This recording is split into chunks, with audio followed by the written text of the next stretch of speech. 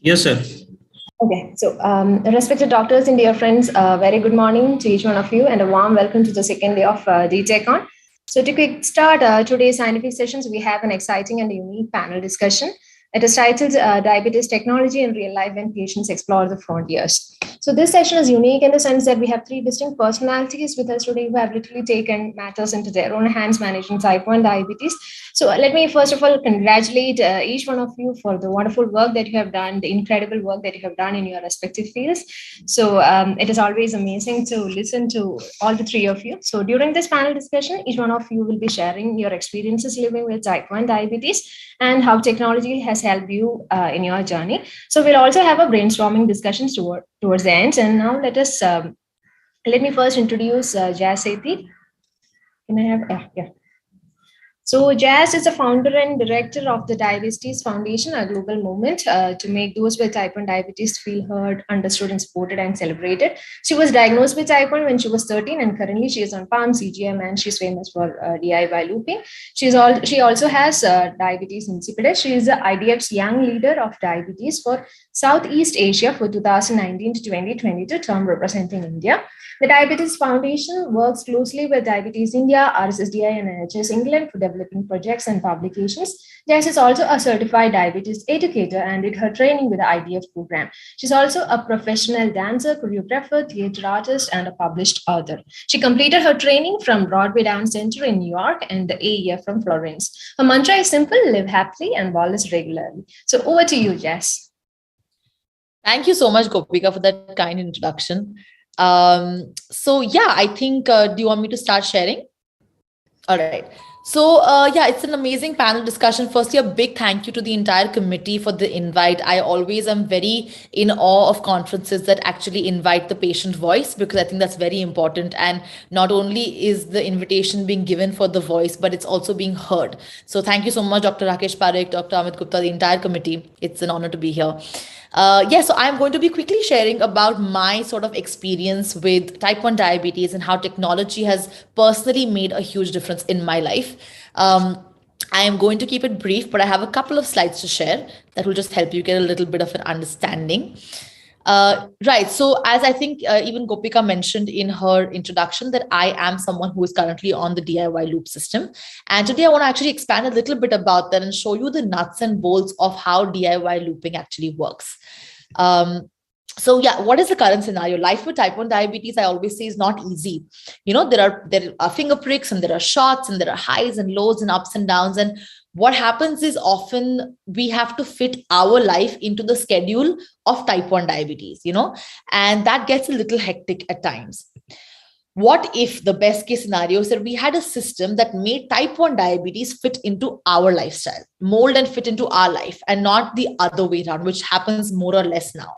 When you get diagnosed, you have to have a particular meal schedule. You need to have a particular timetable. You need to eat on time. You need to inject on time.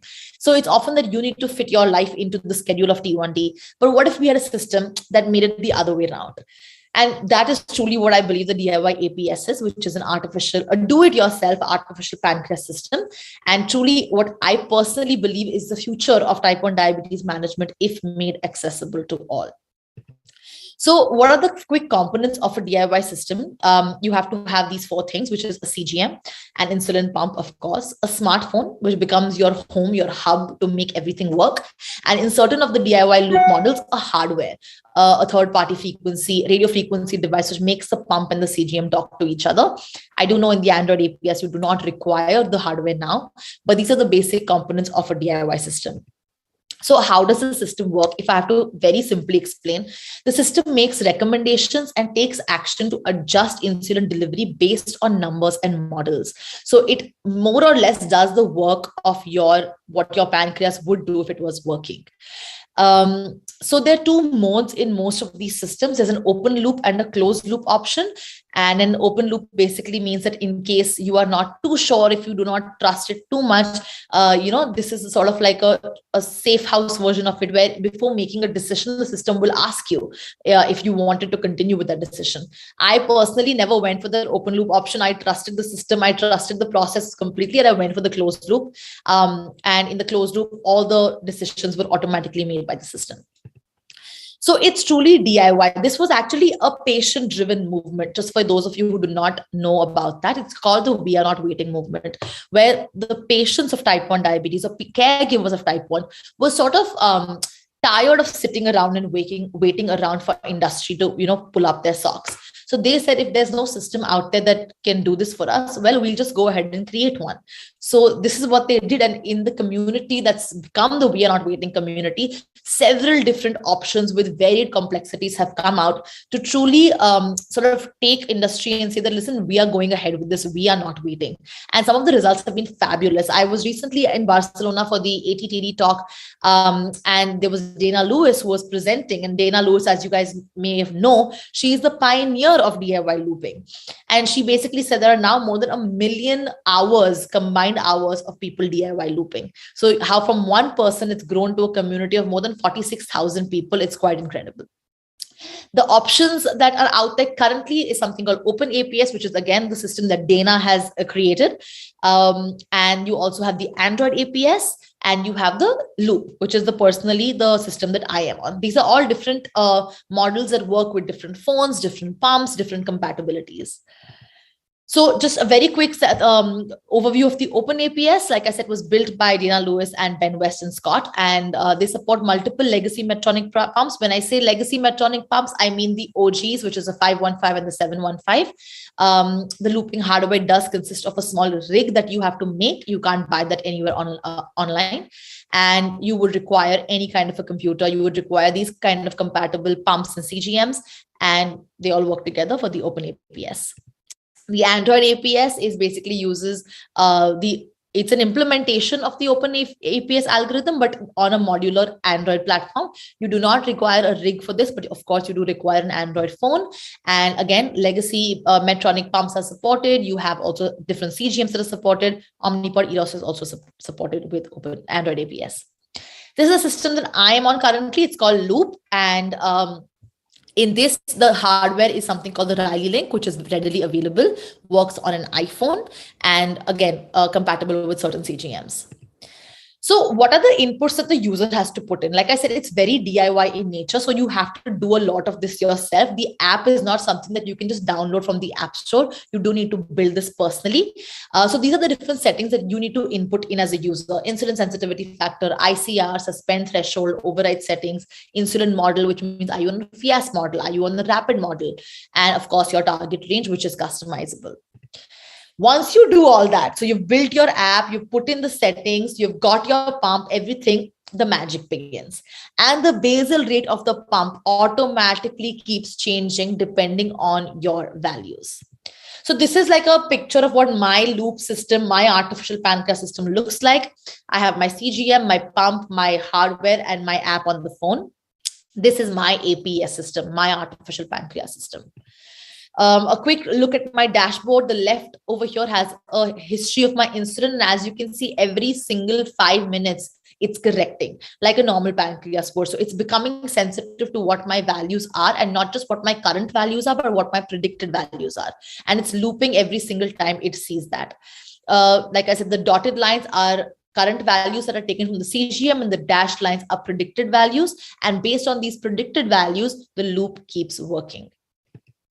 So the impact, if I have to very briefly put it, of course, quality of life, right? Better sleep, decreased nocturnal hypos. I was someone who used to suffer from a lot of hypos. So reduced hypos, less severe hypos, reduce, I hate this word burden of diabetes, but it truly has reduced the burden of diabetes on my life. As I said, APS keeps up with my timetable. Let me give a very quick example of this. If earlier I was on a basal bolus regime on MDIs, I knew that my basal would kickstart and start working in the morning. Let's say even if I was on an insulin pump, and I know that 8 a.m. my basal rate becomes 1.7. Let's say I want to sleep in. Let's say I woke up very, I want to have a late morning. I would want to wake up at 9:30, 10. I would get a hypo because my basal rate at 8 a.m. would change. With the APS, I can continue sleeping. It will continue correcting and I will not get a hypo. So it keeps up with my timetable. The clinical impact is quite astounding. This is a personal data. From 7.9, I went to 5.7 in 10 months. And my time in range from 67% went to 93%. This is taken from the Clarity app. This is like a screenshot of what my life used to look like pre-looping. This was taken on a random day. Of course, I was not always like this, but there were days when I was very out of range, very high and very low. And these are some of the graphs of my life after looping. Again, this is not a daily occurrence. I'm still type 1 diabetic. I still get those highs and I still get those lows. But on the most part, I'm very much in range. This is one of my favorite graphs. I show this in every conference I go to. This is the screenshot of my sugars the day I began looping. At 11 p.m., I started looping, and you can almost see the instantaneous effect of what happens if your basal is adaptive to your sugars. And this is what happens to that. So a quick summary of the pros and cons. The pros for me, totally a tech marvel. You can bonus from your phone, your Apple Watch. You can modify your basal. Your time and range is something that is astounding. There are override settings, so you can have a different override for workout. You can have a different override for sleep, for long flights, like I just did one. It adapts rapidly since it's not FDA approved yet. So there is a very user-centric design to it. The cons, of course, it is very DIY. People who have the FDA stamp approval hesitation, then that they would have to wait for this. It's not a cure, so you still need to manage. You still need to bolus. You still need to take care of your sugars like you normally would. Tech trouble at times, just like with everything. Red loop at times, which means all your tech needs to be in the same vicinity. And there's no sort of helpline. There's just social media actually that can help. So the nuts and bolts, if anyone would want to begin looping, these are the tips that I would have. You figure out what you can get your hands on and how much customization do you fancy. So if you want something very, very customizable, I would go for an Android APS. I'm not one who really wants that. So for me, loop is fine. Understand the safety. It's very important. And do your research. There's so much data out there. There's so many loopers out there. It's a great community that you can reach out to. This is not important. We did a sort of a paper also with this, and this is sort of my experience. It's a narrative perspective with clinical findings, and we have published this. So if you are interested, you can please have a look. And if DIY is not for you, be patient because the future is very bright. Again, this was taken right from the Barcelona ATTD. Lots of things are coming into existence. So if you do, the 780 is already out there. So if you are not for DIY kind of a person, the future is very, very bright. So please do hold on. Yeah, so the loop doesn't sleep so that people with diabetes can. It has truly changed my life. And like I keep saying, if made accessible to all, I know that the problem is accessibility right now, but if made accessible to all, I truly believe that this is the future of type 1 diabetes. Thank you so much. Thank you, Jess. Thank you for sharing your marvelous story with us. I think those graphs look really promising. So next, we'll have Mr. Prashant Mani. So let me introduce him to you. He is living with type 1 diabetes for 25 years. He is a certified diabetes educator. He is the founder of Tamil Nadu Type 1 Diabetes Foundation and the founder, trustee, and general secretary of T1D Foundation of India. He is a graduate in production engineering and motorcycle traveler and Jeep off-roader, and he loves doing volunteering work and photography. So over to you, Prashant Mani.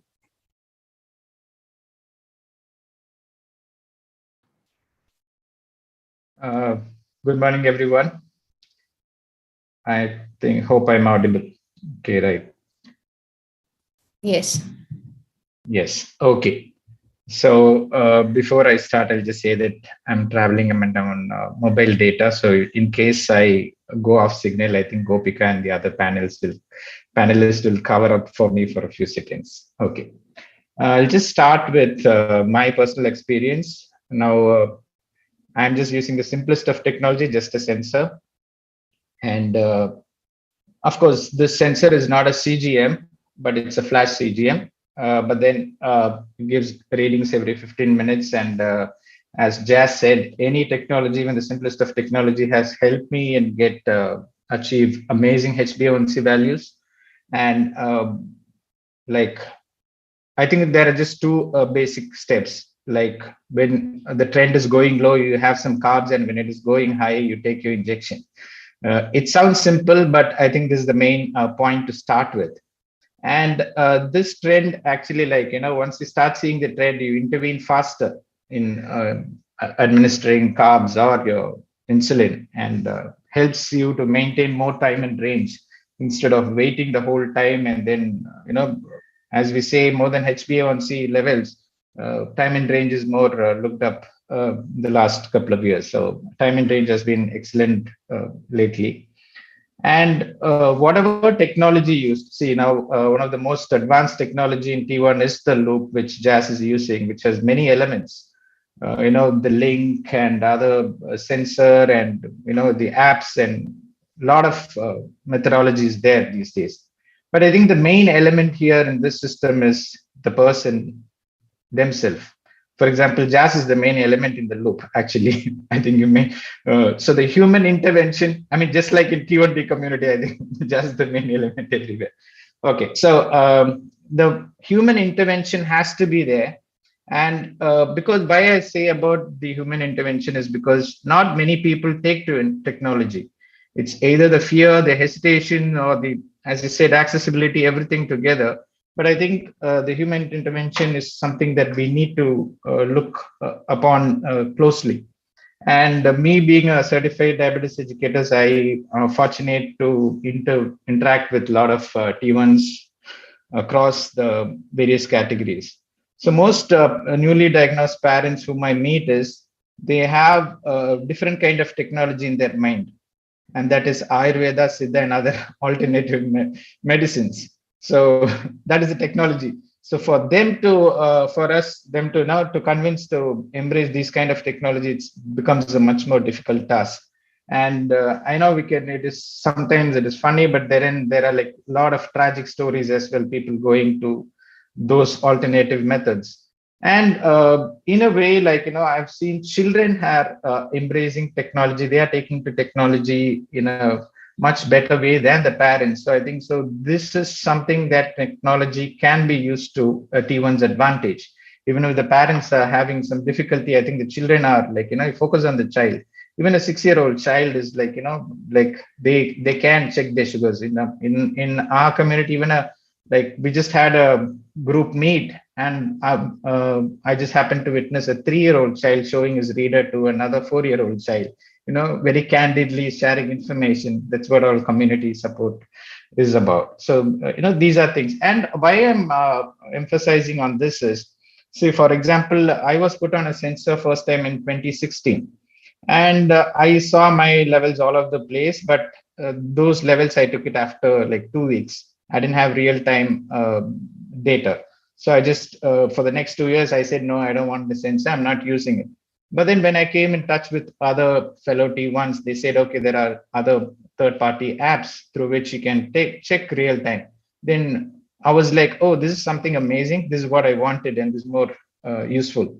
So since 2018, now it's 2022. For 4 years, I've not even been a day without my sensor. So, and I'm a person who belongs to both categories. I've never used a pump or even tried a pump. It is because my personal, nothing against the pump. Pump is very useful and effective in things, but I just don't want anything on my body. And I feel like multiple daily injections, I've been using it. And with the injection and sensor, I've been able to achieve HbA1c of 5.86. And when I'm traveling, it goes up to 6.2, nothing more than that. So this is something that has been effective in even if you're way off, and the flexibility that provides. And one more thing is like, from what I see is that when medical professionals recommend technology, we as patients, people living with diabetes, we have an hesitation. We don't know why the medical professional is recommending, whether it is good or are they trying to use as guinea pigs or something, But when a fellow T1 or a community support, somebody else tells, the effect is more, like they get more easily convinced. And also the another thing about a sensor and technology is the parental anxiety. See, for example, as being a parent, they can't watch their children being pricked 3-4 times a day to check their blood sugars. So if it is on a sensor, it is much easier. And lately, for the last 2 months, like I've been getting a lot of inquiries about when they go to school, how am I going to leave my child to the school? Like it's been 2 years now, physical class, like we were managing him at home.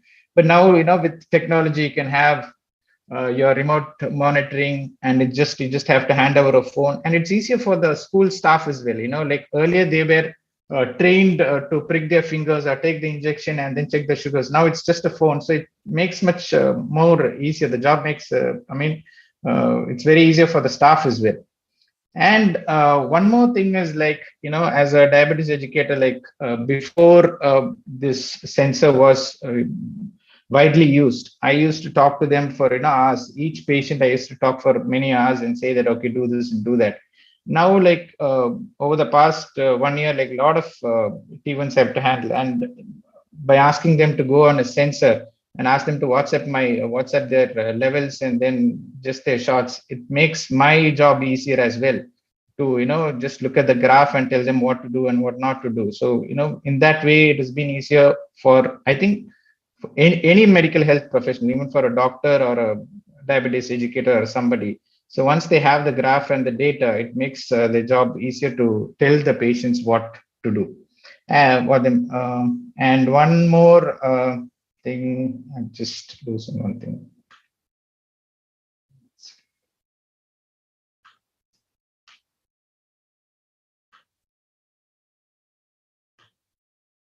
Hello. Am I still online? Yes, Prashant, you are audible. Okay. Sorry, I just lost connection. Yeah. So, yeah, coming back to technology, another thing is, like, technology can be as simple as an insulin pen. See, like when I was diagnosed in the 90s, it was a syringe and vial, and I took a lot of difficulty in taking injections publicly.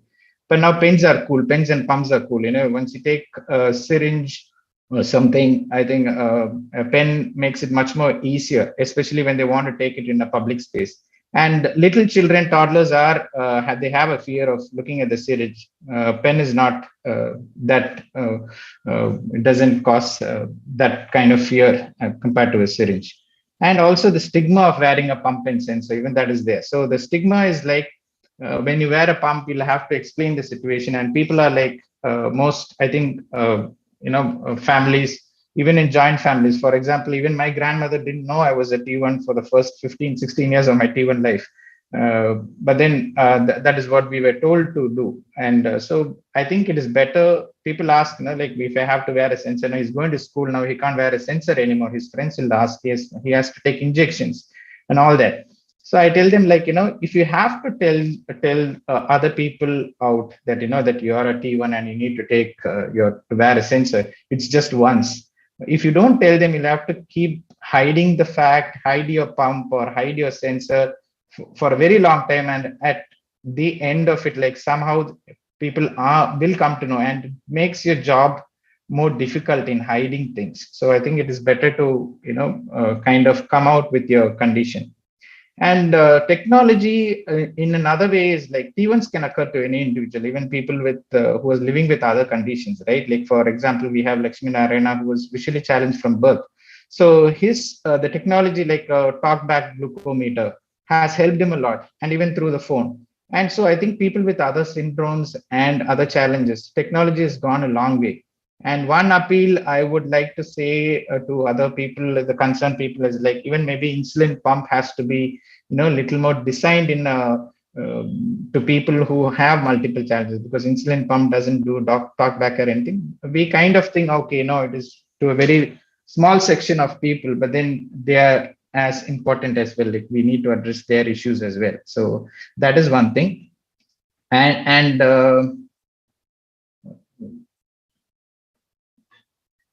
as far as accessibility, affordability, so what I tell T1s are, like, you see, for example, now we have a sensor which is like, we don't have a reader or something to activate it.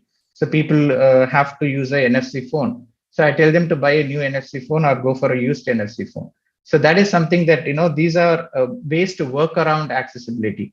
And now at Tamil Nadu Type 1 Foundation, like, what we do is, like, we are collecting old used NFC phones from donors, so that we can give it to people who can't afford the phones. So we give these phones to them because they can't afford to buy new phones. So this is one drive that we have, started doing lately. and we're getting these phones from abroad as well. Like a lot of phones are coming, so we're kind of giving away these phones to people who need them, and that makes them use the technology in a better way, because they say like we can't afford to buy a phone, we don't know how NFC works and all that.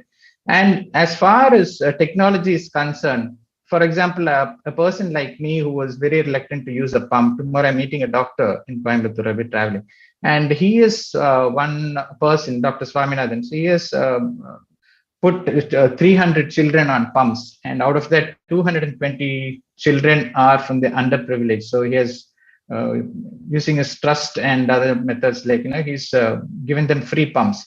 So these people from the village background, like 220 of them are using their pumps and sensors. So that is a great achievement. So it is, I think it is our pre-notion that thinking that people from the socially or economically backward can't use technology, but these children are using it, and they are having great control levels. So it can be done. It's just you have to spend some time and make them get used to the technology. So embracing technology is good. And another thing, the last one I'll talk about is the technology hacks.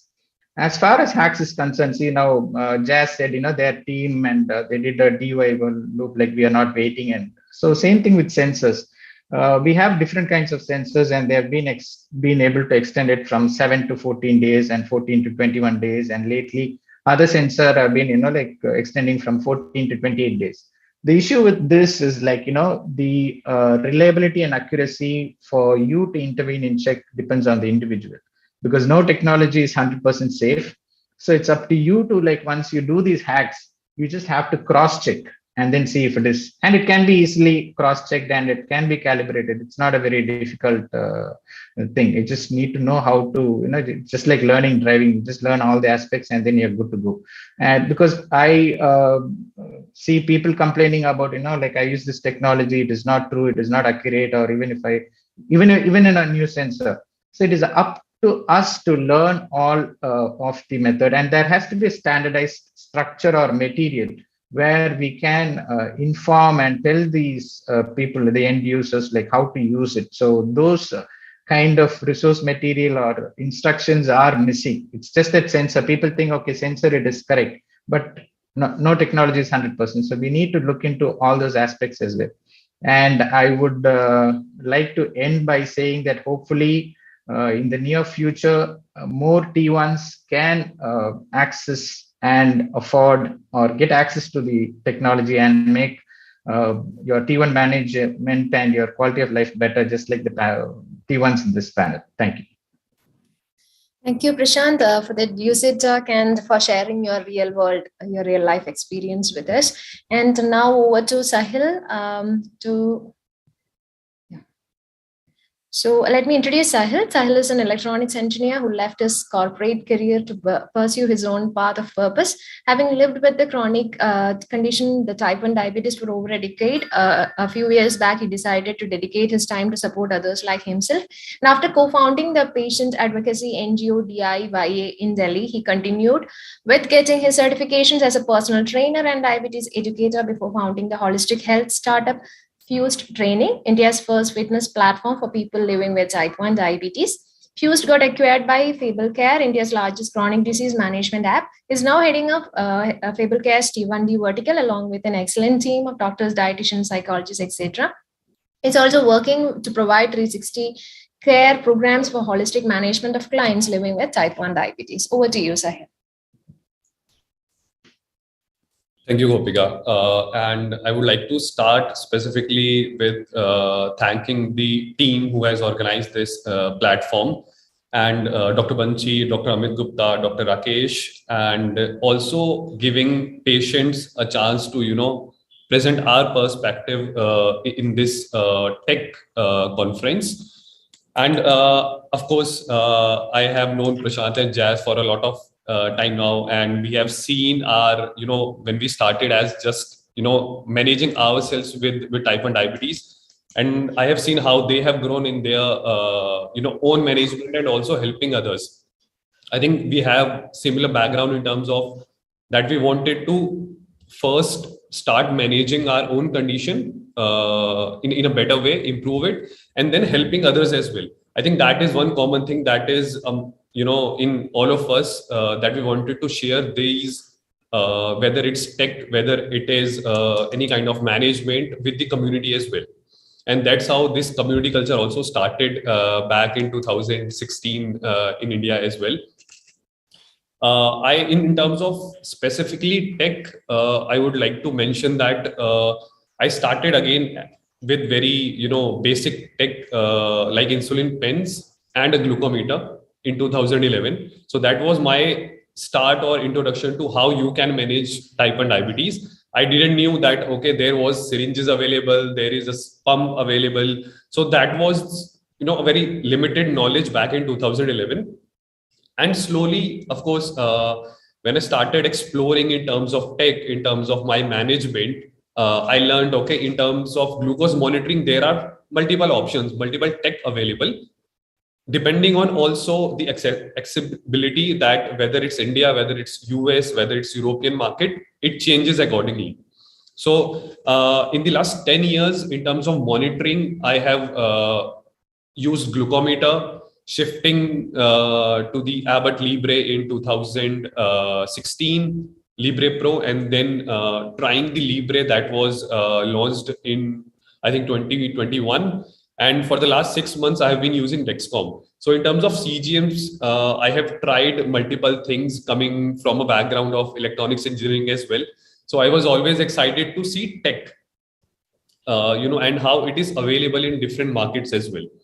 Then in terms of insulin delivery, I have always seen there are two parts of diabetes management. If we see, apart from mental health and medical support, it's glucose monitoring and insulin delivery. Those are very two important aspects. And in terms of insulin delivery, as I started with pens, I have tried pump as well for a few months, but I shifted back to the pens after trying pump for 2-3 months. This was totally personal. I feel tech, it's not actually the tech that you have to choose. Lifestyle should be the first priority. I have seen people managing on syringes and glucometer, and I have seen Jazz managing her condition on the looping as well. So we don't have to restrict in terms of tech. I think every, any tech you use, the basis has to be diabetes education and how you understand that tech as well. So it's important, and there is no restriction in terms of if you don't have accessibility to, you don't have the latest tech, you can't manage your type 1 diabetes. So it has to be always that you first have to learn the diabetes education part, and then whatever is available, you have to, hack it, or you have to, like in India, we call it jugaad. So that is one thing that we have to see in terms of where we are staying, what things are available with us, and learning the tech that is available across the world is very important. So I think I started in that way only. And for the past 6 months, the combination of pens and Dexcom is working beautifully for me. Of course, there are a lot of concerns in terms of how we get different techs available in India. But then it is also more about, learning to how to use that tech as well. Like Prashant also mentioned that it's human in the center, not the tech in the center. So that is what I have always believed in. And I also come from a background of, I was always into outdoor sports and physical activity. And that was a biggest concern when I personally met a lot of type 1s across India. Whether it was kids, teenagers, or young adults, they didn't have any idea in terms of how to manage their sugars while playing different sports or doing fitness activities. And that was actually my, start where I realized, okay, this is the thing where I want to personally work and, take the community forward. And working, and specifically in sports and fitness, it's very important to understand how the tech is working. Tech is absolutely helpful, but if you're not able to manage the tech as well, it won't work for you. I have seen people, T1s who have like latest insulin pumps, but then they don't understand how different basals are available on that pump. So it's very important to have the tech, but also understand it, how to use it. That is one of the important part. And I think also I see Prashant keeps traveling and he uses very basic tech in terms of insulin pens and a sensor. That is not a CGM as well. He has to scan every time. While Jazz is also traveling and she uses looping. They both have, I'm sure they have struggled with the tech, whether it's pen, whether it's sensor or looping. So it's very important to understand the tech. And I've been experimenting a lot in terms of coming from again electronics background. I opened a lot of sensors. I opened a lot of insulin pumps. So that's how I have developed the understanding from a patient perspective as well, and from a professional perspective as well. And there are a lot of things to explore in the near future in terms of tech. There are implantable CGMs as well. There is looping, like Jazz mentioned in the Barcelona conference as well. So I am very excited to explore all those as a professional and as a patient as well. Yeah, that's it, Gopika, from my side. Thank you, Sahil. So all the three of you having shared your experiences, shall we go for a panel discussion so that each of you can put in some more tips for those physicians, and for maybe some of the patients would also be listening to you. So let me shoot a question at you, Jess. At what point of time did you think of switching to DIY looping? I'm aware that you have almost tried everything, from insulin pens to pumps to the latest looping. So at what point of time did you think of switching to DIY, especially a non-FDA approved system? Thank you so much for that question. And I must congratulate both my colleagues, Sahil and Prashant. Very beautiful insights that you did share. So I think, yes, Gopika, as you mentioned, I've always been very interested in type 1 diabetes technology. And I'm also very aware of the place of privilege I speak from when I say that I have tried them all. But I think the looping shift came especially when my travel got very, very extensive. My schedule was never the same. So every single day was different. And I know, and as both of them said, there are people who do that also very well. I don't think I had the effort or the understanding at that point to do it that well without the technology, right? So for me, the technology was more like an alternative to me really understanding how to manage everything on an MDI and on or maybe it was just a lack of time, I don't know. But it was after Madrid, Barcelona, Madrid ATTD 2 years ago, that I saw about it. I met people, and I think there's always a hesitancy of the unknown unless you see it. So when you see people who are looping, when you see the technology in front of you, when you hear stories of how much it's impacted their life, it really sort of gives you that motivation. And I am very happy to say that we've got a lot of loopers now in India also in the last 2 years. So it's great to see this movement growing. It's great to see coming into India as well. But I stand completely by what my colleagues have also said, that technology without education is not effective at all, right? So you can have people who've got the best tech, but still have very bad control. So I don't think we should ever equate money with control or equate technology with control unless there's an underlying layer of education and basics. So that would be my answer.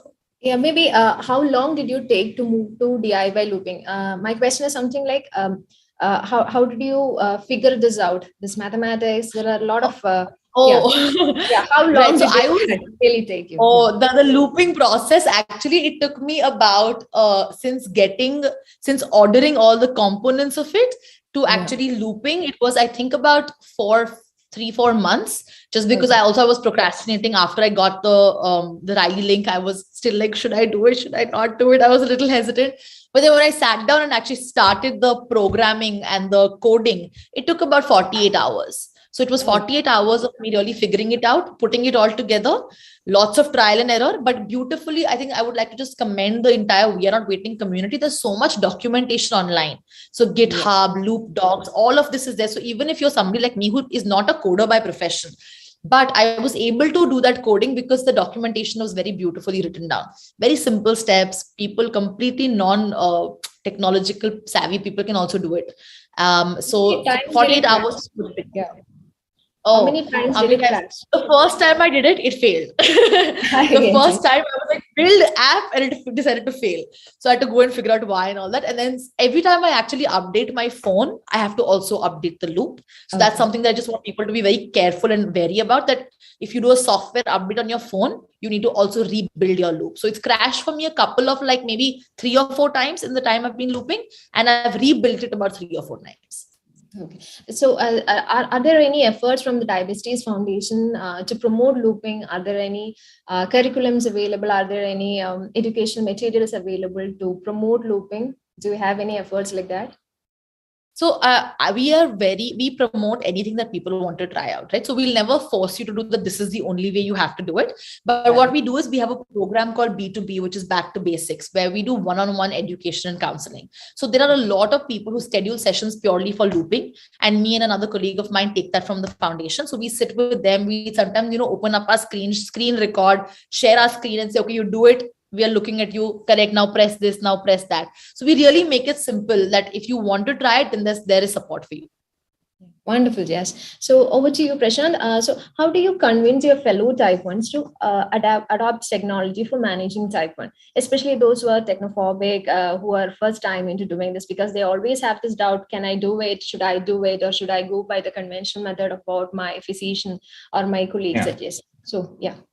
Yeah, so as I said, like the fear and hesitation is there in everybody. Like tomorrow, even if somebody says, like, you'll get a free artificial pancreas, we'll transplant it in your body, we don't go and jump at it. We think, okay, what's in it? What will happen to me? Like, so it's just a naturally human tendency to have that, hesitation. So it is up to the medical professional or your fellow Type 1 to share information and tell them how it has worked. See, as I said, I was introduced to sensor 2 years before I was on sensor.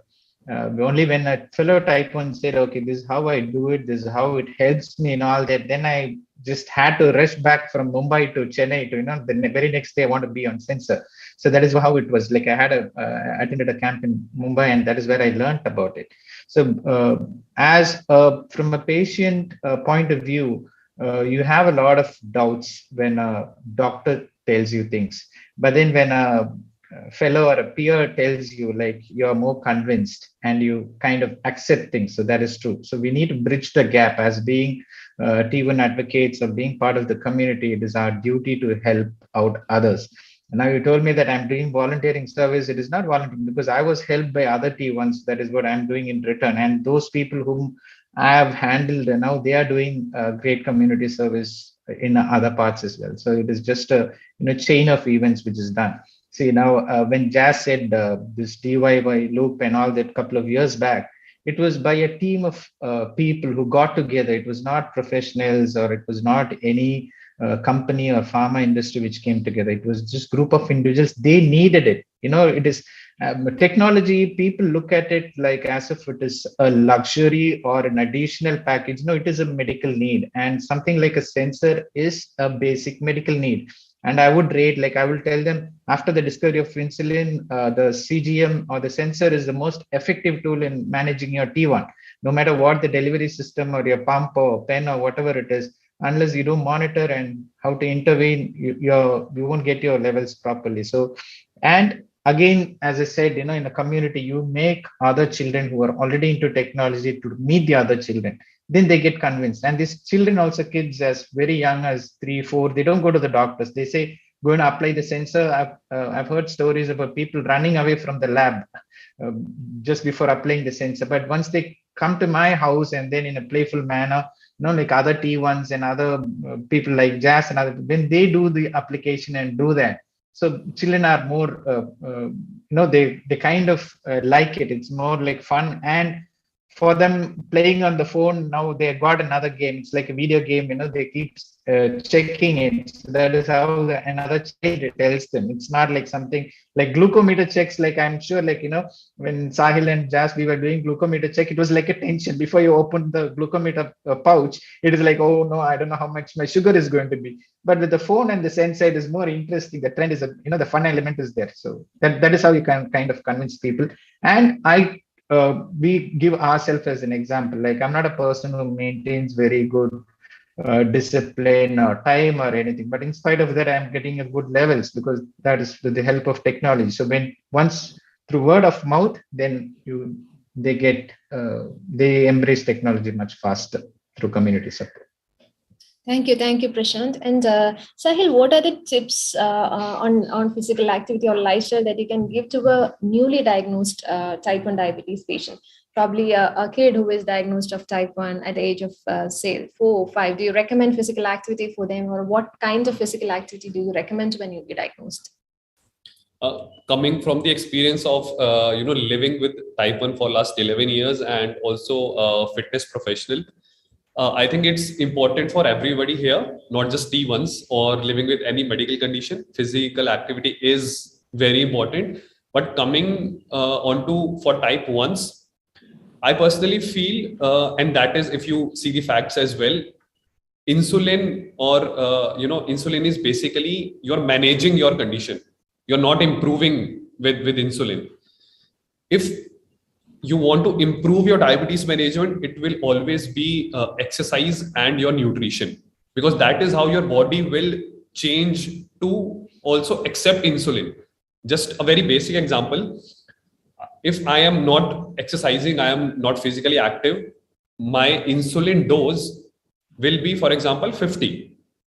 The day I start exercising, I start taking care of my nutrition. And with nutrition, I don't want that you are just drinking protein shakes. It's like a good holistic nutrition.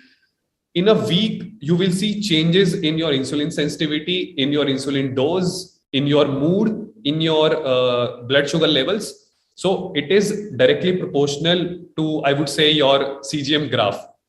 Physical activity not just will help you in terms of managing your condition, but it will change your lifestyle. It will change in terms of how you are actually seeing your type 1 diabetes management. There are a lot of hormone production when you exercise. There are a lot of things that you will experience.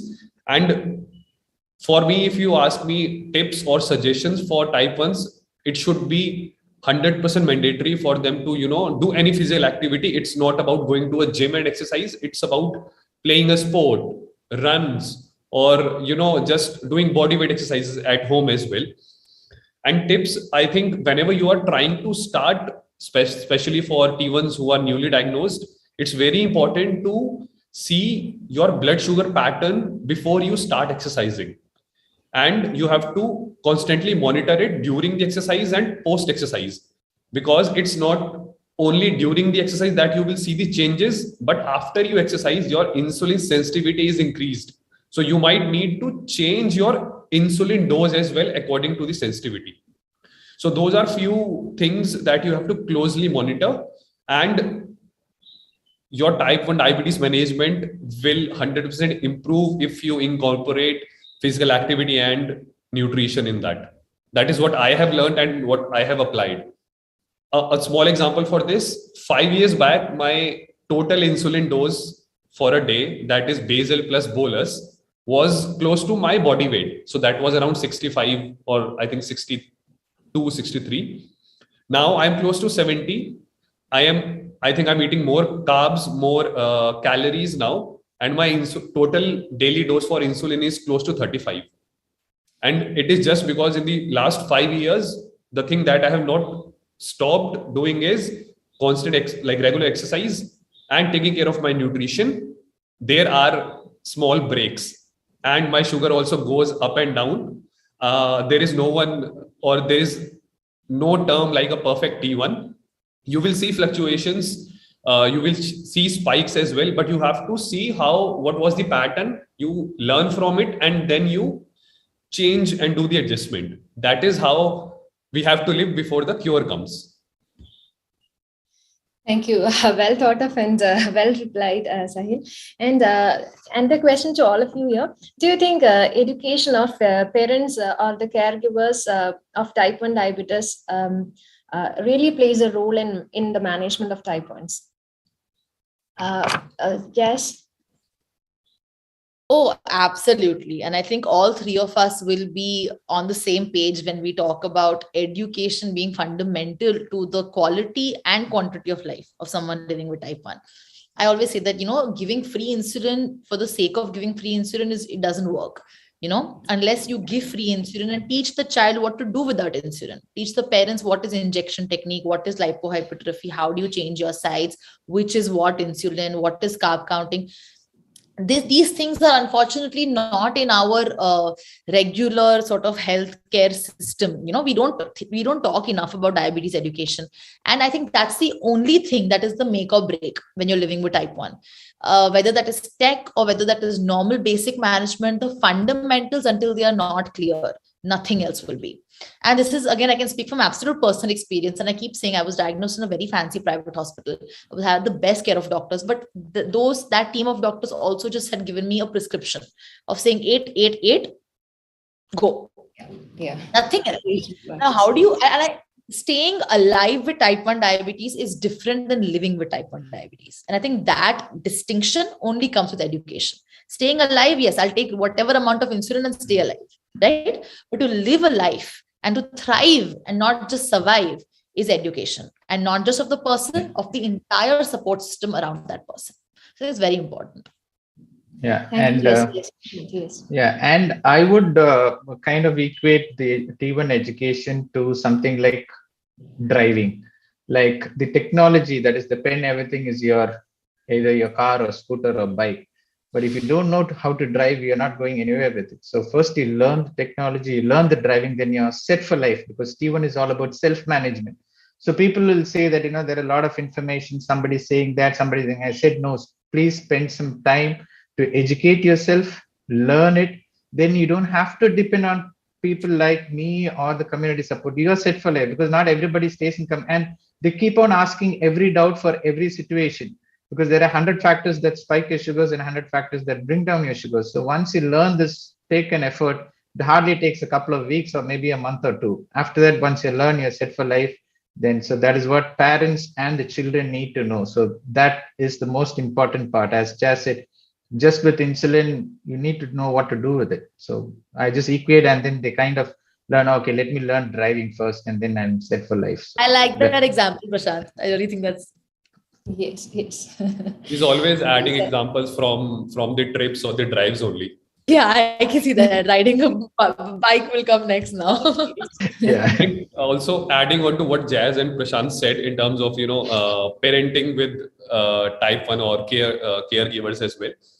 I think it's very important because the way they are managing their condition right now, the same the kids will learn, the same confidence they will have when they grow up. So it's very important, apart from insulin, medical thing, and tech, it's very important how they are actually just talking about it at home or with relatives. What's the mental health aspect as well, whether they are actually seeing it as a problem or just as a condition that they have to manage. And apart from of course type 1 diabetes is an autoimmune condition, but if you just remove it, there are a lot of other problems that currently exist in the society. So just taking it as a condition that we have to manage, and being very open and very normal about it, that this is a condition you have to manage. Of course you have to learn tech, medical things, and a lot of other stuff as well, but the more normal it is with the parents, the more confidence the kid will have when he goes to school, when he goes to college, or just going out of the house. That is what I have been seeing when I see parents with kids having type 1. That is, for me, that is the most important part before any medical knowledge or tech, how they actually see the condition and what they tell to their child as well. Okay. Yeah. So, so lastly, I think we are close to time. So let's have a couple of messages from you. If you want to give messages to your type 1 colleagues or peers, you can. Yeah. Yes. I think just the message would be that type 1 diabetes is a very personal condition. I think everyone is different. And as long as, yes, insulin is the one biblical rule, but other than that, you do you. I always think that I would not recommend people just to try tech because it's cool looking or that other people are doing it. I feel like if every body is different, every treatment is different. So really sort of figure out what works for you, because what works for somebody may not work for me. It's a very one size does not fit all kind of a concept as diabetes is. So really sort of self introspect, self learn, self understand your patterns, see what works for you, and always reach out. I think the community is such a beautiful aspect of this. Conferences like this, where the patient voice is given so much importance, is a great place for people to look out. So I just think as a type 1 diabetic, you need to always be a learner. Till date, there's something I'm learning. Today I learned something from my colleagues as well. So always learn. Don't think you know everything, and just do enough for yourself and give yourself the care and attention it needs. That's all. Wonderful. Yes. Prashant? I think he's stuck. Sahil? By saying thank you to the organizing team and the doctors. Yeah. Okay. Yeah, Prashant, please. Okay, sorry. As I said, the issues started cropping up. Okay, I'd like to thank all the doctors and the organizing team, and we really appreciate in bringing people living with diabetes on the platform and to hear our voices, which is something major. We've been missing it for a lot of years. I think with the kind of social media and platform and doctors wanting to hear us, and we need to learn from them, and they kind of get some information and our perspectives as well. Like it works both ways. So we'd like to thank them. And to my type 1 fellows, like I would say, like people who are thinking about technology, it is not about the availability or the complexity of things. First embrace it, like at least put the knowledge, because even people who can afford right now are very reluctant to use technology. So it is something that it will help and go a long way. So I don't know whether you listen to your doctors or not, but at least listen to the panelists here. We've been using it for many years and it is very, very useful. And whoever the concerned authorities, please make other, say like we have third-party hacks and other things to help it. So if it comes directly from the source or from the manufacturer, it helps them and us as well. And please look into information. As you said, like there are a lot of methodologies and information in forums and communities, inside communities. So we need to go and bring out these and standardize, because I always think that no information is better than wrong information, because some random type 1 who thinks he knows and giving wrong information will in a way kind of cost it. We need to look at the other side as well. Like, we need to put out the right information. So if it is standardized and structured with validation from authorities and doctors, it is much better for people to embrace the technology. There will be no confusion. So hopefully things will fall into place. Technology has been growing. So I think even things will get structured and we'll see more of technology. Thank you. Thank you. Yeah, Sahil? Yeah. I think the discussion that we had around tech today, I would give a short message to the T1s here is you don't have to actually adjust according to the tech that is available, but you have to adjust the tech available according to your lifestyle. I think that is what we all are here doing it in through our lifestyle. Jazz is on a different management.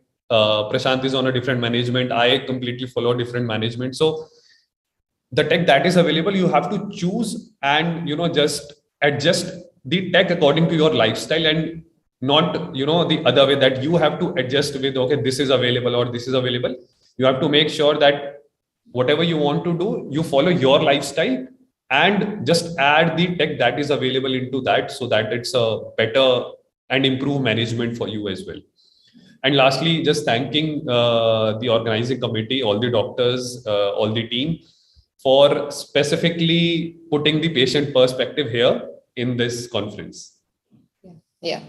Thank you, Sahil. I think Dr. Saurabh Mishra sir has raised his hand. Yeah, thank you, Gopika ji. Very nice, all of you. I was listening all throughout, because next session has to be started. So I was in the queue while I was listening. Jazz was doing very good. Prashant was telling very nicely, but very nicely you all have done. Yes, we all we all doctors, when we prescribe, we are sometimes learners from you all.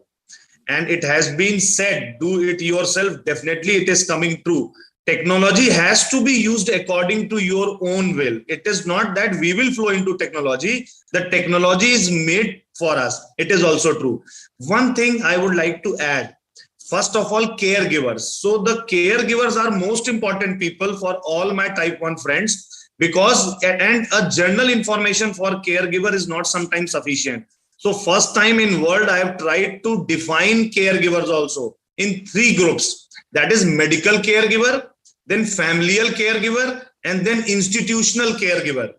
And in last some lectures ago, I had tried to give one information also. We have to have SOPs given to our type 1 friends who are going to school and institutions, so that if something emergency need is there, the SOP can be followed according to the pump, according to the injectables. So it has also to be taken care. And with this, I would like to end the talk. Thank you, sir. And thank you, dear friends. Thank you for those awe-inspiring experience sharing. Thank you so much. We'll meet again.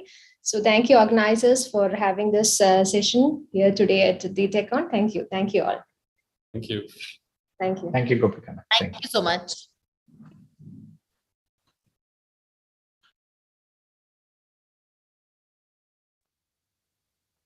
So here we'll try to take over. And now the next session, which is very much important, and we all know it is insulin pump, which has to be educated to all our respected eminent colleagues, faculties, all physicians, all delegates, paramedics, and all of them who have joined us. All of you, welcome to the insulin pump school. This is first school all over world which is being created on this virtual platform. So all thanks to all the organizing committee members, all people. Mostly I would like to thank Bansi sir, Dr. Amit, Dr. Rakesh Parekh, Jyoti Dev sir, to have an idea of insulin pump and give me this opportunity to chair this session. So I would like to have, so I would like to have our first speaker, eminent speaker, Dr. Debashish Das sir.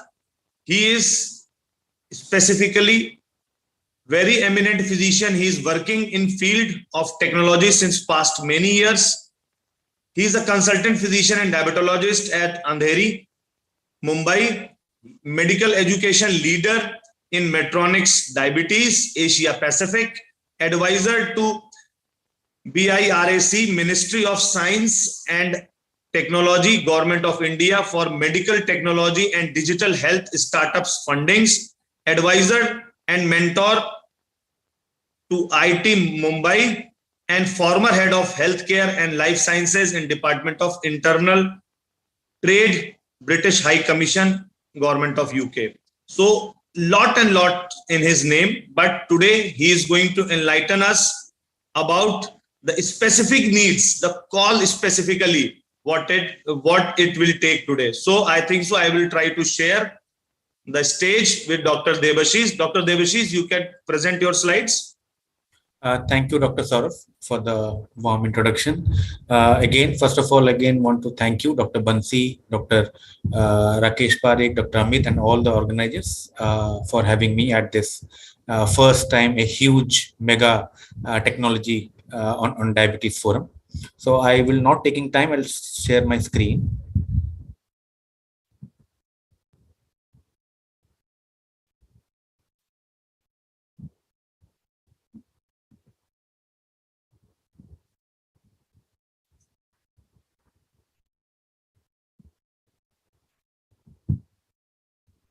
I hope my slides are visible. Yes, sir.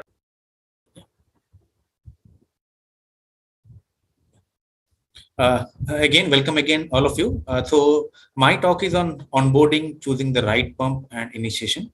So I will take you through that, and I hope I will give some more insight into how we, as physicians, we should choose the right pump and how we initiate.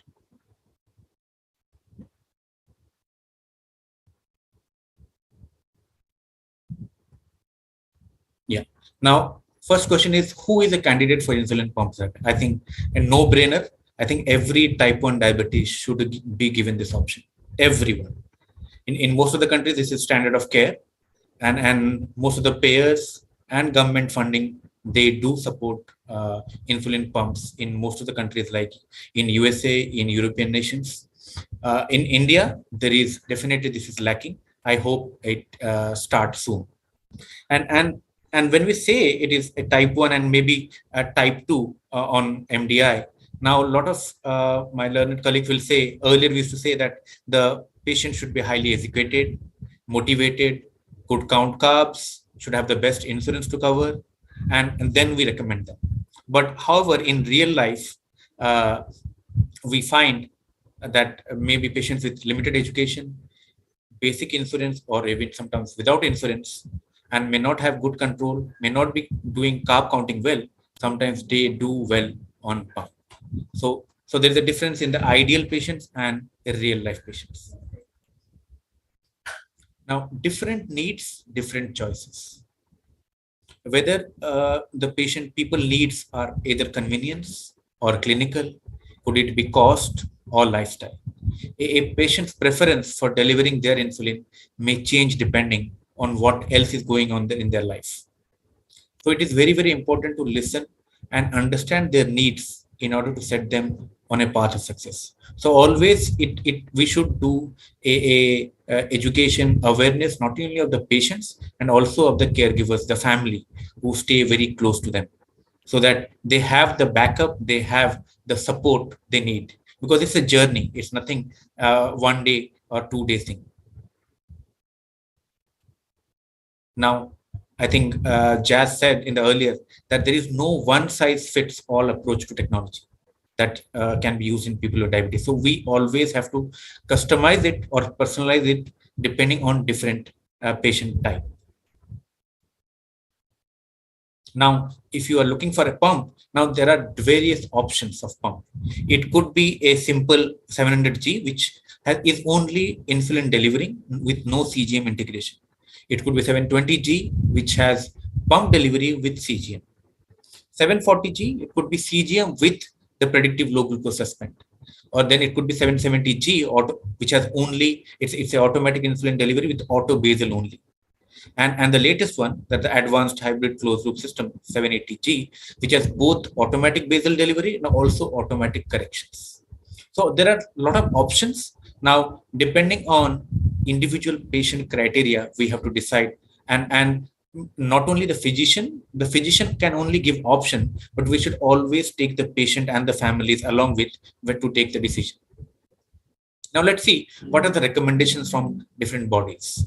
Now ADA, if you see, ADA recommends insulin pump therapy should be considered an option for all adults and youth with type 1 and type 2 on MDI who can manage device. That plain insulin pump.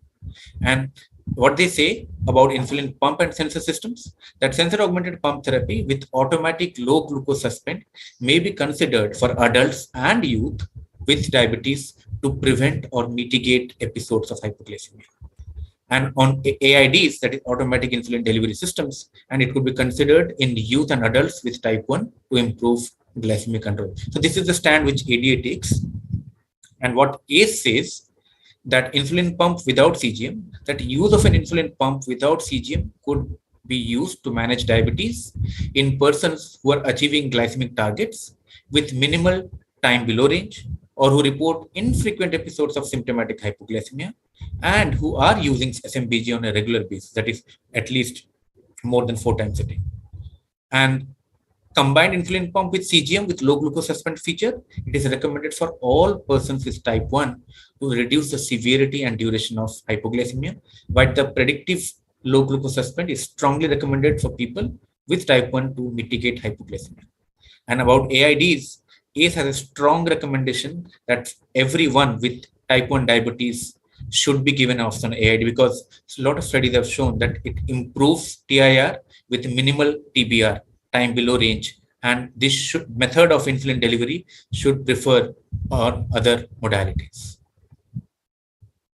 So as I said, so when we decide, give this option to the patient depending on their clinical status, their hypoglycemia status, their economic status, and their knowledge about technology is very, very important while taking a decision which pump to recommend them, and let them take the decision along with the physician and the family. Now, when the patient agrees for insulin pumps, it is very, very important to set the correct expectations. Because I have seen sometimes patients in the clinics or in some hospital, they come and they expect that if they take an insulin pump with everything on it and they just put in, and it will automatically cure their diabetes and they don't have to do anything. But that is not the reality. So it is always important to set the expectations correct. So if they are using insulin pump, to make them understand of nutrition, carb counting, meal boluses, then the other C is the corrective insulin, how what the system recommends or how they can calculate. And if they are using a sensor augmented pump, then the calibration timings and how many times they have to do. So setting expectations and the importance of carb counting, meals, correction boluses, and calibrations is quite important. Now let's see how we calculate the initial pump start settings.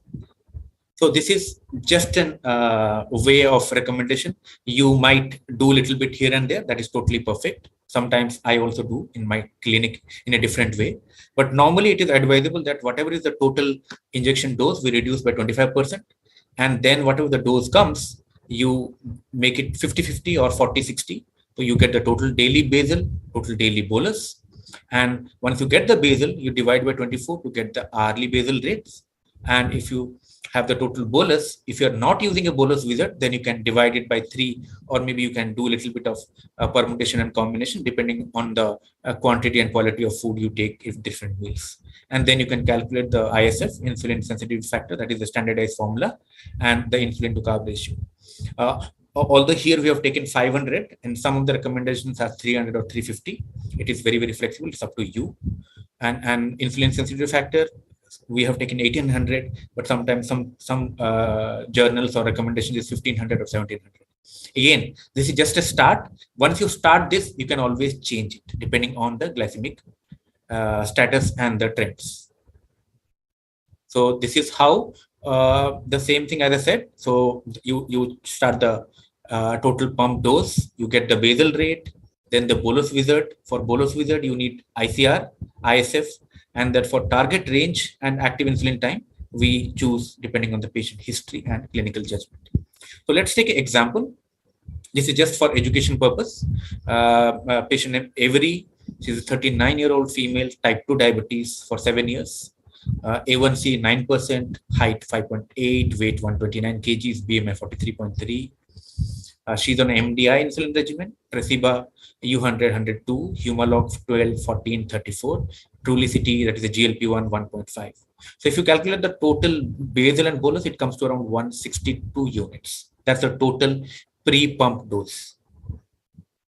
Now let's take the same formulas. So 162 units, we reduce by 25%. It comes to around 121 units. Now 121 units, to make it simple, we make it 50-50. So if you see, so the basal comes to total basal per day 60.75 units. Total bolus comes to 60.75 units. Now, once you have the total basal, you divide by 24 hours, and then you get the basal rate as 2.53 units per hour. So in case of a type 2 patient, it is unless the patient has severe hypoglycemia, or there is the issue of hypoglycemia unawareness, maybe one basal rate to start is fine enough to start, and then you can change depending on the glycemic profile. But usually in a type 1 patient, one may not be feasible. Usually, commonly we have seen 4 to 5 basal rates required. But if you are not sure of the glycemic trend, you can start with 1 or 2 if there are hypoglycemia, keeping it low at the night, and then depending on the glycemic profile, depending on the CGM report or SMBG, you can change it depending on the glucose readings. And for the fixed bolus, we recommend that everybody should do a carb counting and use the bolus calculator, what the system recommends, and take it. A lot of patients at least in India, we know, and even I've seen in US, from my colleagues from US who practice in Europe, even they also recommend a fixed bolus because patients are not comfortable doing a carb counting. So if it is 60 units bolus, so if you divide by 3, 20, 20, 20, 20, breakfast, lunch, dinner, then you can always change that depending on if the patient has a heavy breakfast, maybe increase a little bit on the breakfast, have a light lunch, reduce in lunch, and then you start somewhere, and then depending on the glycemic trend and the reading, you can change it. But advisable is to do a bolus visit. And to use a bolus wizard, as I said, we need a ISF. So 1800 divided by 121 in this case, which is around 14.81 milligram per deciliter, and ICR is 500 divided by 121. That's around 4.1. That's the amount of for every 4 carbs you need 1 unit of insulin. And BG targets, again, it depends from person to person. So you could choose a range 90 to 100 or 90 to 110, depend on the patient type, patient age, hypoglycemia status, everything taking into consideration, or you can keep a single value 90 to 90 or 100 to 100. And we recommend active insulin time, if it is not a automatic insulin delivery system, to keep it around 3 to 4 hours. If it is a AID, we recommend 2 to 3 hours. And when it is a bolus wizard into calculation, usually if it is the higher value, it is taken when the sugars are high, and if it's the sugars are low, they take the lower value. So this is how the initial calculations are. And when you are transitioning a patient from MDI to pump, please again remember that patient is already on a long-acting insulin. Maybe on a Tresiba, maybe on a Glargine, maybe on Levemir or something else. So please instruct the patient to stop on the pump start the day before intermediate acting insulin, at least 12 hours. If it is a long acting like Glargine, 24 hours. If it's ultra long acting, maybe 36 to 48 hours. And give small amount of rapid and insulins every 3 to 4 hours to maintain glucose control. Or if you cannot do it, if you cannot stop, or if it is difficult, then let the patient come to your clinic the day you want to start pump. Just whatever is the calculation, you just reduce the basal rate. You give the patient a temporary basal rate, reduced by 50% or 80% for the amount of hours you know Glargine or degludec is going to act. So you give a temporary basal rate for 12 hours or 24 hours, and then automatically the patient, the system goes into the original basal rate. You can do that also. And if it is a type 2 patient, then advisable is to stop the insulin secretagogues, sulfonylureas and meglitinides, because you never know how the patient is going to behave. Continue metformin, GLP-1 if it is already going, DPP-4, SGLT2, other sensitizers. And once at goal, you can consider discontinuing oral or non-insulin injectables. If it deteriorates, you can always resume it. Insulin requirements often decrease once glucose levels normalize. So please be careful about hypoglycemia and adjust accordingly. Now, I'm just going to take you quickly a recent paper which is published by Dr. Petrovsky and the group from Qatar. I think I forgot the hospital name. It was just published in the BMC Endocrine in 2022, early part, just a couple of weeks back. And they have shown glycemic outcome and a proper 10-day protocol of shifting a type 1 patients from MDI to the automated insulin delivery system called 780G. And just to give you a little bit background about 780G system, it is a automatic insulin delivery system. And once a patient uses it on manual mode for 2 days, 48 hours, then the patient the system can be change the mode into automatic delivery, and the system automatically delivers the basal insulin and also automatically delivers the corrective insulin if the sugars go high, depending on the sensor glucose. And there are different settings you can do in this system. So this is coming to this study about initiation. So this study showed that this was typically type 1 patients, 34 patients altogether in their center. And they could show that MDI plus CGM from the time in range, you can see from 42.1 in 3 months into the AID of 780G system, they could improve to 78.8%. And not much change in the time below range. And there was no severe hypoglycemia, no diabetic ketoacidosis, and hospital admission.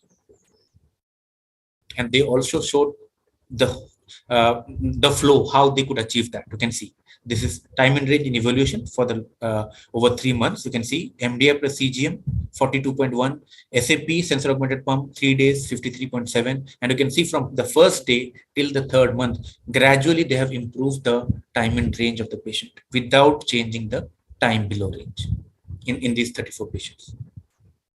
Wonderful study. And coming to basically the initiation protocol, what they did. So they did into step 1, 2, 3, 4. Step 1 was the day 1, which they basically did a compatibility assessment of 780G, 1.5 hours, eligibility criteria, system introduction, expectations, responsibilities. The next step was 4 days, 2 hours each day, group education. Sensor was started on the day 1. They again did AHCL readiness.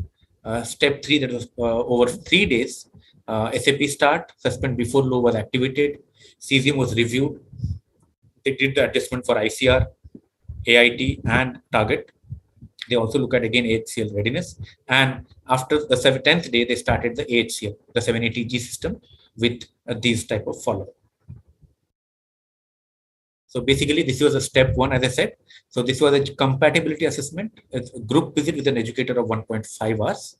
So they did the system introduction, feel the pump, AHCL functioning, the concept of time in range, patient's expectations, patient's responsibility, connectivity, then about system readiness like carb counting, bolus for carbs, SMBG and sensor calibrations, repeat education if needed. So, and the step 2 was 4 consecutive days.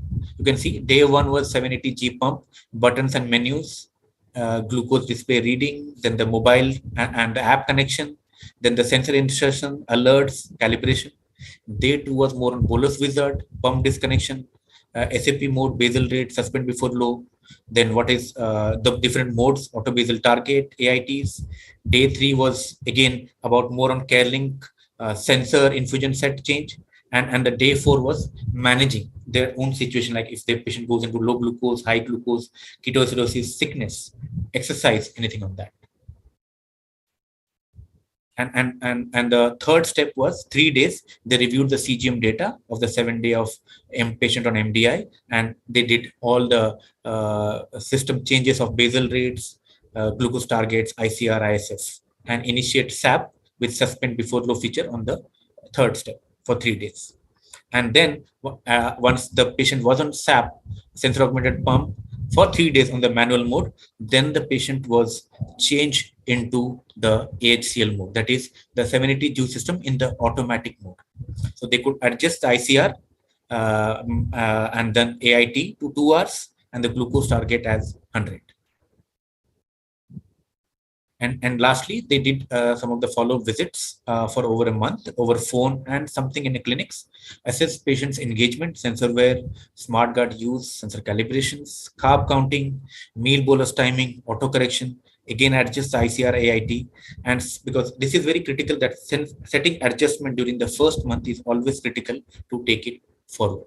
So education and training is very, very key when somebody wants to get into the technology and do well.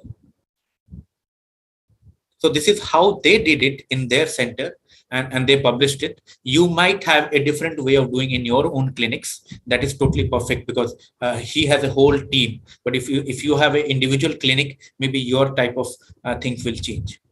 Now with this automatic insulin delivery systems as compared to only insulin pump, the inputs will change. For example, if it is automatic insulin system, the algorithm will do automatic basal delivery. So once you feel automatic, you fix the automatic basal, it will do it. Then the insulin sensitivity factor also the algorithm does. Auto correction also does. Only the clinician for this automatic delivery does the carb ratio. Again, the recommended active insulin time 2 hours has to be set or recommended by clinician, and also the auto basal target of 100 should be given by the clinician. So if it is pump only, and if it is a AID, then your interaction and other things will change. So that was all in my presentation about how you decide on whom to at least recommend, discuss about insulin pumps, what are the different criterias, and who is the right candidate, and how to give them options of different pump we have, depending on the cost, depending on the clinical scenario, the education, the tech savviness, everything, and then initiate on that basic line. As I said, we just start there. Depending on the glycemic profile, we change the settings once we meet them every monthly, and then maybe every 3 monthly or 6 monthly. Thank you again for a patient hearing. Thank you. Thank you, Dr. Debashish. Such a nice presentation. And I think so we have onboarded the flight for insulin pump. Now we have onboarded the flight and we have tried to take all the precautions. Now we can move forward. The flight has to continue.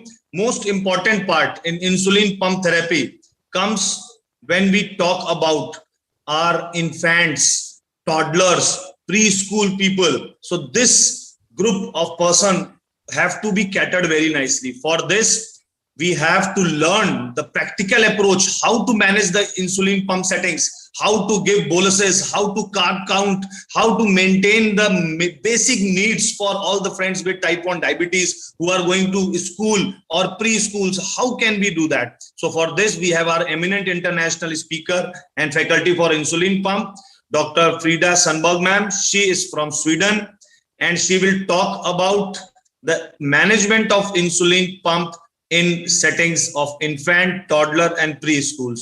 So, ma'am, the stage is yours. Now you can share your slides. Thank you very much for your kind invitation to join this meeting and my thoughts on this. And now I will do the screen sharing.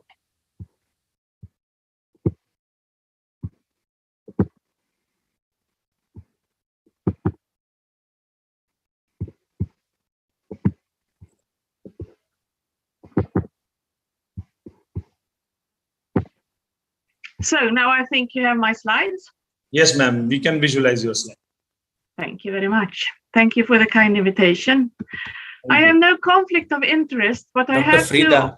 Dr. Frida, yes? Can you make it full slide mode? Once stop share your screen and make it on a slideshow mode. After that, at the time of share screen, you have to select a PowerPoint presentation with slideshow mode.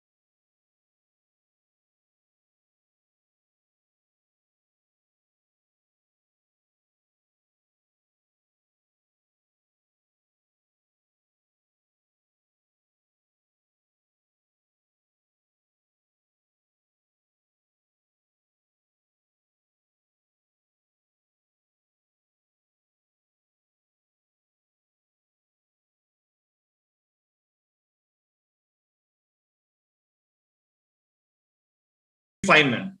Yeah, I think you will get it anyhow. So, yeah.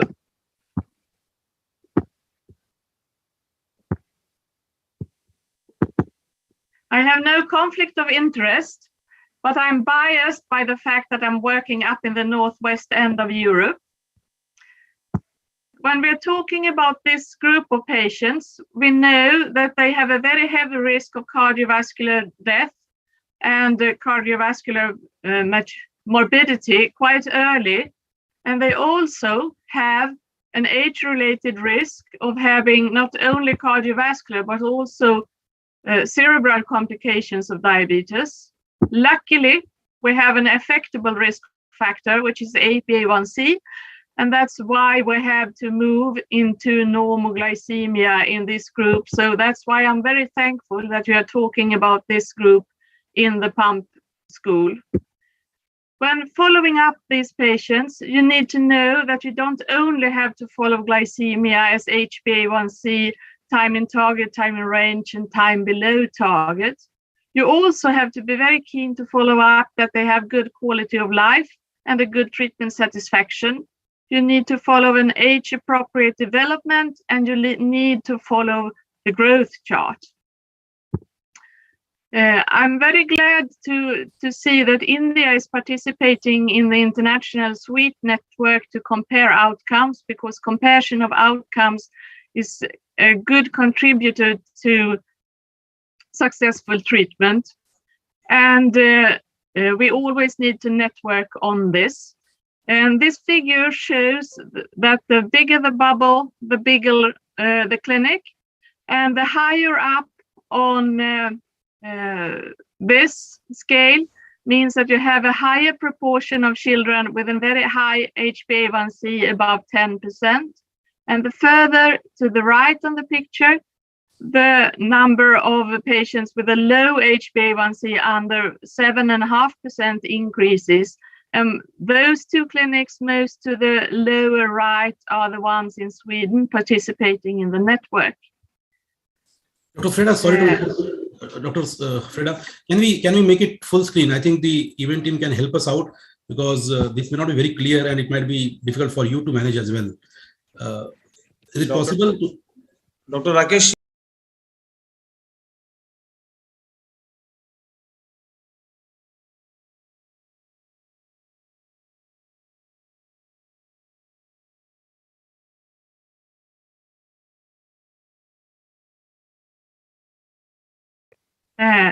So I will talk you through this. And I think what is important to know that we have a high achievement of HbA1c targets. We collect data nationally, and we see that more than 60% of our preschoolers, infants and toddlers with type 1 diabetes use all over the national population have more than 60% have an HbA1c below 7%. And we have published this, and we can also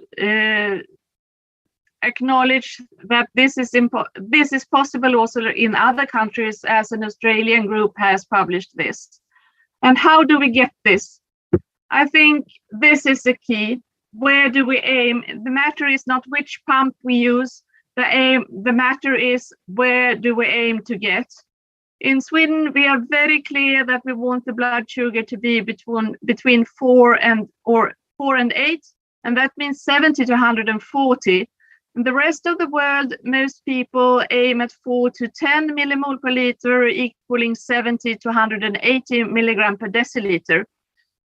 Of course, you can insulin treat in different manners, but if you compare this with playing dart, the person who aims to hit the center of the circle is probably going to be a better dart player than the one who aims to just hit anywhere in the target. And this is important.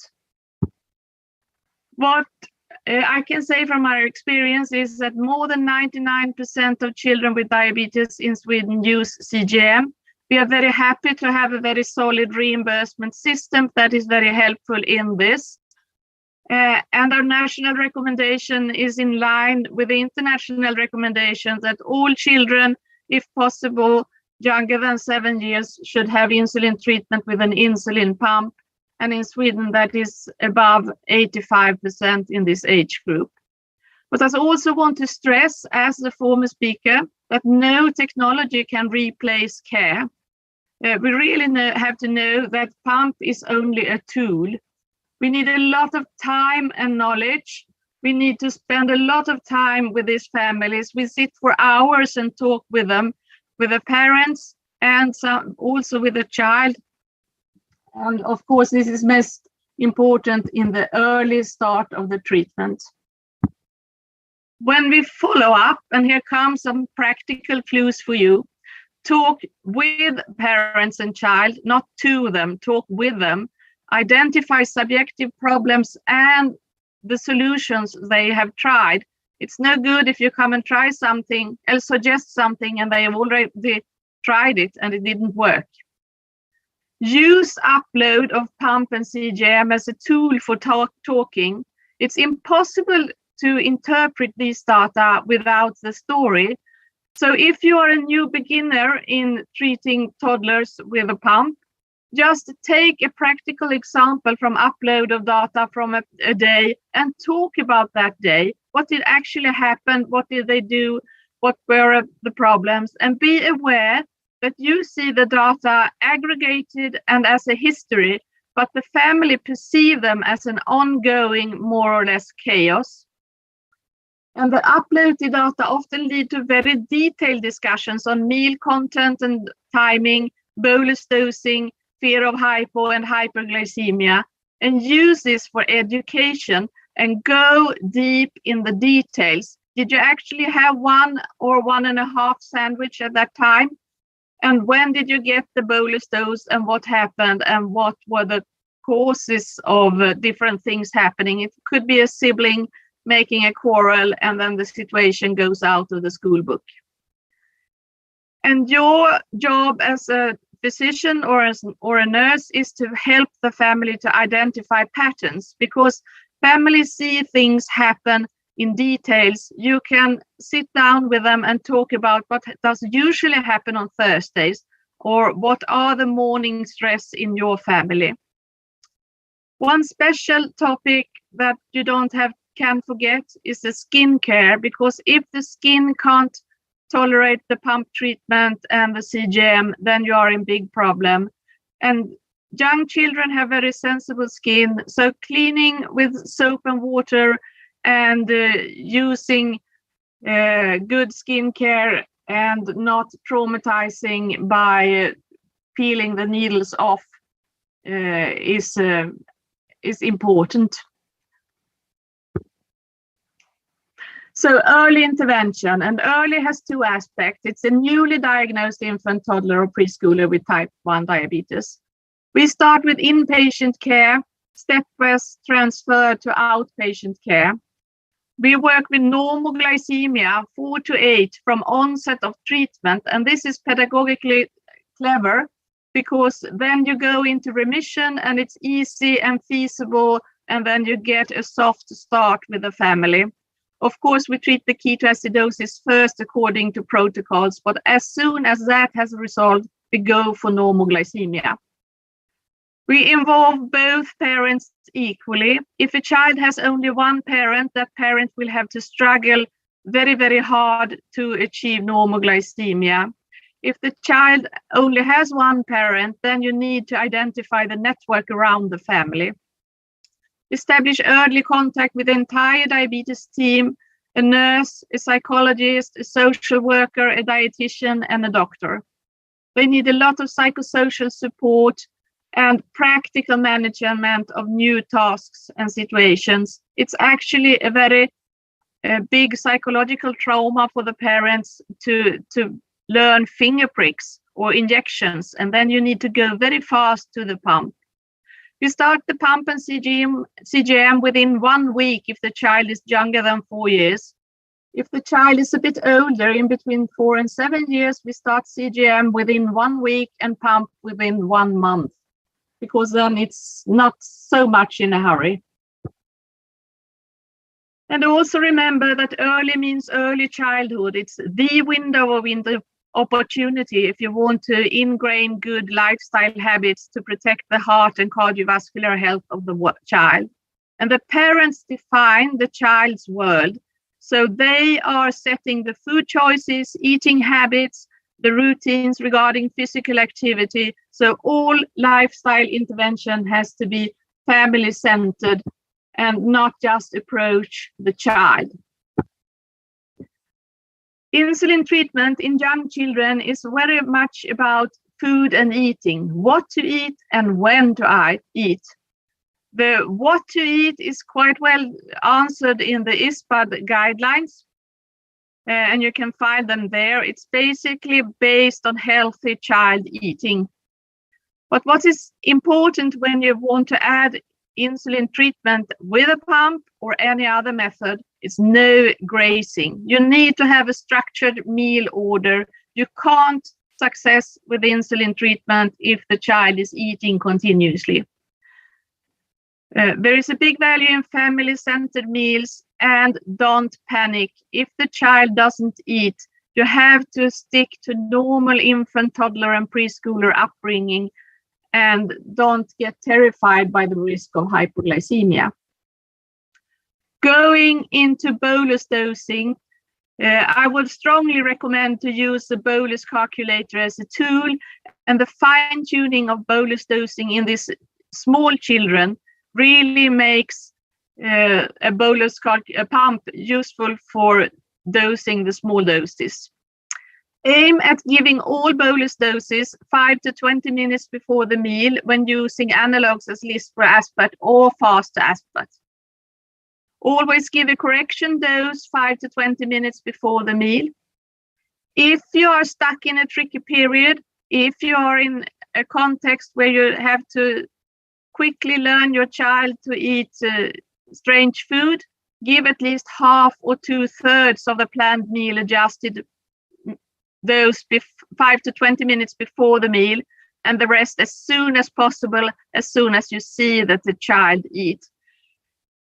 Because if you give the bolus too late, you will get into a very tricky situation with first hyperglycemia and then hypoglycemia.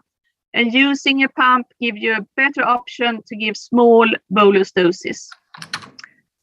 We use a bit more aggressive, if I can say so, bolus calculator setting in these children, approximately double the ones that we use in older children or adults. It's like 150 per for breakfast, 200 for the last evening meal, and 250 for the other meals during the day. And then, of course, adjust the settings according to the individual child and the individual life situation. The correction dose is, as in older children and adults, 100 per total daily dose. And remember that I'm counting in millimole, so you have to refer this to the other way of counting. If you use milligram per deciliter, that's 1800. And aim for 6.0 millimole per liter, or approximately 100 milligram per deciliter when calculating bolus doses. Because if you do not aim at the middle of the road, 6 is exactly in the middle of 4 to 8, then the risk of ending up in either ditch or the side of the road is increasing. Basal settings. Basal dose is often not more than 30 to 45% of total daily dose in these young children, and have done a sketch to show, and if it's a small picture, I'll talk you through it. The need of basal dose is very low during the night, between somewhere 3 and 7 in the morning. It's due to physiology, and then the basal dose need increases slightly over the day. When the child has a nap after lunch, for instance, the basal need increases during those hours. And then in the evening, you have to be very, very well aware that there is a high need of a high basal dose in the evening, somewhere between 8 and midnight. And then all of a sudden, somewhere between midnight and 1 o'clock, the need for basal dose is rapidly decreasing. Now I'm going to split up a bit and move into the infants. And first, I want to point out if you have a patient diagnosed before the age of 6 or 9, 12 months, you need to test for monogenic diabetes. What I think is very important in this age group is that they need breastfeeding in accordance with WHO recommendations, but not continuous feeding, because it's very hard to insulin treat if a child is eating continuously. So you need a somehow structured schedule, age dependent, in this very young age group. You can carbohydrate count. Remember that human breast milk is a bit sweeter than cow milk. It's about 7 gram carbohydrate per 100 gram. And of course, if you do weigh the eating, sometimes you will know how much the child eats, and then you can follow it on the CGM. And for off-label use, you can consider and discuss with a well-informed family if it might be an option to dilute insulin. There is further discussion on this in the ISPAD guidelines for treating of infants. Moving to the toddlers, one of the problems we see with the toddlers is that we say that they have so tricky blood sugar, but I think it might be so that they are all walking in too big shoes. We are trying to use pumps built for teenagers and adults in this small population. We always need to let the diabetes treatment follow the general development. The child doesn't understand diabetes or procedures. The child just has to trust the parents that they will help. And everyday life as a toddler includes a lot of frustrating moments when the adults tell you what you have to do and what you don't have to do. And some things are very easy, and some things are tricky, as getting your hair combed or your shoes put on or a new needle for the insulin pump. A lot of the family's stress is about food and eating. You need to deal with this in a culture sensible way and to involve the child in the local culture of eating. But you also need to bear in mind what's possible to do with insulin, a structure meal order. A good way for parents is to think out loud, and this is what many parents all over the world do intuitively. They tell the child, now this is going to happen, we are going to do this, and this is good for this. And this is depending on the fact that the child has a good receptive language, but not so many words of themselves. So they are evolving their thinking and understanding and making insulin treatment a normal part of their life. You have to remember that the children have a lot of infections every year. This is normal, but it affects the insulin needs. So you need to have a good understanding from the parents how to adjust the insulin treatment, and they need to have the courage to sometimes double or triple the insulin doses when the child has fever, and of course follow this on the CGM, and add some finger pricks to be sure that the CGM is doing correct. And of course you need to be aware the risk of misinterpreting the ketoacidosis as gastroenteritis, and please remember that the child can have gastroenteritis and ketoacidosis at the same time. The measurement of ketones and understanding of physiology is a key feature when treating toddlers and all other children with diabetes. The toddlers becomes a preschooler. The preschooler gets an increased verbal language. They get increased motor skill. They are exploring the world, and they are very busy playing. And playing is very, very important. And you need to have an insulin treatment that doesn't interfere with playing all the time. So CGM with automatic transfer of data to the parent's mobile phone might give some good freedom to the child. And it also gives the child a possibility to go and play with friends and stay with grandparents, and the parents can support from a distance. You need to involve the child in the treatment. They are daily practicing everything they need to know, but expect no responsibility. This is a child who doesn't understand math, who can't read, who doesn't understand time, but they are increasing the verbal skill and they can participate in understanding and thus accepting and integrating insulin treatment, because they are going to live with this for the rest of their life. But as an adult taking care of a preschooler, you need to know what can be negotiated and what cannot. We are on a flight towards pump treatment, and you can't negotiate what time the plane will leave. So where are we heading? Yes, it was very important this January when the Kids Up Consortium from Cambridge published the randomized trial of closed loop in very young children, making it's obvious that hybrid closed loop is superior to sensor augmented pump therapy, even in preschoolers and toddlers. They have also shown that the young children have higher variability in insulin requirement. So this is the age group most in need of the hybrid closed loop, because the insulin dose can be doubled from one day to another. And this also have to be remembered when constructing algorithms suitable for this age group. The families show that this kind of treatment is perceived as very much easier to perform and improves quality of sleep for parents in young children with type 1 diabetes. There is very few systems available for this age group, but research is ongoing.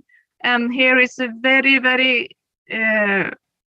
important task for the pump companies to really publish good results on this age group, and also making adjustments in their current algorithms to suit this age group. And there I would like to thank you and really apologize for showing smaller slides than my intention. No, ma'am, but your slides were very informative and we were able to visualize it. So moving further, thank you for your such a nice presentation. We had onboarded the flight and we had come to know about the infants, the toddlers and the preschool. With this, I would like to invite my mentor, my co-chair and the technology person of our country, Dr. Jyoti Dev sir, to further carry on the session and invite our next speaker, Dr. Prateek sir, to give his opinion and his talk on emergency situations. Yes, thank you. Thank you very much, Dr. Saurabh. Sorry for being very late because of my some family emergencies. So hello to Dr. Debashish, and Dr. Prateek has joined. Dr. Prateek has joined. Okay. So how can I introduce Prateek? Prateek is probably Prateek Chowdhury is the most well-known speaker, orator, researcher, working from outside India. So he's originally from India, and last week at the ATTD, I could see him, and he was lecturing in more than 15 to 20 forums. So he is the most sought after speaker in almost all these international forums. And I would like to introduce him as the professor of diabetes for those of you not that familiar with this professor. He currently is working at the University of Leicester. He has clinical and research interest into the mechanisms and management of hyperglycemia unawareness and use of education technology. And he was so kind to have the collaboration, official collaboration of Diabetes Technology Network UK is collaborating with D-TechCon. So that is an official collaboration. And Dr. Prateek is a very, very, very close friend of Dr. Benji Sabu. So with this introduction, let me invite him. And he's going to speak on a very practically relevant topic, emergency care tips. Very, very important topic. Thank you very much. And over to Dr. Prateek. Thanks, Jyoti, for that lovely invitation. Always, as you know, it's always lovely to be back and speaking with our friends in India. Let me just make sure I share the right slides. Here we go. Yeah, is that right? very much. Yeah. I think it is showing in presenter view. Now it is fine. Now it is fine. Yeah. Yeah, thanks. Sorry. So when I have two screens, it sometimes gets confusing. The computer randomly picks which screen it's going to use. Yeah. So thanks, Jyoti, and it's fantastic for the DTN to collaborate with D-TechOrg, and the Diabetes Technology Network, which we set up in the UK, has been really important in helping education of our colleagues, also education of people living with diabetes around the use of diabetes technology, but then also creating guidance, creating pathways, and lobbying government and policy to help get access to technology as well. And hopefully D-TechOrg we can collaborate, we can help D-TechOrg to do the same for my home country, for India as well. So I was asked to speak on emergency care tips. And I think this is getting increasingly important because the diabetes technology landscape is transforming the way we measure glucose, whether that's connected glucose meters, whether that's more increasing access to continuous glucose monitoring, is changing the way we deliver insulin. The ATTD that Jyoti was saying we were at last week, we saw connected pens from all the major companies coming through. And these really help us understand what insulin the patient is taking, what they're on, but also if someone comes in an emergency situation, it helps us see what doses they were on and what we need to give them. Insulin pumps and closed loops, of course, are getting increasingly prevalent. And although the percentage of people using these systems is low in India, my understanding is if you look at the total numbers, there's probably more people on pumps in India than there are in many of the smaller European countries. And finally, what the connected devices do, whether that's connected blood glucose measurement systems or connected insulin delivery systems, is give us data.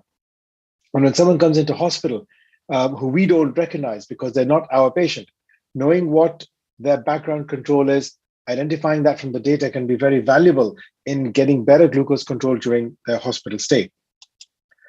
And just a comment, in the UK at the moment, 70% of people with type 1 diabetes are using flash glucose monitoring.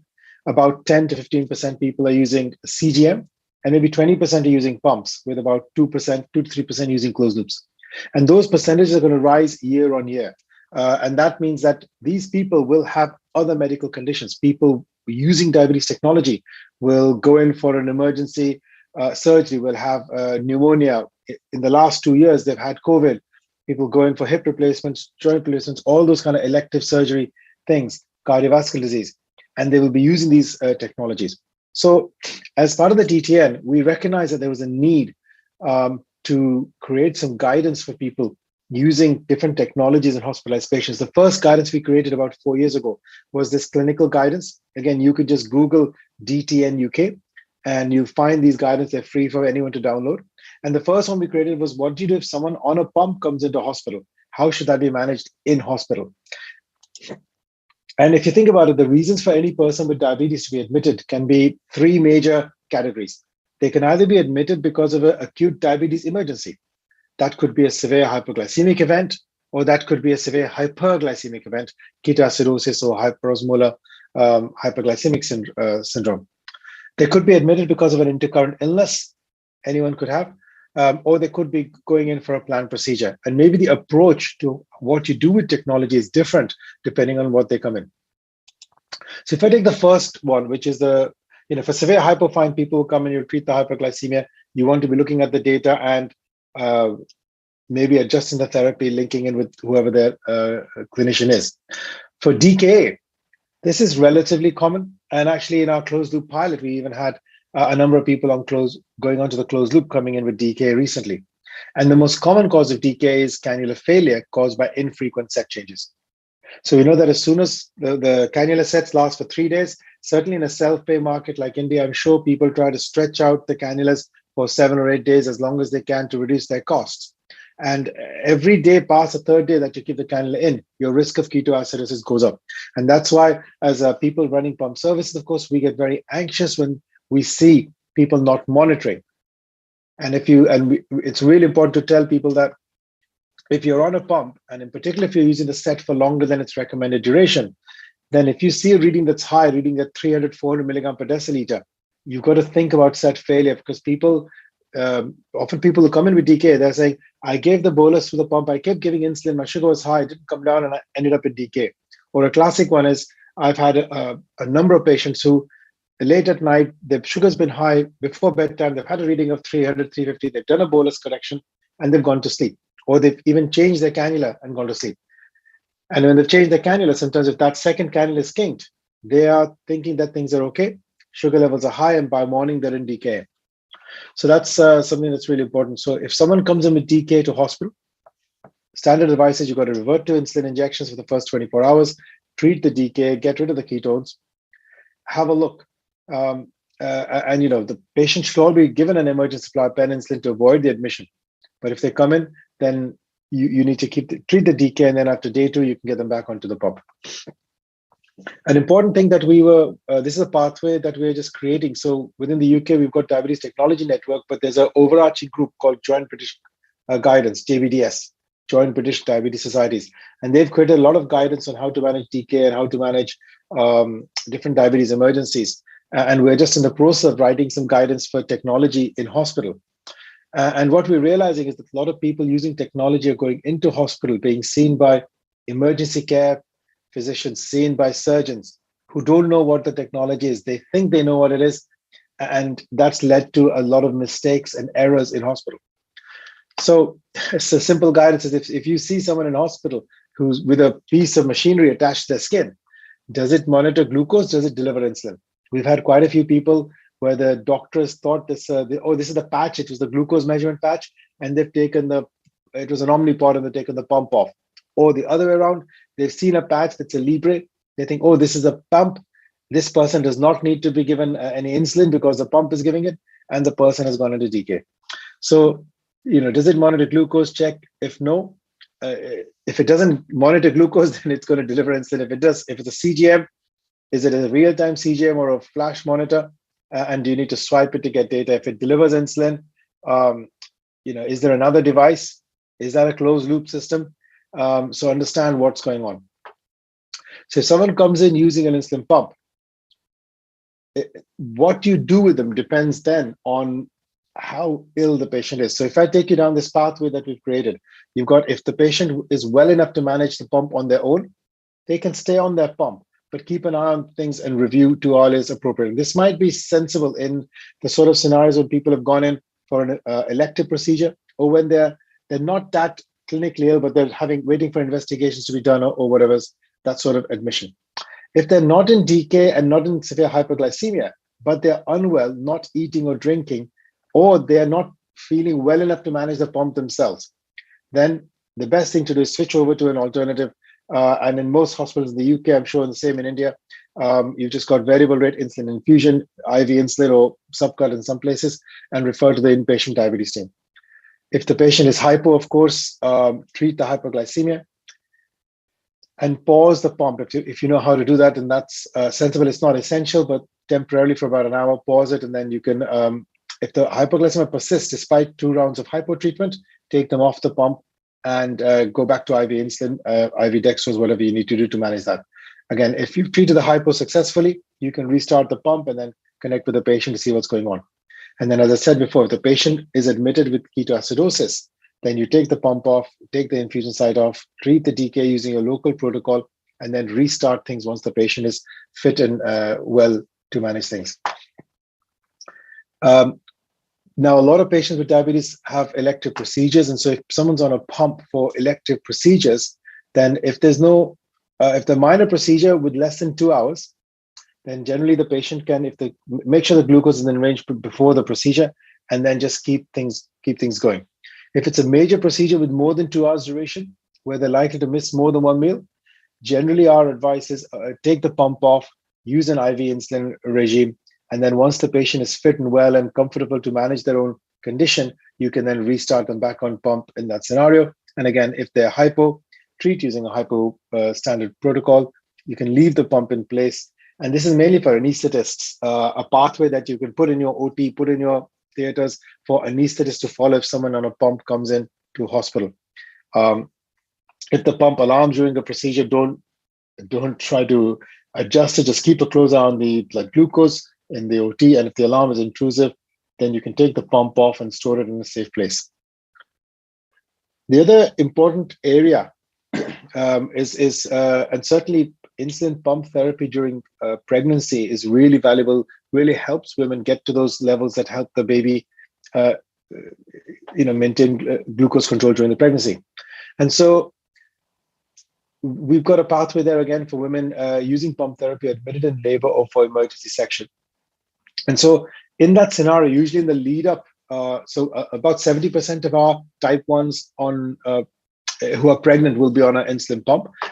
Almost everyone's offered it. The people who don't use a pump, it's their particular choice not to use a pump. And what we do around about 33, 34 weeks is make sure we bring the partner in and have a discussion about their labor planning, what they're going to do during the labor, during the delivery for the use of the pump. And as long as because we know the patients go to the obstetric ward where the midwives may or may not be, the obstetricians may or may not be comfortable or knowledgeable about insulin pumps, we get a feel for how well the partner is happy to continue managing the pump during labor and delivery. And generally, we'll keep the patient on the pump. Again, if the glucose is below 4, we'll treat the hypo. If we measure capillary glucose hourly, and during that last 24 hours, during that labor, we try to keep the glucose really tight. There are some suggestions that if the sugars are really high in that last 24 hours, there may be a high risk of neonatal hypoglycemia. And that's why we tend to be quite aggressive with that in that period and keep the patient on pump. If, however, the glucose goes high and you've corrected it a couple of times, you can see here, our protocol says recheck, do a correction to the pump, recheck an hour later. If it's still in control, that's okay. But if it's rising, you can give another correction bolus. But if you've got 2 corrections and the glucose isn't down, swap to IV because we don't want to leave the glucose high too long. And of course, when you change the rate of IV insulin infusion, the insulin works straight away. But with subcut, there's always going to be a 30-minute delay. And that's why it's going to take longer to correct the high glucose during labor than with subcut than with IV. Some common myths that I've come across in our own hospital from colleagues is I've had a patient undergo bariatric surgery who entered a DKA because the anesthetist thought this patient's on a pump, so they don't need to give IV insulin. And by the end of the surgery, the patient was in DK. So a lot of myths amongst our colleagues, medical colleagues, is that pumps are inside the body, so they don't need to give IV insulin. No, of course, we know that they're on the skin. Pump does all the work. No, actually, usually it's the people using the insulin to do the work, and they take more boluses, take more injections, so they need to be aware of it. And the pumps are rare. No, but we have quite a lot of pumps. Even unless you've got 400 pumps, I was working in Kings where we had 1,000. 50% of our type 1 population was using pumps there. Another important thing to remember about that we need to tell our patients for, but also inform our radiographers and radiology colleagues, is diabetes TechCon procedures. I've had at least in the last 10 years, 20 or 30 pumps fried by an MR scanner where they've gone in. The recommendation is that actually they shouldn't be using a CT scanner either. And so for short procedures, you have to make sure that when someone's going in, particularly the MRI scanner, when they have your questionnaire, do a body check, make sure the pump's in a safe place. But if someone's coming off the pump, they need to have an alternate way of insulin delivery during that period. So just to go through the, for surgery again, just to be a bit more detailed about that, for people with day case, they can probably manage on the pump. You need to make sure if someone's going on operation that they make sure that they put their cannula in a different place. And that might make them, they have to think 3 days in advance where they're going to site their pump. For cannulas and for CGM, the recommendation is if diathermy is being used during the operation, particularly bipolar diathermy, then don't use the pumps because of basically the risk of the elements heating up and frying the sensors. I think a lot of our patients have kept their Libre or CGM on during surgery without a problem, but the manufacturer's recommendation is that, so surgery requiring diathermy. And then post-procedure, if the patient's on pump therapy, again, use it to do the correction bolus if the capillary glucose is over 10, or that's 180 milligram per deciliter. And if the sugar levels go up and are above 12, so above, that's roughly 200 milligram per deciliter, then change to an intravenous insulin infusion to bring the sugars down. Set might be not working, the patient might be in physiological stress. And again, if the pump alarms, some recommendations, the anesthetists don't bother, just keep going as you're going. But if the alarm gets too insistent, just take the pump off and keep it somewhere safe. These are expensive pieces of equipment, and we have lost a lot of equipment here. In the UK, where it's all NHS reimbursed, it's fine. The government takes a hit. But if someone in India loses a 5 lakh rupee pump, I'm sure they're going to be not happy.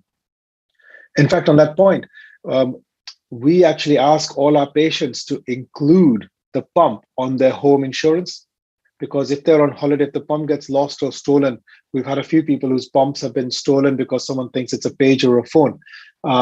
They can reclaim that cost on their home insurance. So that's maybe in the self-pay market in India, that might be again a point to remember. And if we're stopping the pump again, the patient might choose to stop the pump.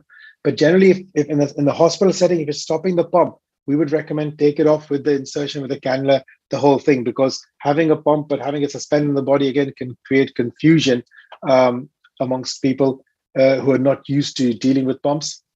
Of course, when you've got patch pumps like the Omnipod or the Medrum, which are available in the UK, then they don't have the tubing. And again, we've had scenarios of surgeons or physicians from other places cutting the tubing, which again is not recommended. And then you've got to keep the pump in a safe place.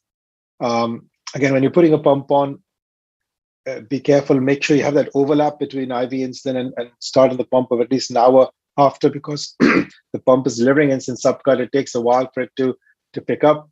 And again, make sure any patient going in for a procedure has a clear record of their settings, because they may be lost if the pump battery is removed. If the pump is beeping and alarming, someone might take the battery out and lose that.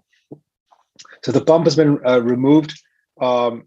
Usually should perform a fixed prime to refill the dead space within the cannula, and then they can click in and restart.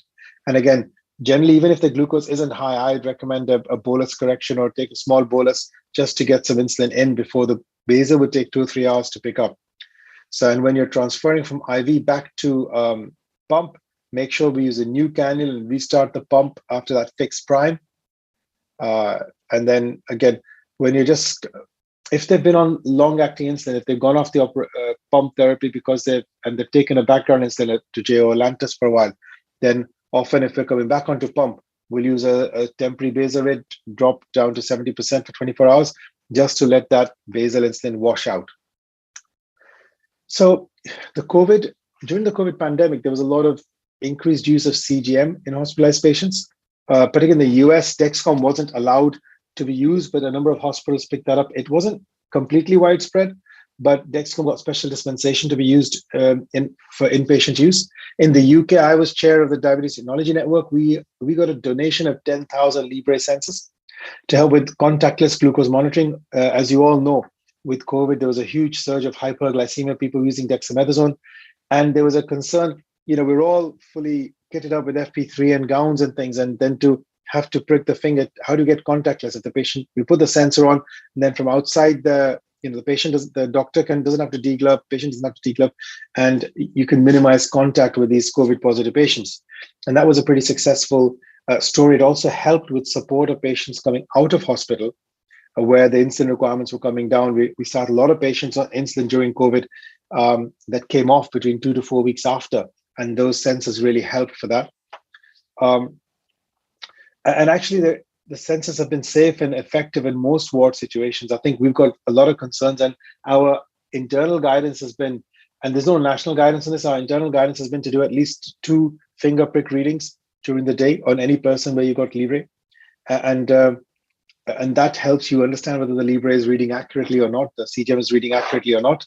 Certainly in those with sepsis, with low blood pressure, people on ITU, there's often a greater gap between what the sensor is saying and what the real glucose is. And actually what happens if the sensor is under reading, that's in a sense you're on the safer side because you're going to give less insulin, but sometimes that difference can be quite high. I think there's got quite a lot of data now on the accuracy of CGM in renal patients and people undergoing minor procedures. And in fact, and I think a lot of the data early on was through sensors that were having an MARD above 10%. But if you look at where the market is now with Libre 2, G6, and the latest sensors, most of them have a MARD less than 10, and they're relatively accurate during surgery. I just listed the MARDs there.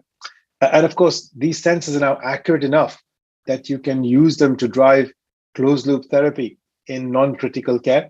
And that to me is the biggest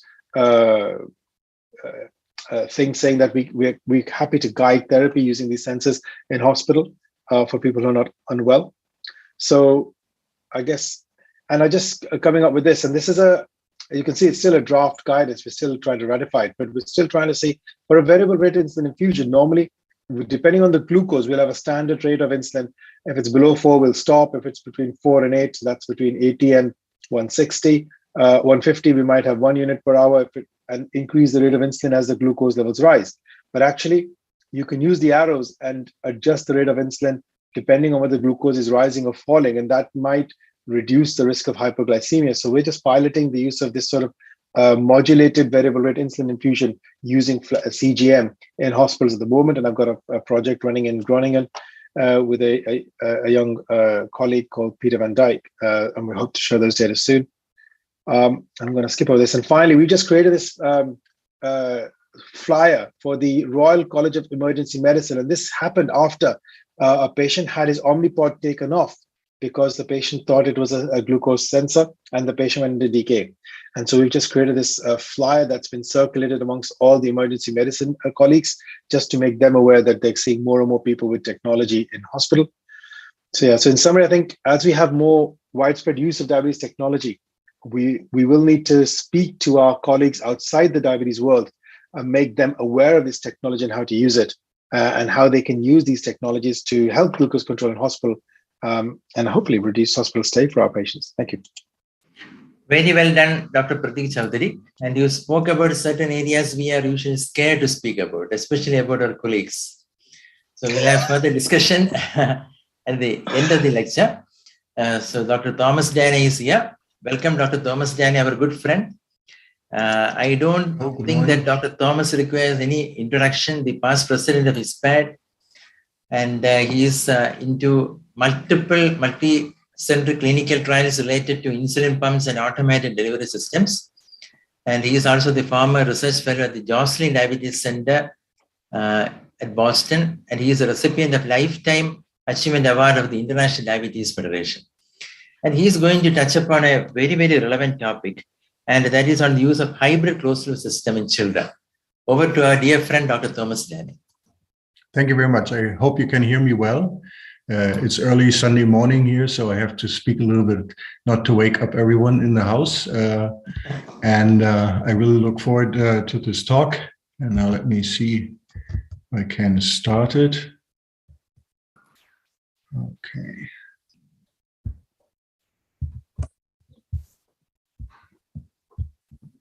There you go. Perfect. There it is. Just a little moment. There we go. Yeah, now it is fine. Very good.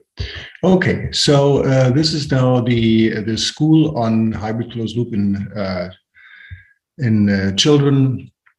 And I will first start with a study we just recently published on young, very young children below age 6, and those children between 6 and 12 and or 14. And you will see that actually it works very, very well also in this age group.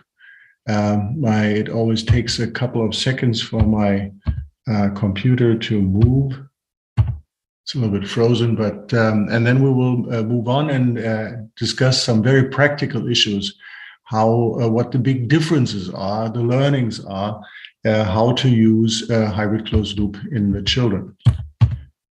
So hopefully we'll start moving. Still frozen. There we are. Okay, so what I want to show you here is the smart home trial.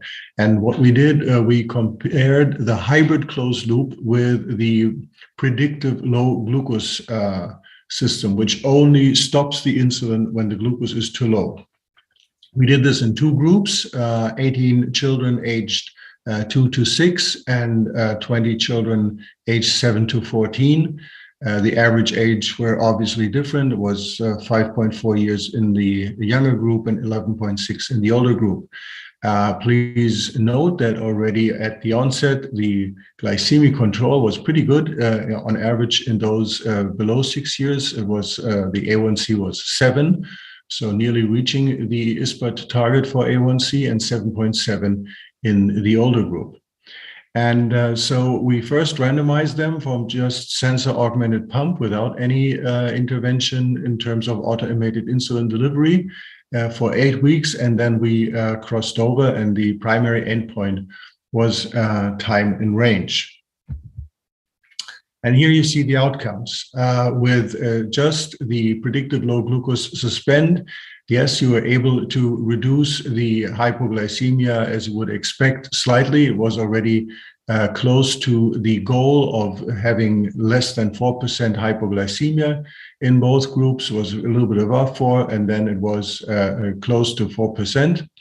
And so the predictive low glucose suspend was able to reach the a little bit higher time and range, but the big jump really came with a hybrid closed loop, where you're not only suspending the insulin in case of low glucose, but also giving additional insulin when you are high. And you see that that both groups had a big increase. What were the learnings here? Well, the learnings were that the improvement is immediate. So once you are starting somebody on a hybrid closed loop, you can see that this improvement in time and range is happening immediately. And the second learning is that once you are taking him off hybrid closed loop and switching back to just predictive low glucose management, this effect is gone again. So in order to really reap the benefits of a hybrid closed loop in children, you have to wear it consistently. The good news is, when you are wearing it, these benefits remain, they are sustained. So as long as you are in the hybrid closed loop mode, you will have this improvement of glycemic control. Now, if we look at the achievement of the treatment goals in the different age groups, you can see that already on the onset, the preschoolers were very high in treatment achievement, but they were then well above 80% with all time and range goals. So in terms of the glucose management indicator, in terms of time and range being more than 70%, time and range below range less than 4%. So same goes for the school children, but I think that 88% target achievement in children below age 6. If you would have told me that 5 years ago, I would have called you crazy that this is impossible, because small children have a very high variability in insulin need, a very high glycemic variability, and it's very difficult to treat very small children. And it's amazing that they came close to 90% target achievement in this age group. So here's an example. What really is done. It's not about more insulin or less insulin whatsoever. You see that the basal dose in the hybrid closed loop mode, which is the light blue curve, compared to the sensor augmented pump, which is the orange curve. You see the amount of insulin is very, very similar. It's 16 units per day. With the hybrid closed loop, it's 15 units per day. With the sensor augmented pumps, and the bolus dose were absolutely identical, 11 units in both time periods. But nevertheless, this 2.5-year-old had a 26% higher time and range, from 45% to 71%. And if we look at the average glucose, it was 195 with a sensor augmented pump and 147 with a hybrid closed loop. So this really shows it's about the distribution of insulin. It's not about the amount of insulin, which is different in those groups. I will move now on to very practical issues, because we have a pump school here. And so really, to give you some pointers, what do we have to look for if we're starting hybrid closed loop? What, independent from the type of hybrid closed loop, because there are several possibilities now. The most used ones are the tandem controlled IQ and the Medtronic 780 or 670 hybrid closed loop systems. And so first of all, we have to understand that it doesn't make sense anymore to talk about basal insulin and bolus insulin. It's better to really talk about what is user initiated. So what does the patient actually do? When he enters carbs and is initiating a bolus, or where is the correction bolus happening, which is modulated automatically by the pump. And it's very difficult to really say, so where does bolus start if the pump is giving it, and where it's just a change in the basal rate. So it's kind of a change of the mindset that is important here.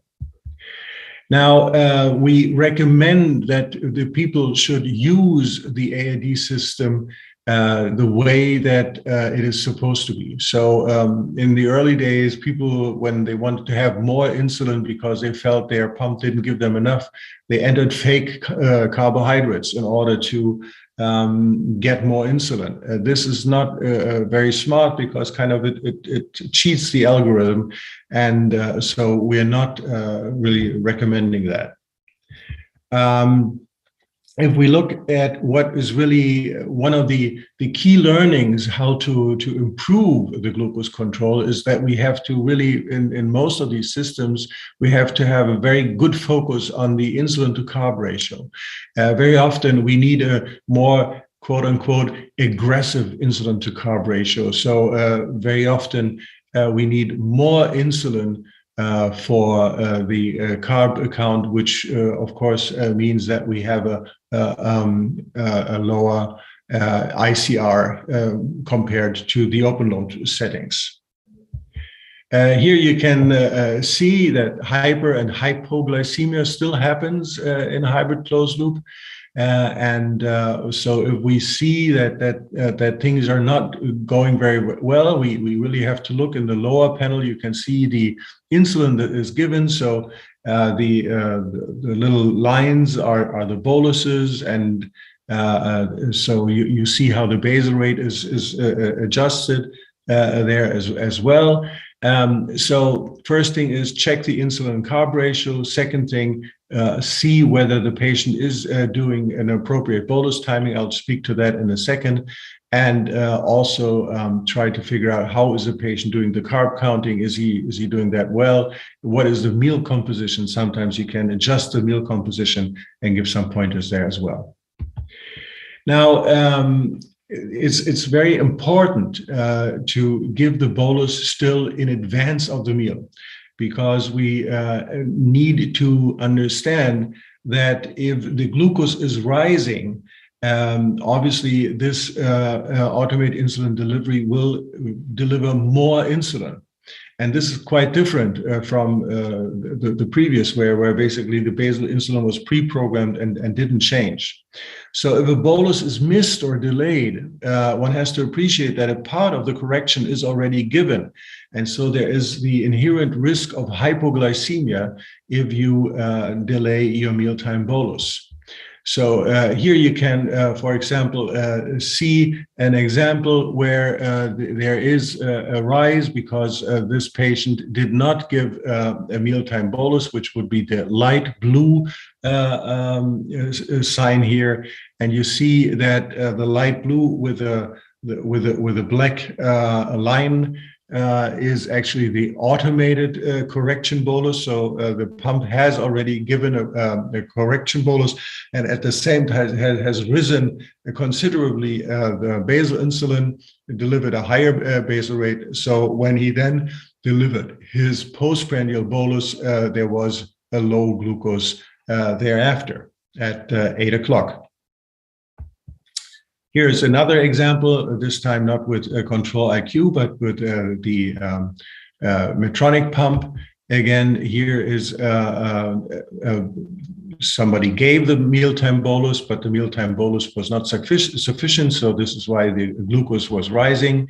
Then his next meal, as you can see, there is no bolus given.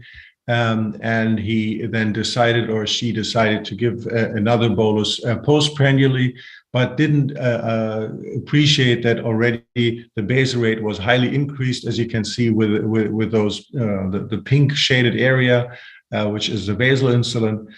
And so there was hypoglycemia, although the moment that the patient was delivering the bolus, the pump completely stopped the basal rate. But of course, you cannot pull out the insulin out of the system once more. And so he or she was experiencing hypoglycemia.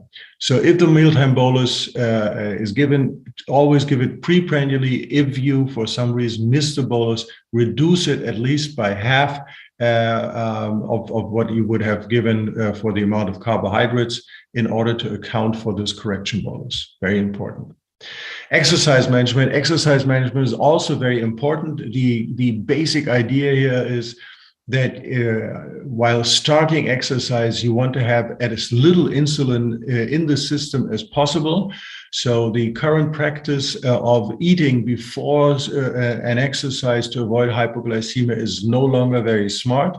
It is better if you have a prolonged exercise to take in small amounts of carbohydrates during the exercise, because if you would eat before the meal, obviously you would have more before the exercise, you would have more insulin in the system.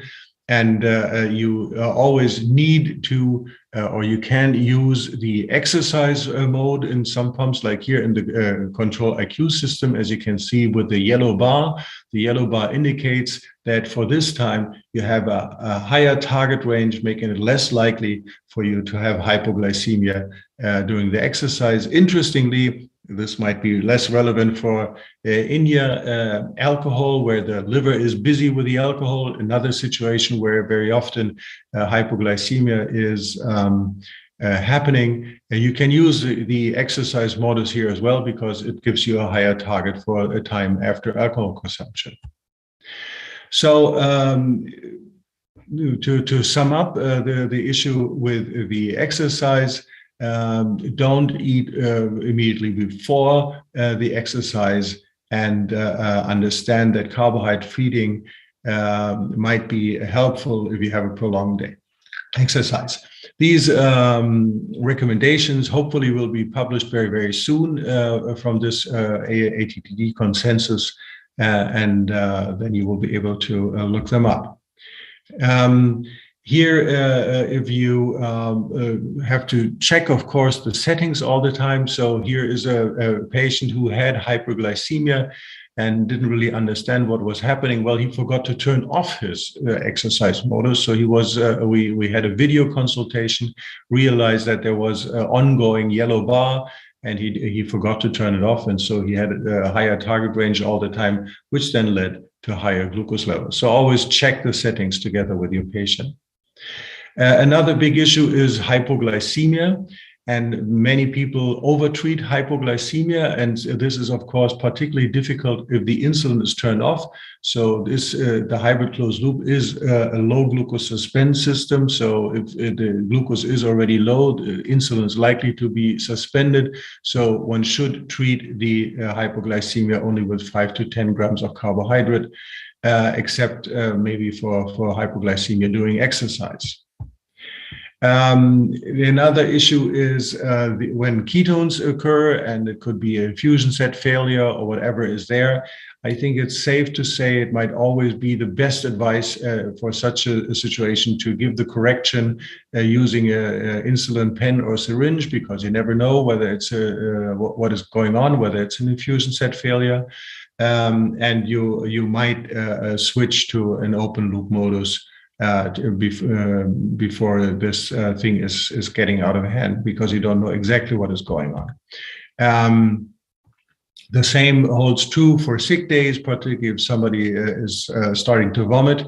Dr. Pradik already has discussed at great length the treatment in the hospital. Again, the pump can be used during small procedures. You can continue using the hybrid closed loop here, maybe in order to reduce the risk of hypoglycemia. Again, use a temporary glucose target, or, for example, the sports mode to protect of hypoglycemia. The recommendations regarding insulin is to use rapid-acting insulins. I think we're still looking for the ideal pump insulin. You can, of course, also use ultra-rapid analogs when it's improved for the system. And as of now, there's limited approval.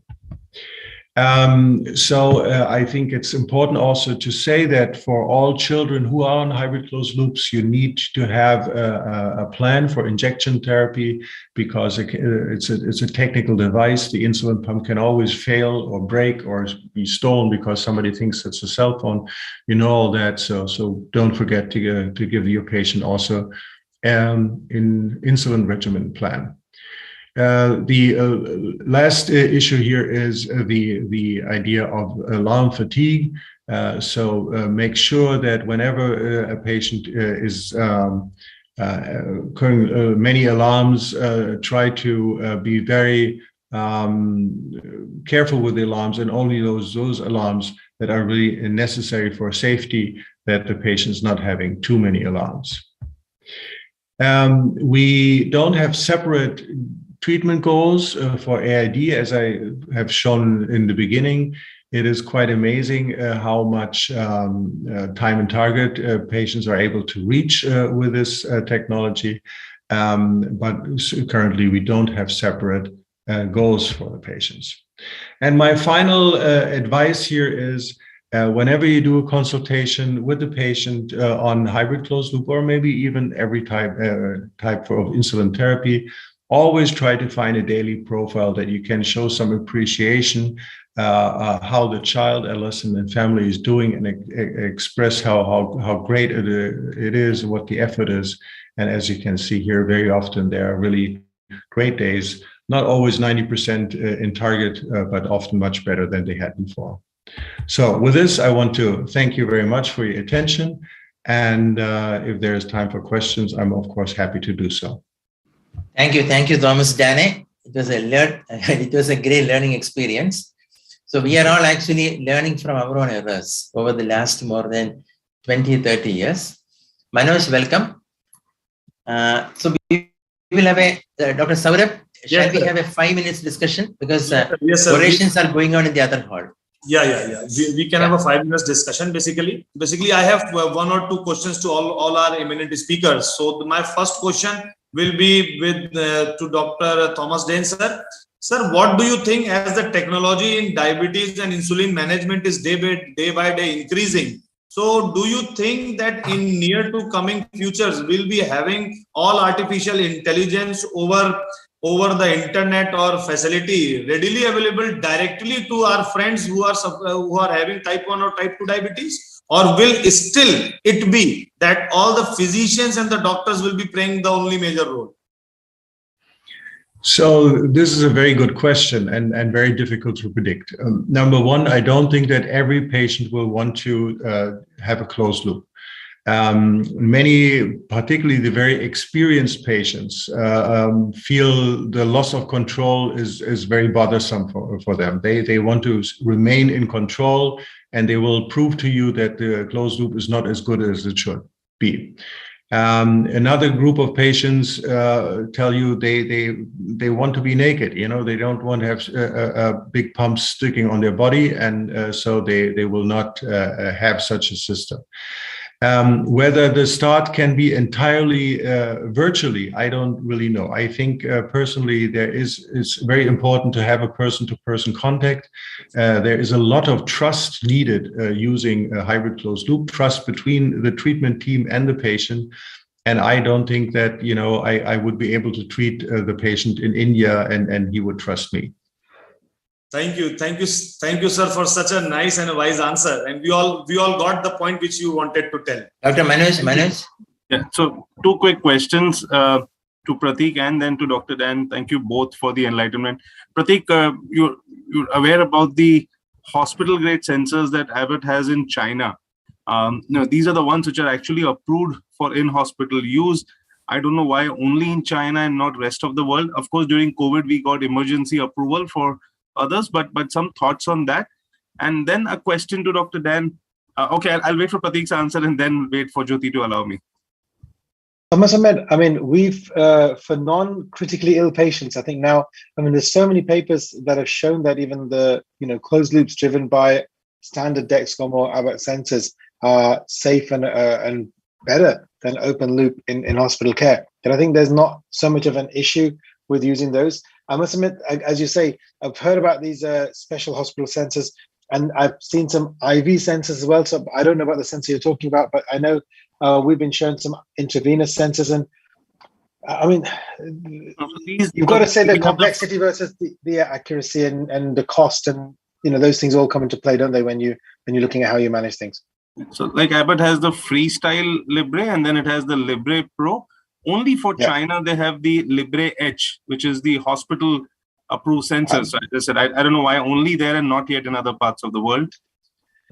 Yeah, I've not heard about it. We've used the Libre in hospitals safely. The H I've not been aware of. My apologies.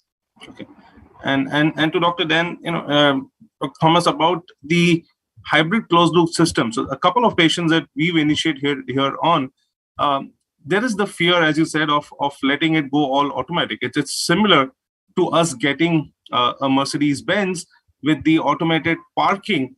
And trust me, at least in India, and for us to park in our parking space, I can never trust or let my hands off, with the fear that it's going to bang somewhere. So how do you really convince the patients to let go and have faith that this will be fine?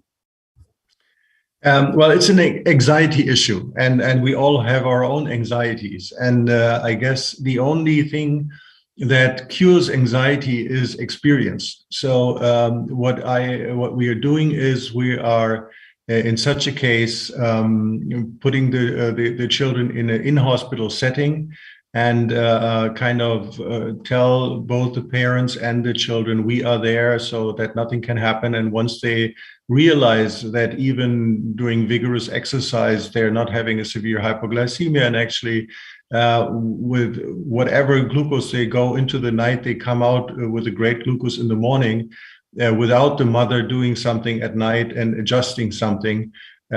Slowly, sometimes they are able to give way to the pump, but I also have patients who simply fail. They cannot do it. They turn it off and they say it's giving me too much insulin. The system is killing me, and then there's not much you can do. A quick question to Dr. Thomas Dane. Of course, we are also having FIASP in India, the faster acting insulin aspart, and it has got a different PKPD property when it is used subcutaneously in the insulin pump. So on a personal experience, using these two insulins, FIASP versus the other conventional rapid-acting insulins, which one will you prefer?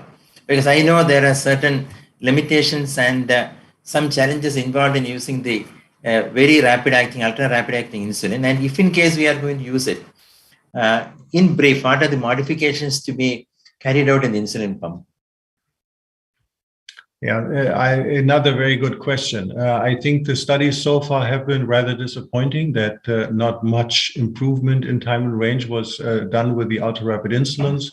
The question is, of course, whether the algorithm needs to be tweaked to make more use of this, or maybe the insulins are still not fast enough and not quick enough, so that it's not the ideal insulin yet. We always in our hospital use only the approved insulins, and so for most of the commercial pumps, only the rapid-acting insulins are approved so far. But this might change in the near future.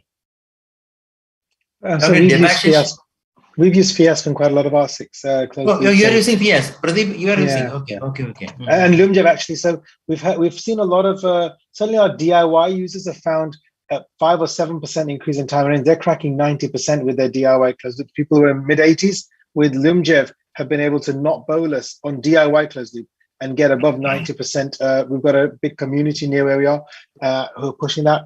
And so I think I've been far more proactive, and I think slightly less. But they actually have tweaked the algorithm, right? They're not using the same algorithm. So that of course makes a difference. Oh, that's the reason. Okay.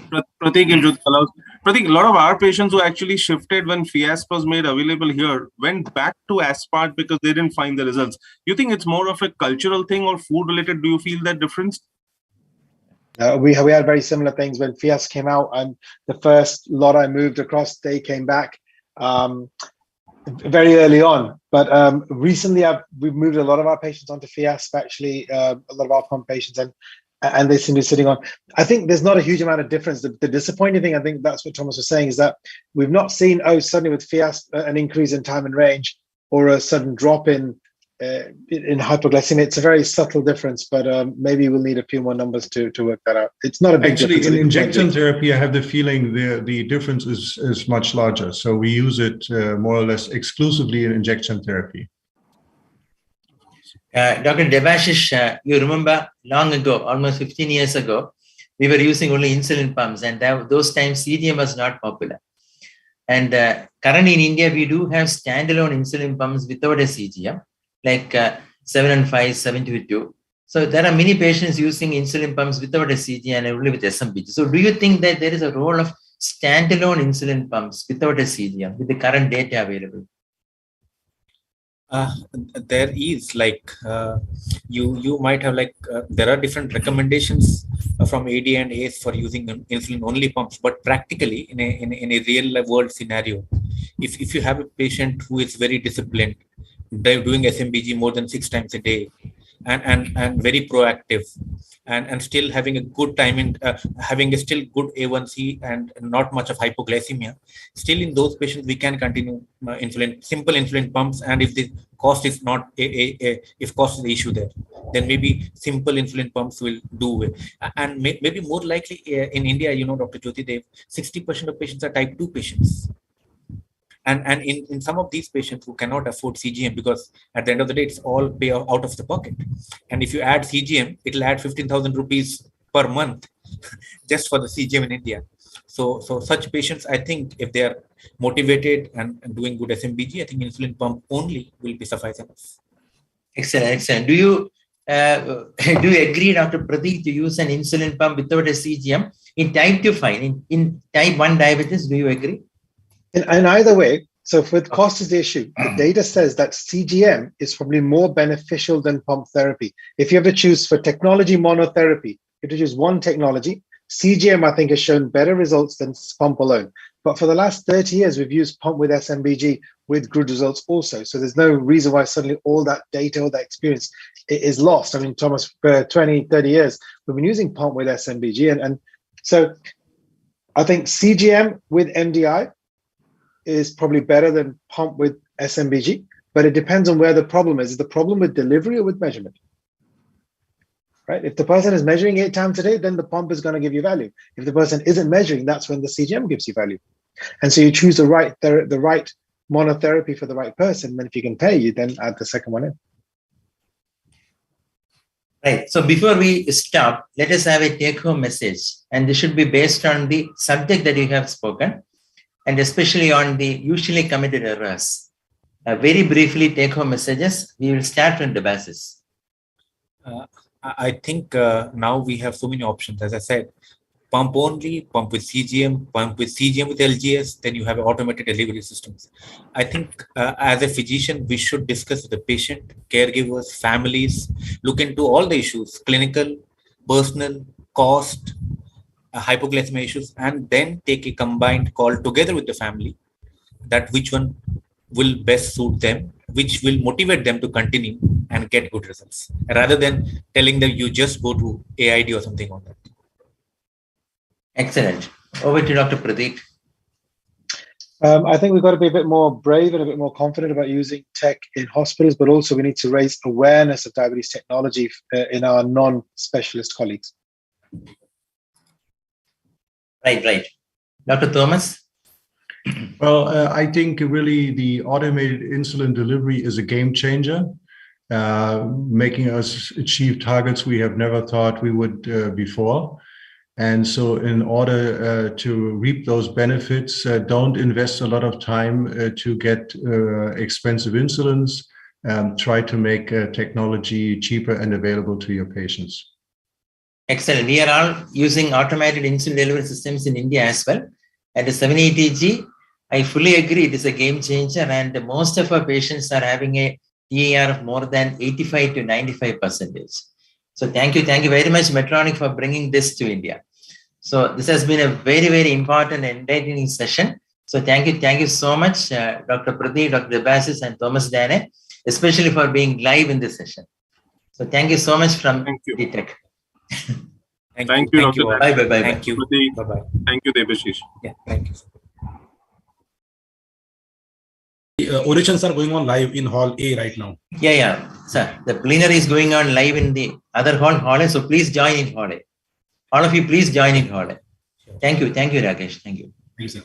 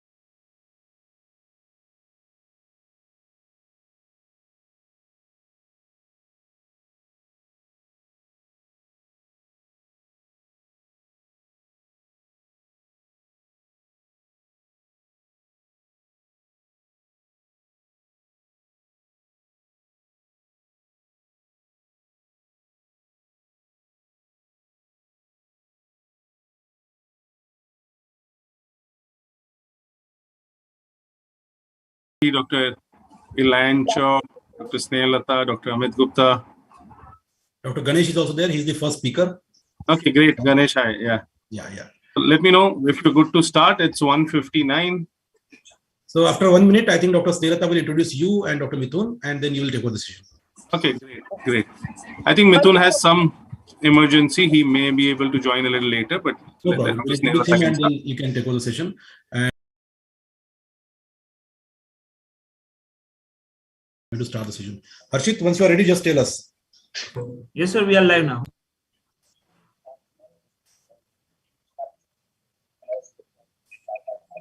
Good afternoon, everyone. So now we will move on to our next session, that is CGM Academy. And for this session, we have a chairperson, Dr. Manoj Chawla, sir, from Mumbai. And sir is the director and consultant diabetologist at Lena Diabetes Care Center and organizing secretary Diabetes India 2022. And sir, having technology task force member RSSDI. So I welcome you all. Welcome, Dr. Manoj, sir. And sir, over to you. Right. Thank you, Dr. Snehallata. And as Mithun joined in, okay. Mithun sir has joined. Dr. Mithun, and then I'll take over. Okay. Good afternoon, Dr. Mithun Bhatia. And sir is the founder secretary of Association of Clinical Endocrinologists and FECSM member. And I welcome you, sir, as a chairperson in our next session, that is CGM Academy, along with Dr. Manoj Chawla, sir. Thank you so much. Thank you. Can we have the, yes. So welcome everyone. I think this is one exciting session that we all have been awaiting, the CGM Academy with stalwart speakers discussing various aspects of CGM monitoring and the crisis. Our first speaker who's going to be speaking on CGM in adolescents and the challenges that we have in CGM in adolescent population is Dr. Ganesh Javlekar, who's a pediatric endocrinologist from Max Super Specialty Hospital. He has a number of index publications. He's on the editorial board of Global Pediatric Endocrinology and Diabetes. And I guess he's the right person to speak to us about challenges in teens and adolescents with monitoring. Over to you, Dr. Ganesh. Good afternoon, everyone, and thank you, team, for having me here. I'm sharing my screen. I hope my audio is clearly audible. Yes, it's clear. It's Ganesh, yeah.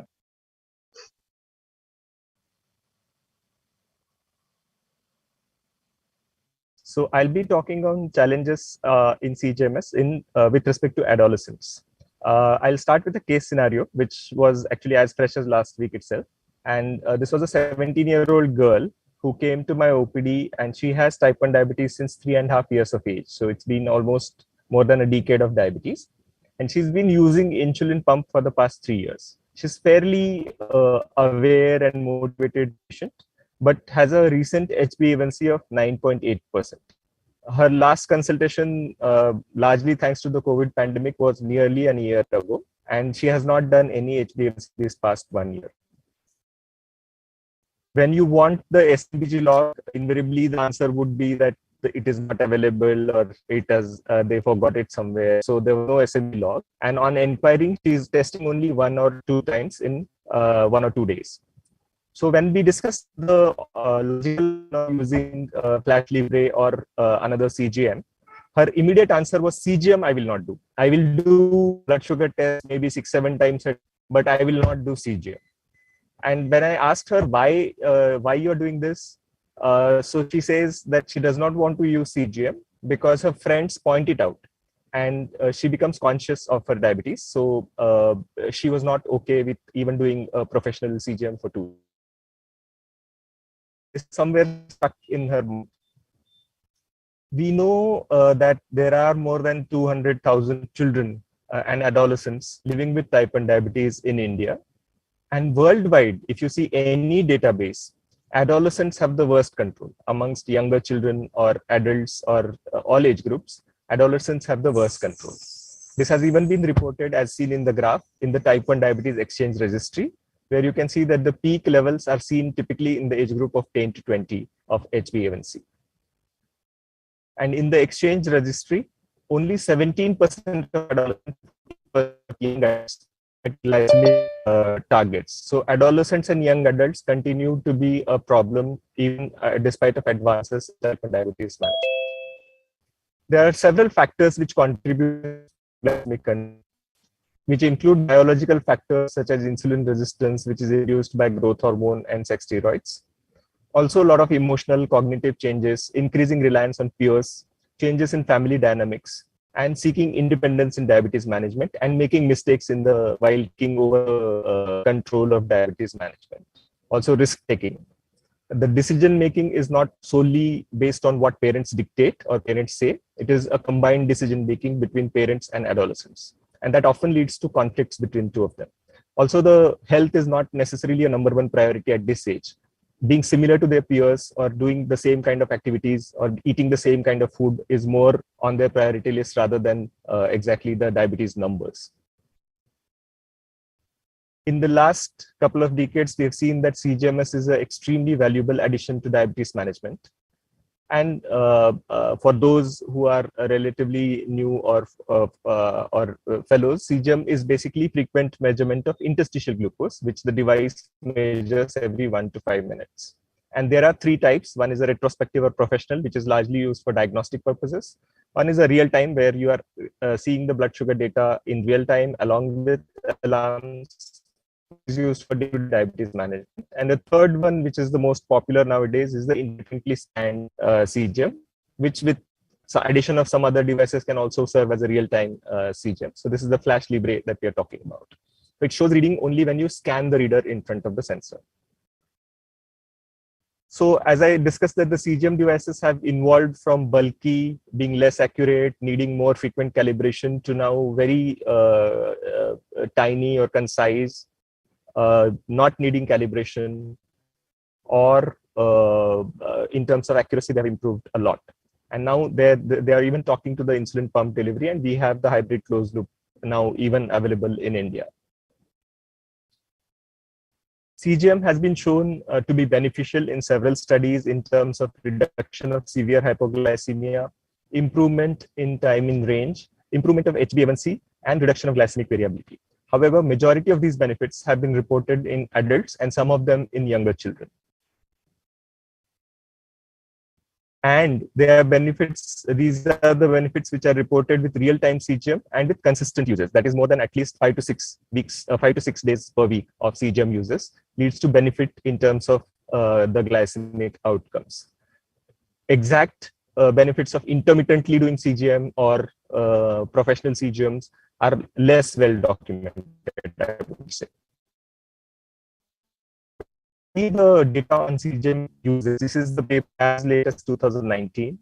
And even here, you can see that the adolescents and young adults contribute to the least use of technology in terms as compared to adults and as compared to younger children. So this is again data from the Type 1 Diabetes Exchange. And these two white and black blocks are represent the data between 2010-12 and 2016-18. You can see that across all the age groups, the technology use has increased a lot. However, adolescents and young adults, the technology usage is still 20 or 22%, as against nearly half of younger children and about 37-38% of adults using the technology. Technology shown to be beneficial in adolescents and young adults.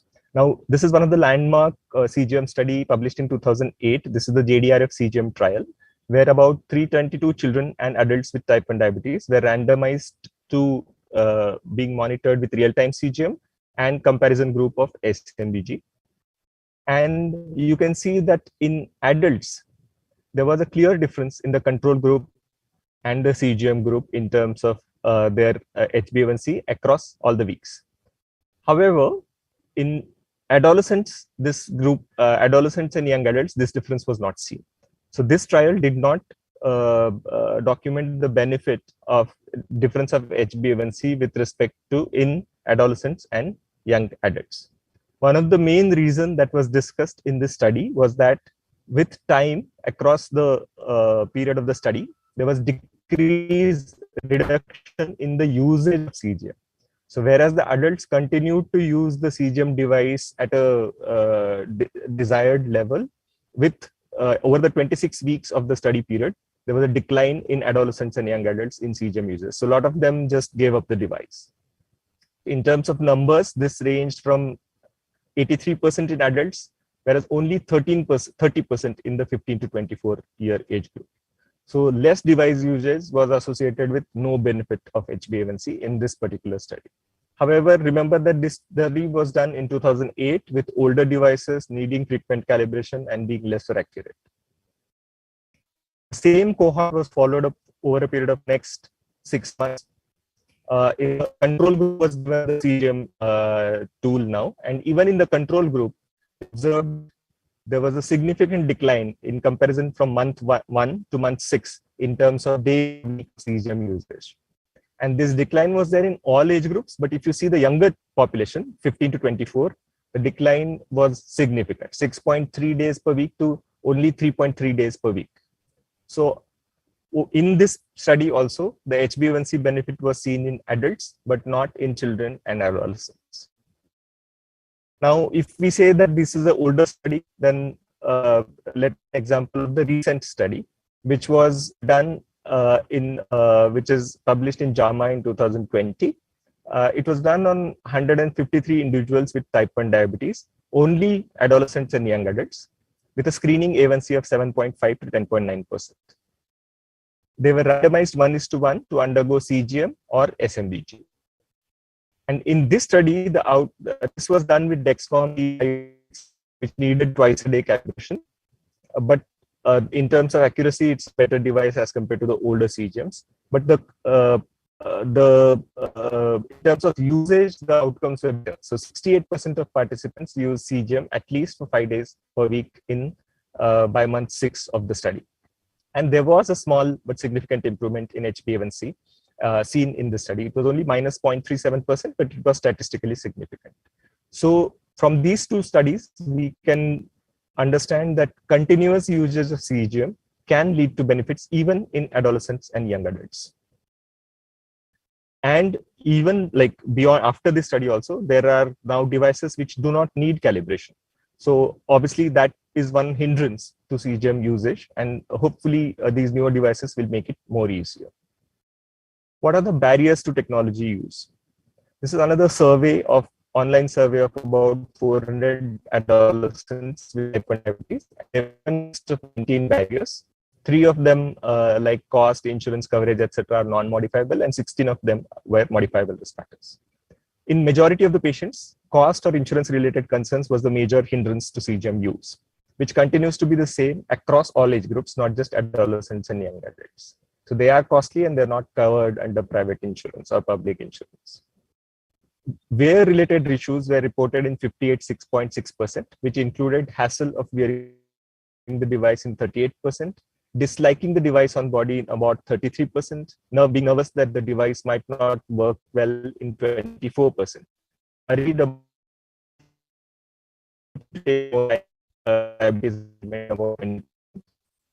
and not liking it because people ask questions like the girl I presented in the first slide, questioning about the device.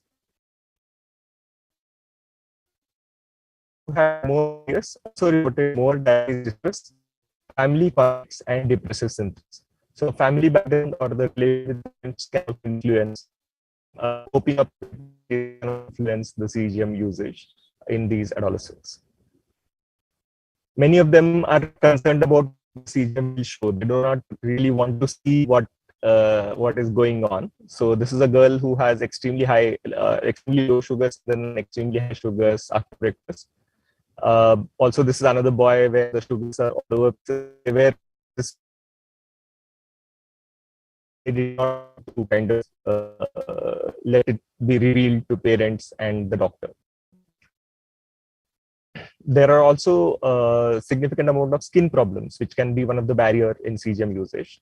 In addition to it being seen, sometimes it can cause either infections or eczema, either a localized eczema or a generalized eczema. It has been reported in one of the pediatric studies in nearly about half of the cases having some sort of a skin problem. And that can be one of a real cosmetic barrier with respect to CGM usage in adolescents. what are the potential solutions? Obviously, working on the cost, availability, insurance coverage, reduction of GST, etc., can increase the reach of these CGM devices. That is independent of adolescence also.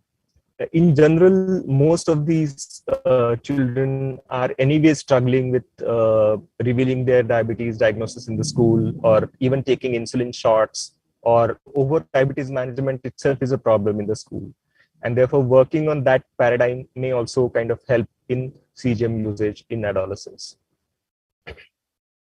In general, health awareness of adolescents, counseling to them about normal changes, the behavioral changes that happen, and how to cope up with these changes can also be helpful. We should be non-judgmental in terms of interpreting. The interpretation should not kind of lead to comments like, this is pathetic or something like that. So that can kind of put a mental block to subsequent CGM usage in these populations. And also improvement in devices in terms of accuracy, need for calibration, smaller devices using alternative insertion sites which are not really visible, for example, thighs or something like that, can also be a useful solution. Also, it goes without saying that just like other aspects of diabetes management, peer support groups are also helpful. So normalizing it, flashing pictures from the Blue Circle Foundation. This is Nupur and her friends flashing proudly their sensors. So this can help a lot of other children or a lot of other adolescents who are wary of having the device being used. So I would like to conclude by saying that most adolescents worldwide do not meet glycemic targets. And there is poor uptake of technology amongst adolescents and young adults. With time, there have been improvements in devices, accuracy, and need for calibration, and that has led to slight increase in the CGM usage. But especially in Indian context, benefits of CGM, particularly intermittent usage or retrospective CGM or more economical options, need to be documented in more studies. We all should make efforts to encourage use of CGM because it's been an extremely valuable tool in the diabetes care across all the age group, particularly so in adolescents. Thank you for your patient hearing. Thank you, Dr. Ganesh. And would request you to stay back as Mithun and me would take questions at the end of the entire session. So please request you to stay back. Can we have the CV of the next speaker, please? Right. Do we have Dr. Partha? He's joined in here. Yes, I think so. So Partha is a consultant in diabetes and endocrinology at Portsmouth Hospital, NHS. He's been the clinical director of diabetes till 2015 and has multiple national awards. He is somebody who champions the cause of use of technology in type 1 diabetes, and of course, also has been doing a lot in terms of preventing any kind of racial or any kind of disparity in terms of technology and other healthcare use, especially in people with diabetes, and has been widely recognized for his efforts across the UK and globally now. A close friend, somebody who's been working in this field and is going to be talking to us today from his home in Kolkata about how to choose the device or what is the right device to be chosen for monitoring in diabetes. So over to you, Dr. Partha. Thank you very much. I hope you guys can hear me because the internet connection and etc. is not the best, but I hope you guys can at least hear me, or is it still not clear? No, you are heard and seen, a little sleepy though, but heard and seen well. Fine. Okay, at least the internet is working. It's Kolkata, man. It takes its own time to wake up. It will get. And you're looking like a Kolkata man as well today. Absolutely. I've got my kurta on. I've had my puri and my luchi and everything for lunch. So everything is do this and go to sleep. So everything is good. So what I'll do is I've got some slides. I'll try and share it, see how the technology works. What I'll do is just let me know if you guys can see it. Let's see if this works. Can you see it? Yes. Fantastic. Okay. So what I'll do is my talk is about choosing the right device. So the last speaker obviously mentioned quite some very relevant points as regards suitability issues, further work to be done, which is absolutely bang on the money. And I'll start with this. Some of you have seen me use this slide before, so I'll just say that straight away. So if you look at the number, I always sorry to interrupt. You have to put it on slideshow. It's okay. I will try that. It just goes off online. Yeah, this is fine. That's fine. Okay. So this number I always talk about whenever I do a talk. I'm not going to repeat it, but in simple plain term, that's the amount of time a patient has with a clinician. Nobody's fault or anything about it. That's the system we have. We don't have enough clinicians in the system. We are all busy people. So what can we do to improve lives? So that's where technology comes in, and we talk about all these things, the relevance of self-management, peer support. That's where technology is. But the fundamental question is, when you go to an expansion of technology, I use this slide to show the difference is whenever people go, we should just expand technology. I think people forget the basic thing that the last speaker mentioned, which is the issue of finances behind it. It's all very well to talk about we should have all these explosion of technology. One of my earlier talks today was about the explosion of technology, which is absolutely right. The question is how many people is actually going to benefit or benefiting in a world where there is so much unevenness about buying power. So I think that's going to be a fundamental part of where we head towards. So who gets what? Now the question is, what is the first thing is what is the what of technology? So technology can be anything. Technology can be the option of, so we always talk about, even in the UK setting, we say, you know what, it's all funded. So why don't we just get CGM and closed loops to everybody? And I think there is enough data to show that that sort of approach doesn't quite work, because believe it or not, there are lots of people who don't have any internet access. Lots of people who don't have access to laptops, lots of people who don't have smartphones. So the issue, even though the divide is probably not as stark as in lots of other countries, it's there. And we got a lot of people who don't get what the technology. So I deliberately put financial power right at the top of the tree. And I've had this debate with, for example, Banshi and everybody else who, because there is a certain segment of the population who you can argue can go and buy, you could say they go to a multiplex and buy a really expensive film ticket to watch the latest version of Pushpa or KGF2, whatever comes out. But I think, how do you convince people? We have the same debate when we talk about in the type 2 diabetes space. Why can't they get an SGLT2 inhibitor? Why can't they get a GLP-1 analog? Why are they saying they're... But a fundamental part is that it's not about just that. It's about also the fact that this is something, as somebody mentioned, it's about something that's stuck on you. What does it help? How much we are sort of trying to sort of explain to people what the technology will do for them. So if you talk about, for example, patient choice, that also is very much dependent on your financial power. You can only choose whether you're going to watch a Netflix or Amazon when you've got access to it. When you don't have access to anything, then you don't have any of those choices. So I think the bigger question does rotate around financial power. And I go back to the point, and I say this to industry and everybody else, that unless you change your pricing structures, all you're doing is you're moving around your Bugattis and Ferraris between some of the few people who can choose the top devices. So people are choosing between, shall I have the Medtronic 780G closed loop, or shall I have the Tandem closed loop? It's an irrelevant debate for the person who's sitting there with a finger prick or not even being able to afford it. It's a completely, in a simple plain term, it's just in a different world altogether. But when you take that bit out, as tough as it is, patient choice does become paramount, because for them it becomes, what kind of need does it serve? Is it there to improve your HbA1c? Is it there just to improve your quality of life? And I think that's a very, very big distinction to make, because I always try and use the example that if I had type 1 diabetes or type 2 diabetes, if I had access to a technology, would I use it all the time? Or would I use it intermittently to give an idea of what is happening with my diabetes, and should I make those changes? If I can afford the whole thing, shall I just do it? Would I want something stuck on me all the time, as the last speaker mentioned, or would I not? Is it too big? And that's where ability to adapt is quite important. So I think when we're talking about, so for example, we say quality of life is a very, very big part of technology when you're talking about closed loops. Beyond the finance and everything, is closed loop pancreas or artificial pancreas for everybody? Absolutely not. There is many, many people who will come to your clinic, my clinic, who are doing very, very well on multiple dose insulins, probably just a Libra or not even that. They're fine. And there are patients in my clinic, even in a setting in the UK, we will turn around and say, look, you've got access to this. Do you want it? The answer is no, I'm fine. I'm absolutely fine. My diabetes is okay. And I don't want something stuck on me. And more importantly, I don't want to be reminded of my numbers and my diabetes all the time. I'm just tired of that. I don't want that. So I think it's very important to say that just because it's open doesn't mean everybody will get it or everybody will want it. So I think it's about the quality of life is a very important thing. And I'll give you one example of a quality of life issue, which recently we had with some parents when we were talking about where closed loops can come in. And their view was very simple. This helps us sleep at night. The HbA1c is irrelevant for them. It will happen and all that. But at least this way, I'm not awake with my child all the time, wondering if she's going to have a hypo in the middle of the night and I have to go and treat her. For them, that's the biggest thing.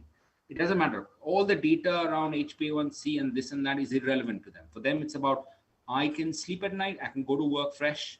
I don't have to worry about my child. She can go to school. She'll have alarms. Great. So I think it's very, very important to have that very clear distinction as to what exactly we're trying to define as who gets what. So which device to what person.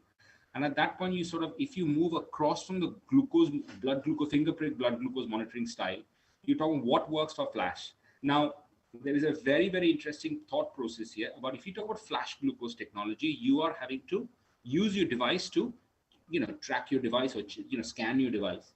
In continuous glucose monitoring, you clearly are not. And a bigger question that is now coming from a lot of the community, does the very act that you have to scan yourself make you look at your glucose and do something about it? And does your motivation drop down if you're just being continuously transmitted? Nobody's actually done that piece of work, but that's a piece of work which a lot of people are interested in looking into, because that will depend a little bit on your patient cohort about their engagement with their diabetes, where they're sitting with the whole type 1 diabetes care. Because for a lot of people who already on a CGM or a continuous glucose monitor, going to a closed loop is not a big problem. But for a lot of people who are not on anything, going to a flash glucose monitor is a big step, because it's the visualization. It's the ability to look at a number every single time it happens. And you go, oh, I didn't know having a custard or having an ice cream did that. I didn't know I needed more insulin. So does that make a difference? So I think when you're choosing your device, then I think the act of what you do with the device is very, very important. And I think the next thing for me, when you choose the device, I mean, as I said, at the very top, financial power is absolutely there at the top of the tree. And you can have that debate with that person if they can afford it. Look, if you can go to Bali on your holidays, why can't you get a CGM? That's a different debate altogether. But beyond that, I think going back to the patient's needs, I think quality of life of the parents are going to be a very important part. Quality of life of the person involved themselves. If you go to school and, for example, alarms, is it a good thing? Is it a bad thing? Depends as to what context you look at it. So alarms for a lot of people are very inhibiting, in the sense that it's sitting in the middle of a meeting and the alarms go off and everybody's looking around, what's going on? You've turned into some sort of zombie sort of thing.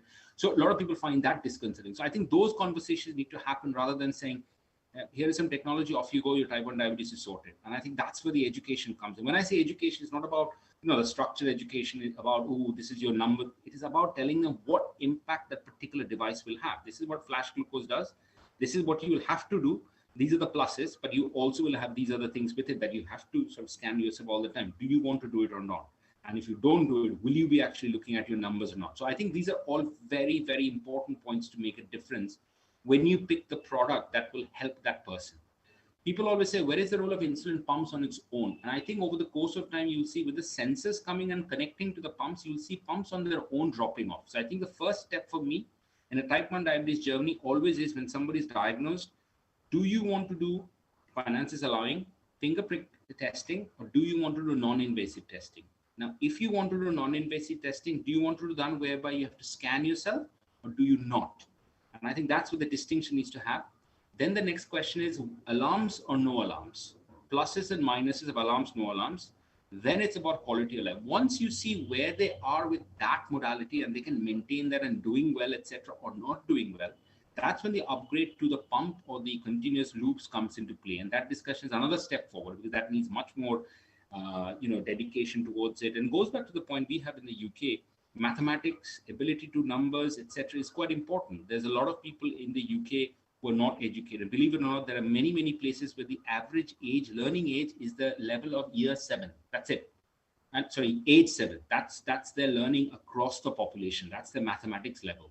So in that sort of context, just throwing out technology, that ties in with deprivation. Obviously, you can't go to school, you're not educated well enough. So how does that work in a world where technology is so big? How does it work? Do they have internet access? Do they have a laptop? Do they know how to use it? All of those. Do they know how to connect their devices? Do they know what to do with the devices in case it goes off? So the risk of decays, the risk of a missed pump, all of that has to be part of the education. rather than a developing approach, which is like type 1 diabetes is technologies out there, best of luck, off you go. That will not work because people will divest of the technology. We've got plenty of people who say, that's it, I'm done. I don't want this technology anymore. So I think that's quite important in deciding who gets what. So right tech, right person is quite important. Working environment. Okay, so what working environment do they have? So for example, are they a cleaner? Are they a bus driver? Are they a school teacher? What are they a policeman? Are they a cricketer? Are they a sports person? Where does all these things fit in? And I think that again, as I said, the ability to interpret data in education. And I always give the example of maybe a crude one, a car and a salesman. What is your approach? Are you just trying to sell a car? Or is it more about your passion, about your belief in the products that you have and trying to get the right car to the right person who will enjoy the car as well? Depends as to how you look at it. Because I think we can easily turn around and say, look, type 1 diabetes, everybody get a technology, off you go, you can sort yourself. But if the overall aim is that we want to improve their lives in HbA1c, then I think it's very important to choose the technology. Now, we're in a very happier space compared to where we were 3-4 years ago, that we can turn around and say all these options are now on the table to discuss. So I think it's important we at least have those conversations. These are all things in front of you. Here are the pros of every single one of them. Here are the cons. If you can afford it, which one do you want to go for? And I think one of the other things I wanted to say was it's not a toy, but an enabler. That's very important thing. It's all very cool to say, look, I've got a tech and you can do X and Y. Because you can see a lot of people using now non-invasive glucose monitoring, even though they don't have diabetes. They want to see what their numbers are when they eat, when they go out in a vada pav or whatever. What happens to my glucose? I want to see. So that's great. And lots of people will debate that maybe it helps in the pre-diabetes stage. Maybe it helps. We don't know. We have asked industry to do this trial. We'll find out. But again, if you then starting to use it as a cool toy, but not really enabling of whatever process you want to improve, then it's just an expensive kit to have, which you lose interest in. It's a bit like having apps on our phone. The majority of apps we don't end up using. So I think that's where the definition of which product to which person is going to be quite important. And it's not incredibly different from a lot of the conversations we have. And this is what I encourage people to think, is when we have these conversations in the world of type 2 diabetes, now the world has moved on. We're not talking about, sulfonylurea after metformin and then insulin, but that's it. We're now moved on to this whole space. We're talking about, look, SGLT inhibitors, okay, we can't afford it, right? Let's talk about the price. Let's see what you can afford. And I think we should have a similar approach. Now, I do know that SGLT inhibitors are not in the same space as technology in India, nowhere near. Because recently I've had a fair few people from India coming and say, I'll come and buy it from UK. I'll come and buy this product because I can afford it. Now, the question I straight away have for them is, do you know how to use it? I look it up on YouTube.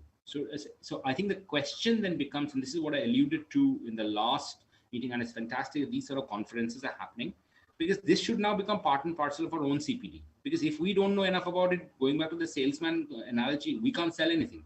So I think it's important that it's part of our CPD. We know about these devices. We know what the person can afford. And if they can, then you try and target the device to the person, the pros and cons. So I think from us, I think that's the important thing. So I'll finish there, take any questions. But as far as I'm concerned, there is no simple, easy solution to which person to what device. But isn't it also a very binary conversation like, don't have money, that's it. Let's move away from it. It's a question of where do we look into that space? What can we get them to sort of look and discuss, etc. So I'll stop there sharing and take any questions from Miruni.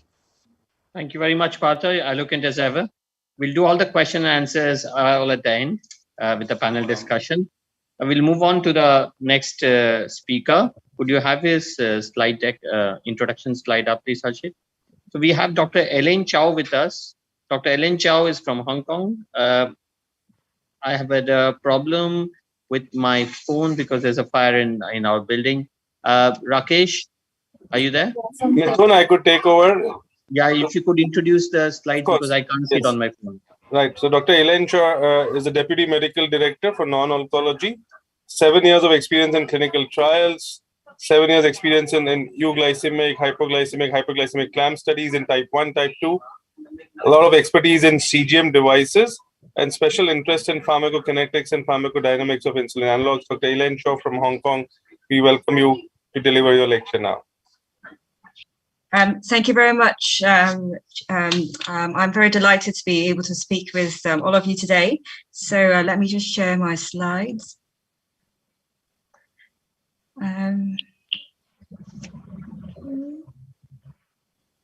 Okay, all ready and good to go. Okay, so I think thank you very much. And I would like to spend the next maybe 15, 20 minutes or so. This is a more practical guide on how to analyze CGM data in routine clinical practice. So just see some of my disclosures. So basically, I think, as more and more people are using CGM, a huge amount of time might be spent in how to, interpret the CGM data in the clinic. And like many of you, I believe you probably work in very, very busy outpatient settings. And my task, which I hope I can share with you, is how we can analyze CGM data within 10 minutes and be able to, effectively communicate the CGM report with the person with diabetes, and how to effectively formulate your management plan on based on CGM data. So I think a lot of people I work with are not necessarily diabetes specialists. We have clinicians who work in primary care, in other medical specialties, and also allied health professionals. I think a lot of them might be more familiar with the traditional capillary blood glucose monitoring and the home blood glucose log. With that, you have maximum maybe 2, 3, maximum 7 points of glucose data per day. But moving with CGM, this might be something which looks a little bit more foreign. We're looking at maybe several hundred-fold more glucose data, and this is presented in graphical form, which can get quite daunting for people to interpret.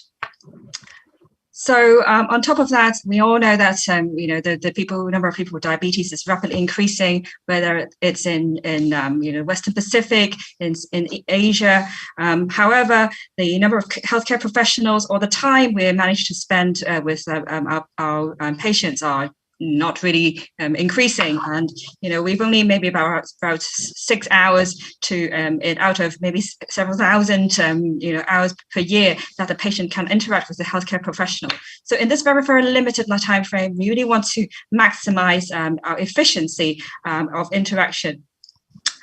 So what I would like to do is, my take on how I analyze CGM data in routine clinical practice. I'm sure many of you have probably your own method. So these are just a few of my own personal tips on how I tend to approach it.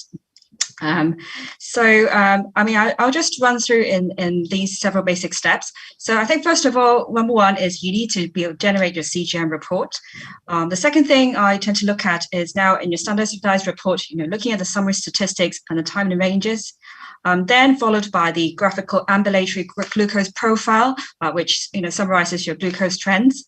Then I do tend to look at the individual day profiles, and I will spend a bit more time talking about it because I think it's quite useful to help people troubleshoot their certain sort of behaviors.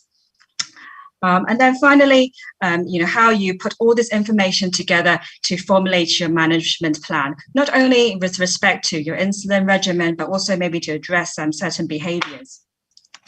And the important part of this is that I tend to talk through the report together as we look through it with the person with diabetes. So the first of all thing we need to do is probably pre-generate your CGM report before your clinic visit. So I emphasize pre because, the last thing you want to do is sit in your clinic and faffing around in the logins, faffing around logging into different platforms. So you ideally want the CGM report to be there sitting with you before the patient comes in.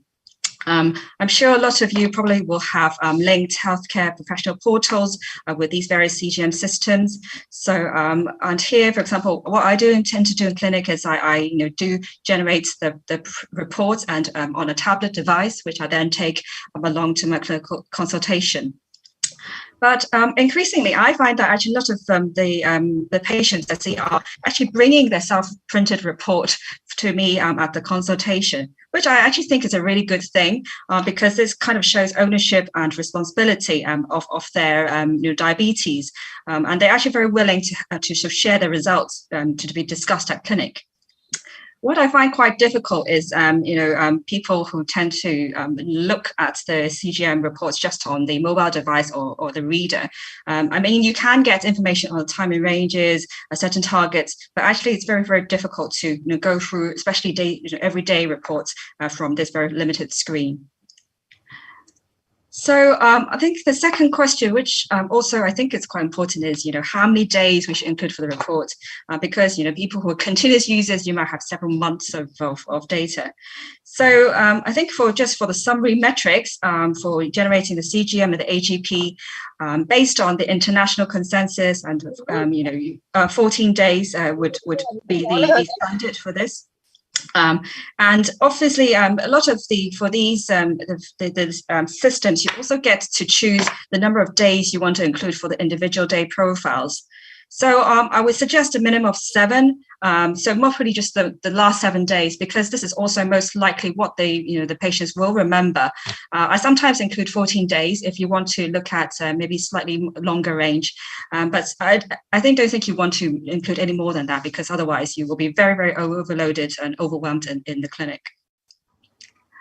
The next thing, when you generate your CGM report, I think it sounds obvious, but remember to set your target ranges. So, and most of the CGM systems, you need to set the appropriate target range. So obviously for most people, adults with type 1, type 2 diabetes, your target range would be set between 3.9 to 10 millimoles.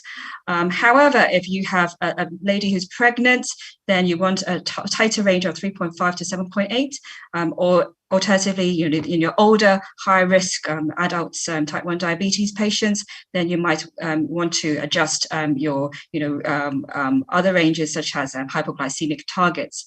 But if you don't set it correctly, then the report will also give you the wrong information. So I presume many of you in the audience would be more or less familiar with the outlook layout of the AGP. So obviously that you have your summary glucose metrics, this stacked bar, which gives you a time and ranges, the ambulatory glucose profile, which is kind of a summary of the 14-day median of your 24-hour ranges, and then also individual profiles at the bottom. So in terms of the first thing I tend to look through would be the glucose statistics of the targets. So first, you want to check that, how many days they've been using it, whether you've, the portion of time the sensor is active. And then I tend to talk through with the patient about, what is your target, time and target. So here, for example, this person has got 90% time in range. I would say, well, fantastic. This is really, really good. And then highlight any issues, whether they've any excessive time that's low or excessive time which is in high. So here, there's also the recommended targets here for reference. The GMI, the glucose management indicator, which is kind of the proxy of an A1C. So this data is also listed on the AGP report. However, I tend to make a mental note of it rather than discuss this with the patient, because sometimes this is quite different from the A1C. And also the glucose variability, again, the percentage CB, again, gives the clinician an idea of the degree of variability of glucose control. Another thing which is quite useful to look at is the if you're using an intermittently scanned CGM, the number of scans per day.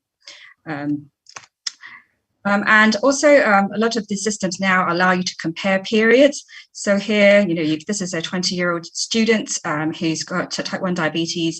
He's on a Medtronic 670G hyperclosed loop, and you could see, compare his glucose time and ranges between August and November readings, which is quite useful to tell the patient about how things have changed. So, so the next part is the ambulatory glucose profile. So here, this is a graphical summary, which is kind of, summarizes the 24-hour glucose profile. The median line is summarized here as the 50% line here. And you get an idea of the kind of spread of the data. So this darker blue describes the interquartile range, and the lighter blue area describes the interdecile range, which gives you an idea of the variability of the glucose profiles.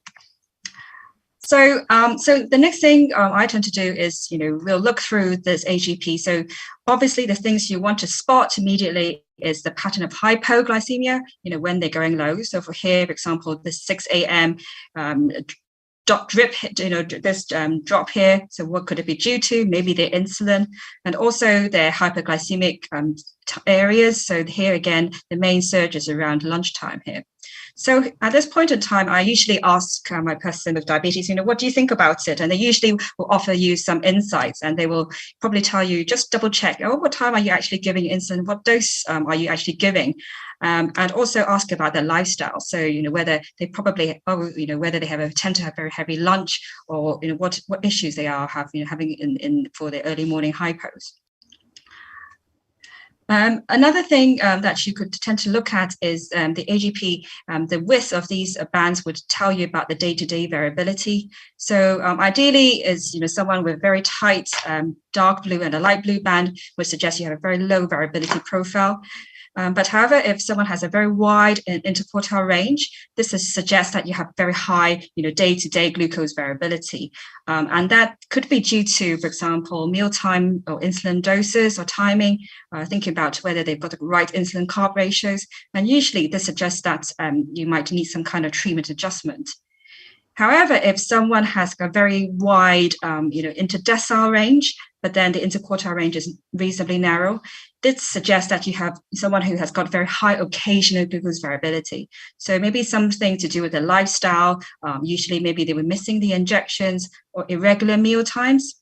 So this is quite helpful to think about as well. So then I move on to the individual day profiles. What I usually encourage, obviously, my patients to do is use the meal markers and to try to input some of the meal data. Not everybody does that, but when you do that, I think it's quite useful because it gives you an idea of how this correlates with their glucose profiles. But also you can generate this meal snapshots, and you can probably it's easier to identify which is the problematic meal. Also, with the individual profiles, you can look at the insulin dose. So, for example, this was a 24-year-old lady. She was a type 1 diabetes on multiple daily injections. She had very, very brittle control. She was in the first trimester of pregnancy. We were trying to optimize her in a very short period of time. So here, having that knowledge of the detailed bolusing data in relation to her glucose was quite important, so that we can probably fine titrate her insulin, more readily. The other thing I tend to find useful in the individual profiles is that you can sort of check on their bolusing behaviors. So, for example, here, if you look at this patient, you could see that, you checked her glucose at this time, 10.8, but then she dosed probably late after her meals, and that maybe possibly led to her having a hypo. And also looking at corrections. So here you could see, this was pretty high, 18.5. So she gave 3 and then an extra 7 units, and then possibly went a little bit overboard. So these small things are quite useful to pick up, and maybe you want to discuss this with the patient on what happened on those days. So here is another for example of a profile. This is a 34-year-old lady with type 2 diabetes. So she is on Humulin N, 30 units in the morning, 10 units in the evening. A1C is 6.9%. She claims to have quite frequent nocturnal waking, and so that's why we did a CGM on her. And if you look at it, it's, you could see, especially her overnight profiles are very variable. Yeah, so you could see nights where she's going extremely low, but then also nights there that she seems to go to bed with very, very high glucoses. So, so I think you will start to ask these questions. Are these days when she's omitting her evening basal insulin? Is she omitting this because she's worried about hypoglycemia? Or, are these days where she's going very high is because she's, compensating by overeating? So these are kind of things that you could check. And eventually we obviously changed her from the Humulin N to a basal insulin analog, which solved all the problems. The other thing I also find useful, if people are using a real-time CGM, is looking at how they react to alarms. So this is a 67-year-old male patient on type 2 diabetes. He's on multiple daily injections and he's on dialysis. So here, you could see, at this point, there was a hypoglycemic alert. And you could see, he, alerted a few times, and then he probably did take correction because the glucose went back up fairly readily. But if you see some people who are constantly alarming and then kind of ignoring, and the glucose still not recovering, then you need to check whether they actually may be deliberately ignoring these hypoglycemic alerts. So some other thoughts. What about the SMBG data? So if there are devices which are non-adjunctive, certain systems which still require maybe 12-hourly calibrations, then do check whether the calibration SMBGs are performed at the right times and are they adequate. Some people also do concomitant SMBGs, and generally, if you are at the extremes of glucose, you would generally encourage the patient just to have a double check to make sure the glucose is indeed low before they correct themselves. This also is useful data to help, to maybe address certain issues to do with accuracy. So finally, after all this information is put together, you want to formulate your management plan. So probably, even just after reviewing the ambulatory glucose profiles, you would probably have some idea of what kind of treatment adjustments you need to make. So increasing your insulin doses, maybe you need to change them to a total different insulin regime. The other thing you want to offer is obviously lifestyle advice. So if you identify the lunches, the segments where they have particular postprandial hypoglycemia, and this is clearly related to the diets, then you might want to particularly address that. And then finally, also address the behaviors. So some of the things that we picked up just now: missed doses, delayed doses, overcorrections, ignoring alerts. And also don't forget to ask the patient about any issues relating to CGM. So check the sensor sites, ask them, oh, where are you wearing it? Any issues with skin irritation. Also, sometimes people do bring up the cost, and that also might limit why they're not using the CGM as regularly. And issues with, for example, alarm fatigue. And also, you might want to review the alert settings if someone's using a real-time CGM system. So I hope I have briefly summarized to you the essential elements of analyzing the CGM report or the ambulatory glucose profile, how to use CGM metrics, and how we can use the extra information from the individual day profiles to help you troubleshoot behaviors, and importantly, how we can run through the CGM report together with the person with diabetes and make a collaborative management plan. So thank you very much, and I will welcome any questions later on. Thank you, Elaine. That was a very nice talk that you've given. We'll do all the question answers at the end, if that's okay with you. I'll request you to kindly stay on. Yeah. I'll now invite our final speaker, Ashit. We have got Dr. Uni Krishnan. Dr. Uni Krishnan is very much well known in the whole of India. He leads the Chilaram Diabetes Institute. He's an endocrinologist of repute. And he was yesterday awarded a technology award as well for inspiring the next generation in diabetes technology. Dr. Uni, sir, is going to speak on time in range center diabetes care. Over to you, sir. Thank you. Thank you, Dr. Bhartiya and Dr. Verma. It's a pleasure to be here again today to discuss time in range and the utility of time in range in clinical practice. Dr. Elaine has already given a very wonderful explanation of CGM metrics, and I will be discussing mainly a few cases. May I ask if my slides are visible and if I'm audible? Yes, sir. Yeah.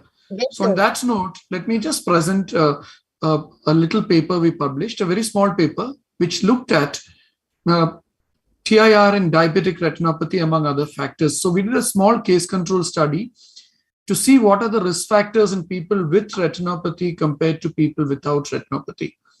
And what we found is that we had, of course, a very small sample size, 37 with retinopathy, group 1, and 37 without retinopathy. We found that people with retinopathy who underwent a CGM compared to people without retinopathy who underwent a CGM, and this was a hospital-based study, people with retinopathy had a higher average glucose, had a lower time in range. So a lower time in range was seen in people with retinopathy. Time above range was also higher in people with retinopathy. But none of these were really statistically significant because this was a pilot study we did to calculate the sample size for a larger study.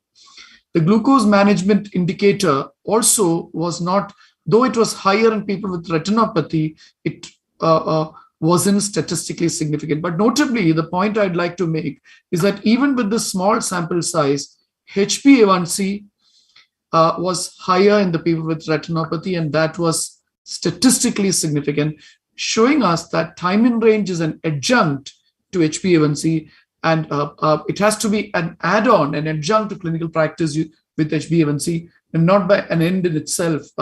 It's like the previous speaker said, it is the entire CGM metrics which have to be looked together. We also looked at several other indices of variability, and we found that all of them are higher in people with retinopathy. But as I said, this was a very small hypothesis generating study and just a pilot study, so we can't read too much into the study. Nevertheless, there was a numerical increase in variability markers in the small sample size. We also found that people with diabetic retinopathy who are older, and the time below range cutoff when age is above 65 is below 1%, and that was difficult to achieve in people with retinopathy that tended to have more hypoglycemia. Implications for practice there, that people above 65 with retinopathy, diabetic complications, chances of hypoglycemia are going to be there as we attempt to control. So I'm going to look at 3 cases and talk about an app which drives the dosing. So this is a 32-year-old lady. Whenever we talk about a country like India, CGM is not widely available, and CGM still remains a tool in urban elite India, but it is changing, and it is CGM continues to empower people across the country, and one hopes that more economical CGMs will come. But it's not that you require CGM only and CGM only, and somebody with a glucometer can't have their diabetes managed. That's not true at all. So this is a case, a 42-year-old lady, twin pregnancy, IVF. She's 32 years, and she's come at 32 years of just weeks of gestation. So 32-year-old lady at 32 weeks of gestation for gestational diabetes. You can see the fasting is in the 80s to 90s. Postprandial is after breakfast is 120, before lunch 80 to 90, postprandial after lunch 130 to 138, so on and so forth. The post-dinner is high. She's taking metformin with dinner. The point I wanted to make is that you can still get some idea of a point in range or glucometer values in range, even with a glucometer which syncs to the mobile phone and to the cloud, and you can see some other values, some indication. So for those of you who do not have access to CGMs, those of you who are worried that without CGMs we can't treat diabetes, because rapidly CGM is taking over the diabetes discussion. I think there is still a role for self-monitored blood glucose levels. So second case is continuous CGM for COVID care during the pandemic. This is one of my patients, a gentleman who was on Lispro and Degludec, and he'd also been on liraglutide and metformin for sugar control. And you can see that as soon as he was already wearing a CGM all the time. And you can see that on 19th, by 20th, when he developed COVID, in fact, as though his RT-PCR was negative, his CT scan was highly suggestive of COVID.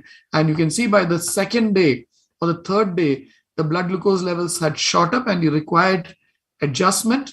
And you can see that his blood sugar levels at 227 started going up by 20th of March 2021, a year ago, when we had the second wave in India. And throughout the ICU stay, his blood sugars were high. He required very high doses of insulin because he required very high doses of dexamethasone as well. And he also was managed by the intensivist at that point of time. But what is important is that he continued to monitor his sugars throughout the ICU stay, came out of it, and you can see on 31st of March, his blood glucose level came down to 196. So if you see his time in range, so to say, during the COVID period, between 15th March to 31st March, you'll see that his time in range was only 23%. And after that, he was back to his original regimen. And you can see that he was also back to his liraglutide and metformin. And by May, this is exactly a year back, 8th May 2021 to 21st May 2021, his median had come well within the range. And you can see the variability had also come down. We needed to adjust his basal very carefully initially as the steroids were tapered because of the lower limit, the high variability seen. Of course, this doesn't differentiate between the interdecile and interquartile ranges, this particular diagram. The time in target, which was 23%, has now come up to 80%. And this is just to highlight that time in range can be an important marker for the doctor and the healthcare provider with discussion with the patient, but the patient can also see their blood glucose levels frequently and check it. You can see he was checking almost, some days he was checking 10, 7, 13. Even during the ICU stay, he was checking, he was checking, or the staff were checking at least 10 to 12 times per day. But importantly, his decisions for insulin were based on glucose meter reportedly in the ICU, because I'm not suggesting that CGM should be used in ICU for glucose control or in the wards. It is still the glucometer, but CGM could be an adjunct tool in detecting hypoglycemia in select cases. Like this gentleman was wearing it before and continued to wear it throughout the period. So this is a second case. I'm afraid these are all simple day-to-day cases which we see in our routine clinical practice. And this is my third case, which is post-COVID management of hyperglycemia. So this is a 62-year-old lady with type 2 diabetes. She was on medication since 2014 and was started on insulin in April, secondary to COVID admission. And after that, she was discharged on 16th April and came for care. And you can see that she was continuing to take regular insulin without a basal. So she didn't require a basal reportedly because she took 10 units of regular insulin in the morning, 10 in the afternoon, 10 in the evening when she presented to us. She also had ischemic heart disease and she had a PTCA done.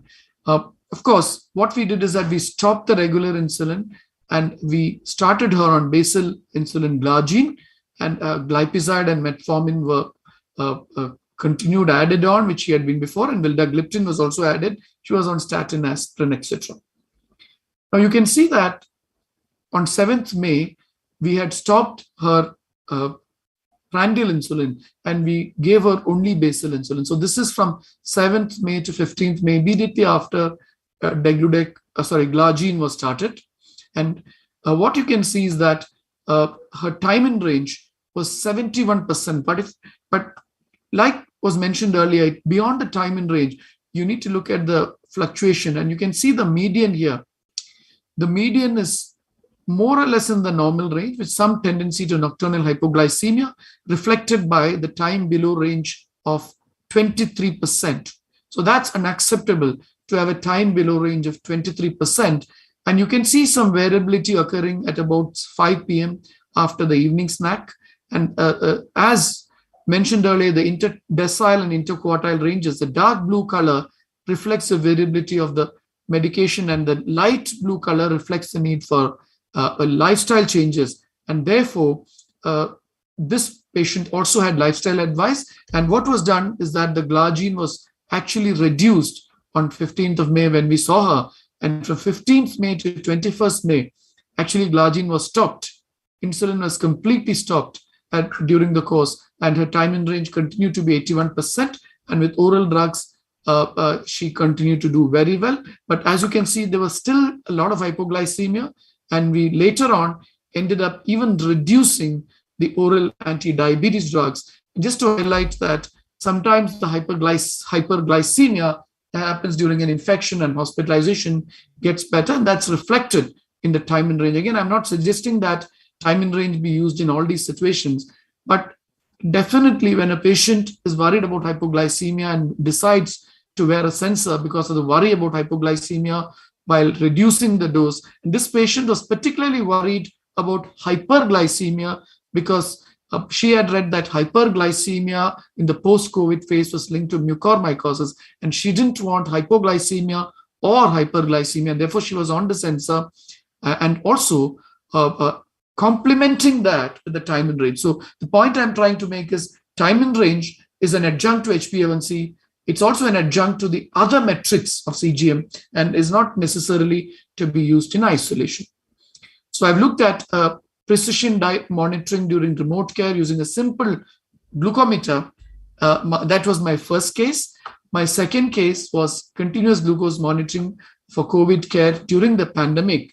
And the third case was post-COVID management of hyperglycemia, and showed how during the titration phase, and that could stand true for any situation where even steroids are prescribed and you are removing the steroids and you're worried about hypo and hyper, this could be a valuable tool. And next, let me just talk about apps that drive the dosing. So glucose control may be challenging to achieve because of delayed initiation of basal insulin. Sometimes basal insulin titration may be difficult. Sometimes it may be difficult to adhere to certain prescribed basal insulin treatments because of there could be lack of patient education. There could be limited resources for diabetes treatment. And therefore, the use of individualized technology and treatment regimens based on patient needs is increasingly considered as a feasible means to improve basal insulin titration. So there are many apps for basal insulin and other insulin titration, including dulaglutide app, which was there earlier. I don't know if it is still there. And of course, other apps. But I'm going to talk about the My Dose Coach app, which is a particular app where the patient downloads the app, gives the requisite permissions, and the doctor advises the insulin regimen. And according to that, you can see the patient might like to take, say, Glargine U300 at 10 p.m. and check their blood glucose at 7 a.m. And if the fasting blood glucose is 180, the dose might be increased to 20 units as per an algorithm that is set by the doctor. And every third day, the patient could enter. Because every time when we start basal insulin, the problem is that we might start 10 units, but the patient might just continue to take 10 units and not increase the dose despite us giving a schedule. But using an app, the patient knows that this is a regimen recommended by the doctor, and it might improve compliance, and we studied this app. So how does this app work? The doctor downloads a software on a computer, adds patients to the list. The patient downloads the app, gives permissions. The doctor plans individualized titration algorithm. For example, 10 p.m. insulin, 7 a.m. blood glucose. And if it is, say, degludec or Glargine U300, the titration might be done every third day. And the app, therefore, tells the patient what to take depending on what the doctor says. And along with this, we've looked at, I'll show you a case where the time in range is looked as an adjunct to basal insulin titration using glucometer with an app. So this is, gentlemen, before starting insulin Glargine U300, time in range of 49%, the GMI of 7.9. You will see the requirement for basal insulin, because if you see the median is largely high. All values are largely high. The time above range is almost 51% of the time the sugars are high. There is some variability because of lifestyle, but you can see the dark blue color suggesting there is some variability of the medications as well. So you can see this person was started on insulin Glargine at the U300 at the traditional dose of 10, and the dose was increased every third day. You have to read from the bottom of the screen to the top. So 20th February, and then again on 23rd February, on the third day, the dose was increased to 12. I don't have to tell this elite audience about how to titrate the dose, but it started, so I'll just be very quick, started with 176, the dose increased, and then the dose recommendation became 14. The fasting continued to be high, though it came down a little bit. It took some time, and the dose kept on being increased. And finally, you can see that the blood sugar levels started coming down, and the new time in range improved to 62%, and the time above range, which was 51%, has come down to 38%, the time above range. So hyperglycemia has come down, the time in range. So you don't have to wear this throughout the period. You need to wear the CGM, maybe if the patient is concerned during the titration period, initiation period to watch for hypoglycemias. After that, you might like to continue the glucometer monitoring at home, and you can see eventually with good diet, exercise, medication, it's not just insulin that brings down sugars, other things do also bring down sugar. So diet, exercise, medication, you can see the fasting come down to 118 and insulin dose was continued. And we published results of this My Dose Coach app recently. This is just ahead of print. It was published, this ahead of print reference is on March 2022 in Diabetes Therapy. It was also presented last year and at the ATTD in 2021. We divided the population. We studied in this particular presentation, we studied 2,517 subjects, and we looked at high users of the app, moderate users of the app, and low users of the app. High users are in red color. And you can see that the percentage who achieved fasting target was highest in the high user group. The percent time to reach target, the people who used the app the most had the shortest time to reach the fasting target. And also the people who used the app the most had the largest fall in fasting glucose levels. So using an app, which is a titration app for patients called the My Dose Coach app, in type 2 diabetes, people requiring basal insulin showed a better fasting blood glucose target achievement percentage, shorter time to target, and a greater reduction from baseline baseline fasting plasma glucose. So therefore, using an app with built-in regimens could improve better fasting outcome. But my plan here was not to show about this app, but to show about how this app was complemented with a CGM in the initial phase of initiation to allay the patient fears of hypoglycemia. So I've shown you 4 cases. I showed you how you can use a glucometer to get valuable data for patient care, and CGM, which is a very expensive tool in my opinion in India, is still out of the reach of the majority, and we have to depend on CGM, on self-monitored blood glucose in our country. But of course, if everybody could afford, I would probably use CGMs much, much more.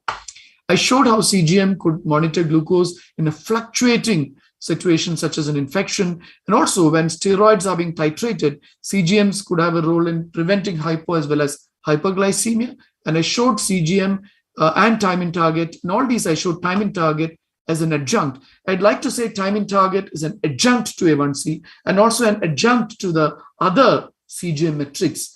I hope the day will come when CGM is available for the vast majority of people in countries, in developing countries and low and middle income countries. Because even if that CGM is not a CGM with a lot of features and facilities, just seeing a moving selfie of their own blood glucose levels can be very empowering to the patient, can prevent hypoglycemia, can educate about diets, make the patient self-aware about diets, and help the doctors in titrating and reaching targets. Thank you so much for listening to me. It has been an absolute pleasure participating in this meeting. Thank you so much, Dr. Uni. Now we are open for discussions and questions. I'll kickstart by asking Dr. Uni a question. Your views on point in range, and as well as if the app malfunctions, something happens to the patient, who walks the talk? Whose blame? If any apps malfunction, something happens. So as I said, there are 2 points here. One is, of course, the point in range. The point I'm trying to make is that CGM is not available to the majority of India doctors. In that case, point in range can be a good backup tool. I'm not saying it's the best, but it's a good backup tool. And doctors, I often go to speak, and some of the doctors tell me, but we don't have CGM, we don't know CGM. We just have learned glucometer for years. Can we depend on that for patients who can't afford? I said, absolutely. We have been used to, and we will continue to depend on point in glucometers for the vast majority. The second question was about the app. Well, it's very clear as per the Indian IT law. The Indian Information Technology Law states that all the data belongs to the patient. It doesn't belong to the healthcare provider or the platform or anybody else. And the data, if it is an electronic health record, is held in trust The patient has held it in your trust, and it's your duty. Having said that, we need to take necessary disclaimers and permissions before we use any app for patients, and it has to be a patient-doctor discussion.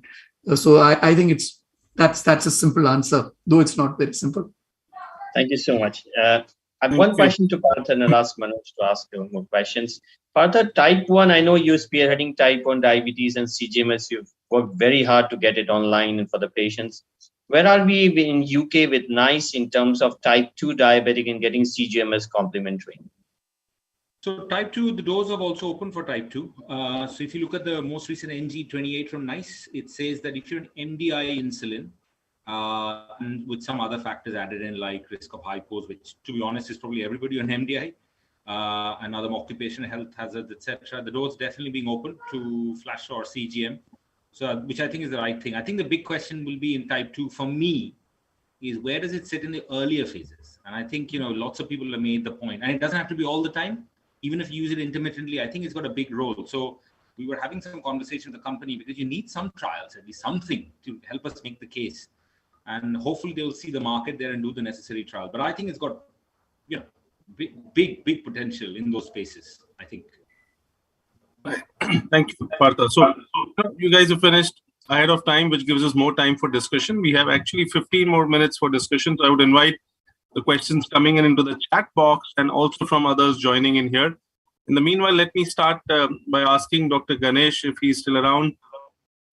Dr. Ganesh Javlikar, who took the first talk. Yes, Dr. Ganesh.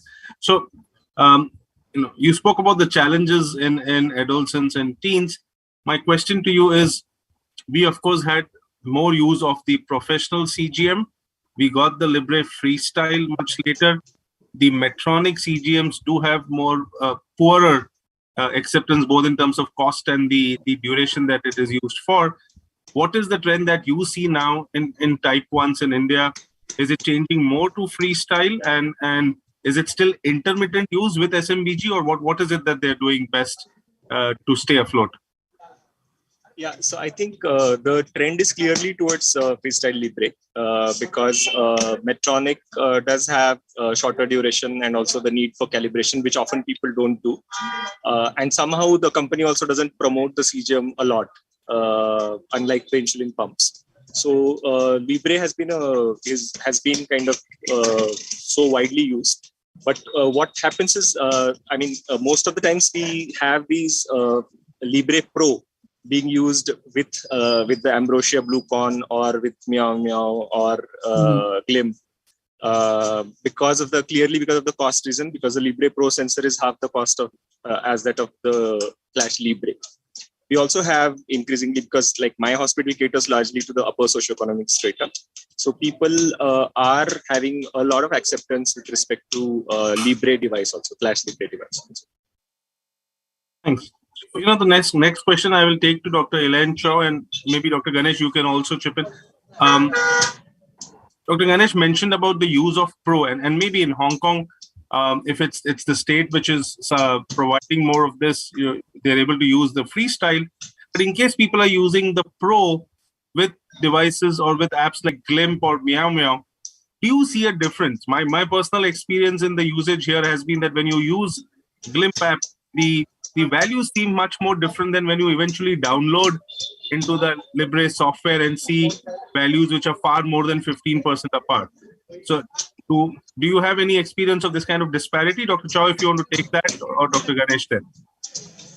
I could start by sort of describing the situation in Hong Kong. So actually, our public health system doesn't fund anything like CGMs, not even our glucose test strips. So most of it is paid out of pocket.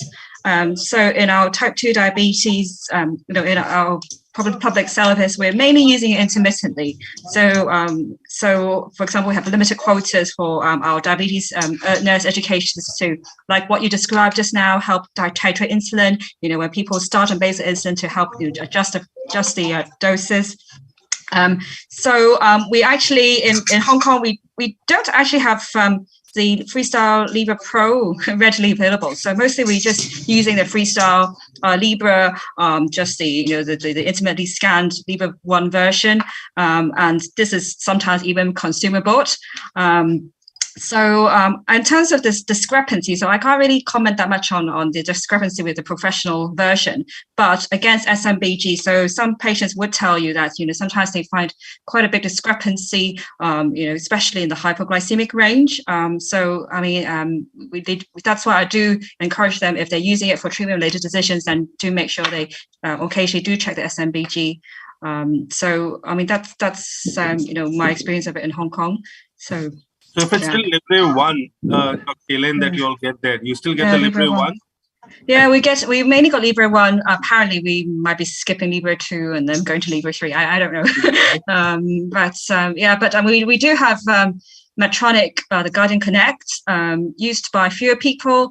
But this is one of the real-time systems, especially for people with type 1 who need the alarms, and also the Dexcom G6. So we do have a small proportion of people who are on it. Sure. So my question to you is, with Libre 1, we still feel that day 1 and day 14 is something to be taken with a pinch of salt. It still has some issues on day 1, day 14. Your experience? Yeah. Obviously, obviously the day 1 is to do with initial insertion for the sensor to get used to your skin. The day 14 is because your sensor, your enzymes are basically dying. But most of our regular users, they do know that the day 1, day 14 is less accurate. And I'm sure sometimes the reps will also tell them if they try to ask for a refund. So but this is something that we do, healthcare professionals and also our patients are aware of. Thank you. Any questions from any of the panelists? Dr. Ganesh, you wanted to add something to the disparity with GLIM? Yeah, I mean, we do see this disparity. Another thing is like, with respect to, I mean, although it is a good way of patients themselves managing the blood sugars, but when they come with the GLIM data in the clinic, it is quite difficult to interpret. I find it very difficult to interpret because you have to kind of do some, I'm sorry, there was some disconnection. Sorry, am I audible? Yeah. Yes, so I mean, downloading the sensor from the Abbott reader and generating that report versus the report that is generated by GLIM, I find the sensor report much more easier or much more convenient for us to interpret from the Abbott reader. Dr. Ganesh, how do you find the reaction of children and parents when you ask them for CGMS? Are children more excited or parents are more excited? Well, I think the parents are quite happy about lack of calibration. I mean, the reduced need of SMPG and even the lack of calibration, no need of calibration in the Libre device. With respect to children, there are mixed kind of reactions. I mean, very young ones are just not aware. They are okay with whatever is happening. The adolescents, as I mentioned in my talk, are fairly, especially girls, are very resistant to their arms the device being seen on their arms. So I find that the uptake in adolescent girls is much lesser as compared to other populations. Absolutely. So Partha, coming to you, in terms of choosing the device, and that's what you were speaking on. Now, I know that NHS has been using the Libre, but now the Dexcom has also been approved for use. So if that's the case, if you have the option of both the Libre 2 or 3 and the Dexcom, how do you help your patients choose between these two? It's a world of having lots as compared to here in terms of none of the options. So in abundance, how do you choose? So I think, as I said, a couple of it depends on the person. So what are they looking to do? Is it just for glucose monitoring and nothing else? A lot of people will also deviate towards the Libre because they'll say, that's fine, that's a starting point, I can scan myself. I think the power of Dexcom, without Libre releasing the connectivities yet, sits in their potential of saying, look, start with this. If this doesn't work, we have the option of looping it to you with a pump. So you stop 2 changes at that time. Now, that world will also change in the next 6 months, 1 year, I'm pretty sure, with Abbott also doing all their negotiations and all those things going forward. But I tend to very much, I think there is that also price differential even in the UK setting. So in Libre, that's why Dexcom are coming with their other version called the Dexcom 1. G1. Which again, The interesting thing of the Dexcom 1 is that it doesn't loop to a pump. So it takes away that debate. So then it becomes straightforward. Do you want to scan yourself? Do you not want to scan yourself?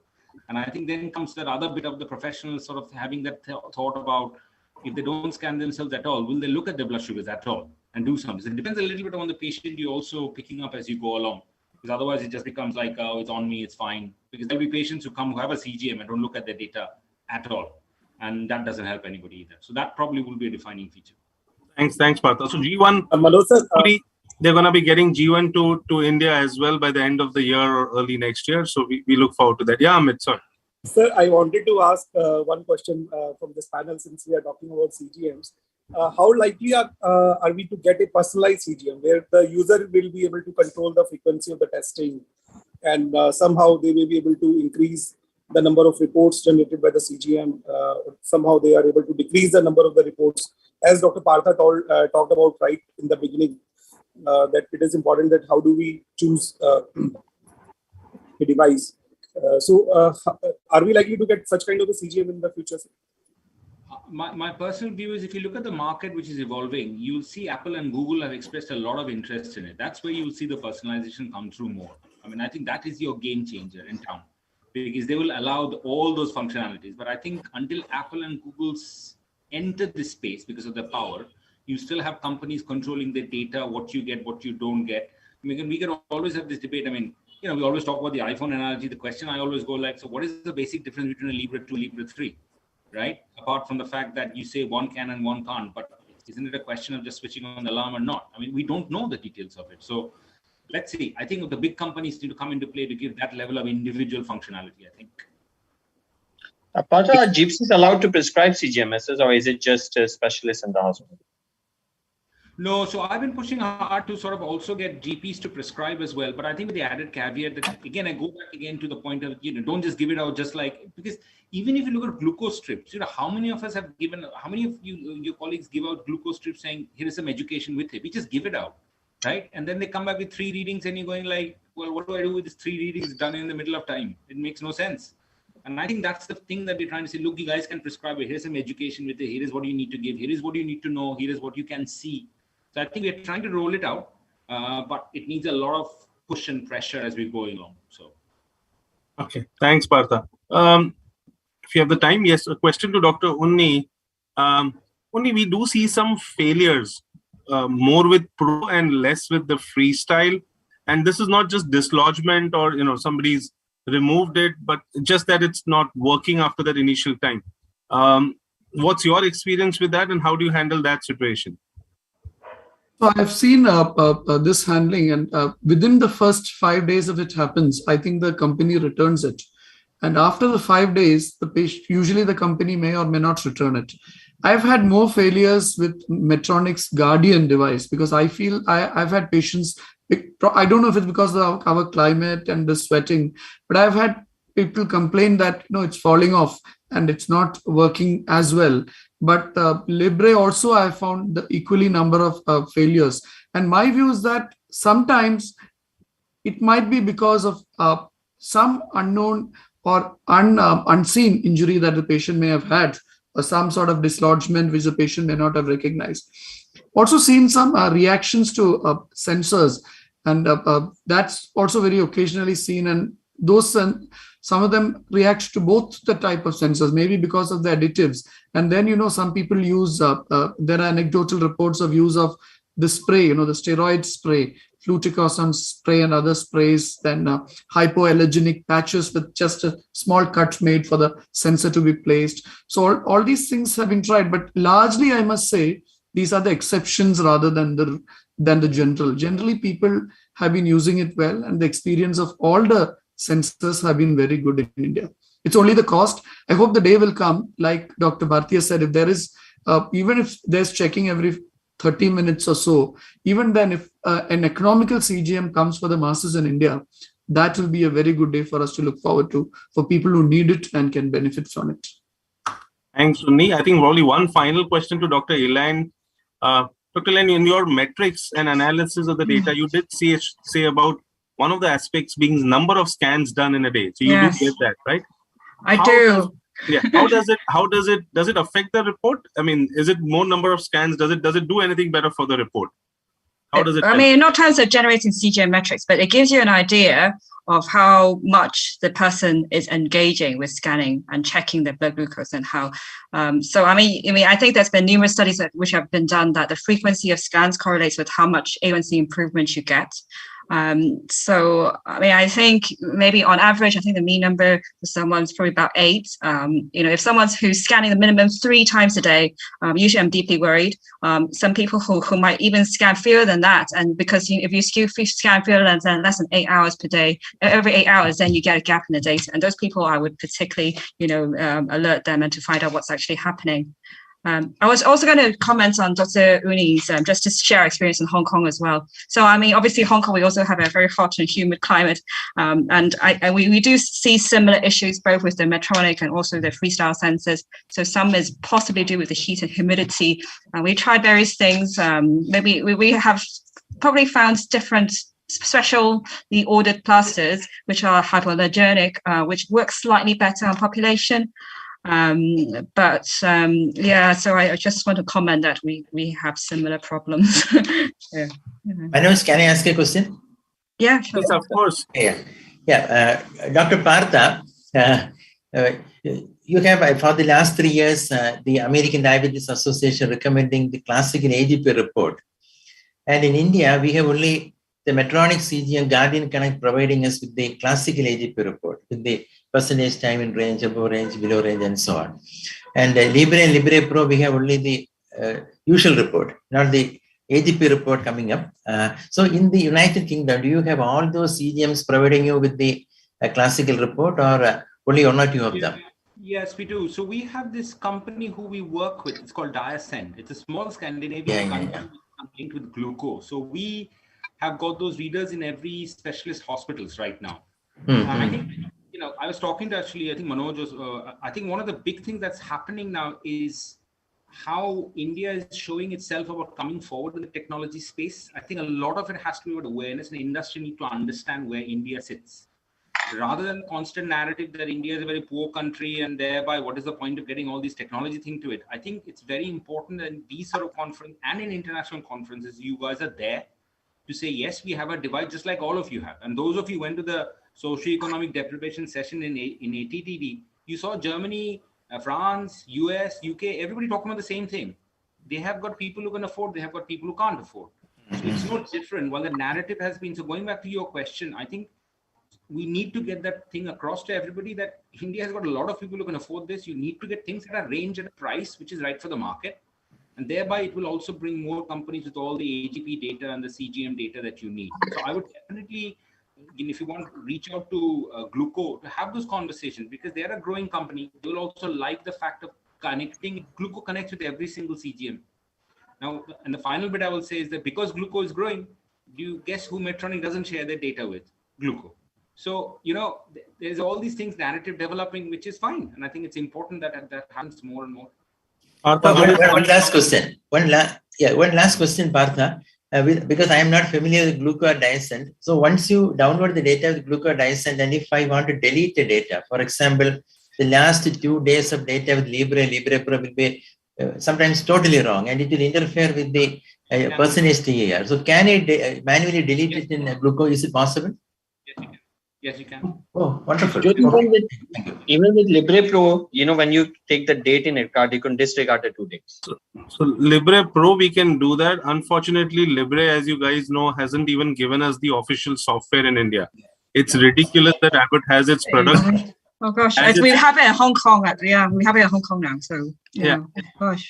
So they have the product here without the software. It's absolutely ridiculous. But yeah, and also to Partha's thing, Partha, there's another product called Ultra Human here, which is doing the same thing.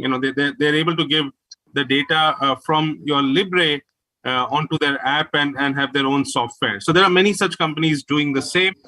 However, we've completely run out of time in this session, though I welcome all of you to stay back for the final session here, which is going to discuss the future aspects of technology in diabetes and the limitations.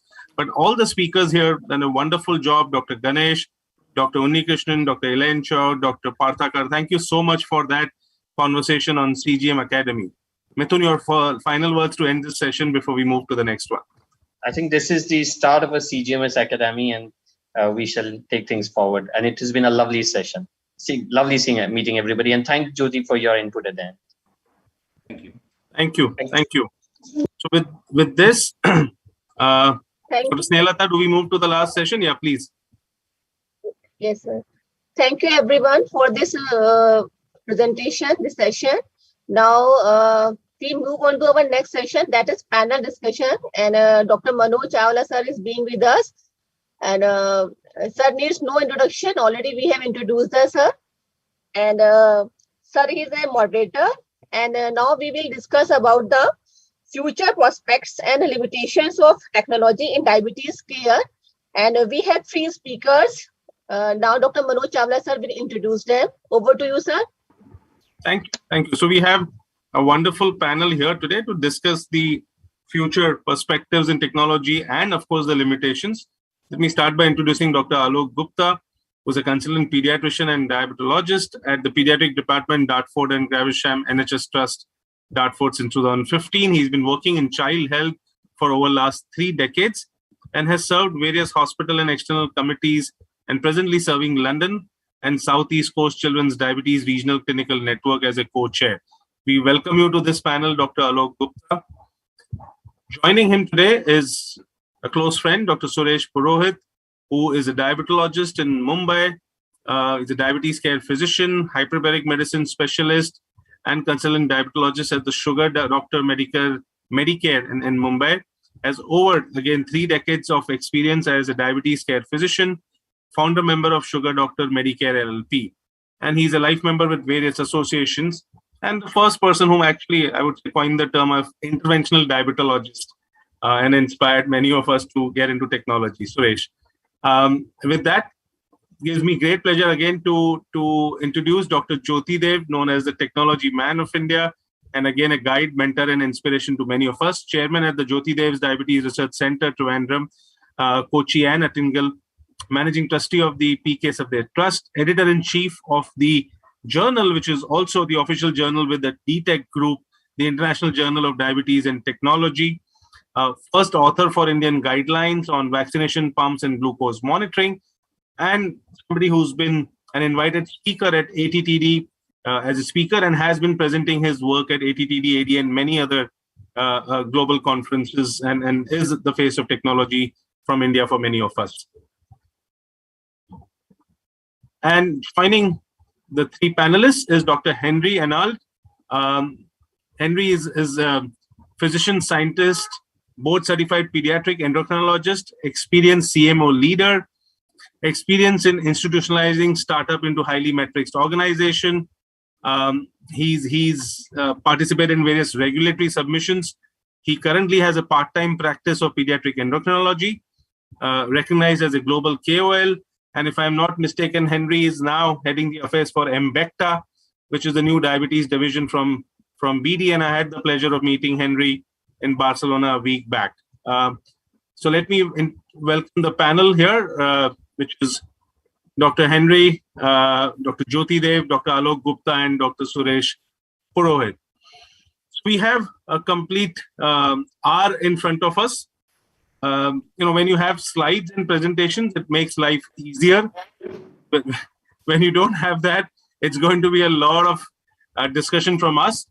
And let me start by asking our first panelist, Dr. Alok Gupta. So here in this session, we're going to be discussing both the future aspects in technology, what we have seen at the ATTD this year,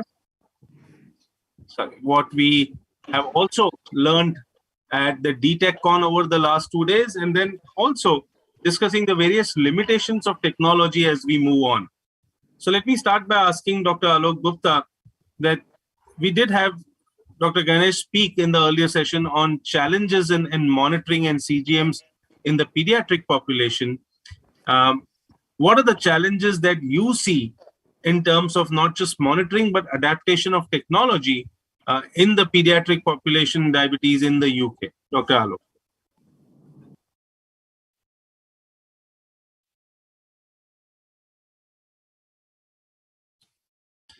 You're mute, Dr. Gupta. Yeah, you're correct. So morning, Manoj from London, and morning to all of you. And hopefully you're having a nice afternoon in India.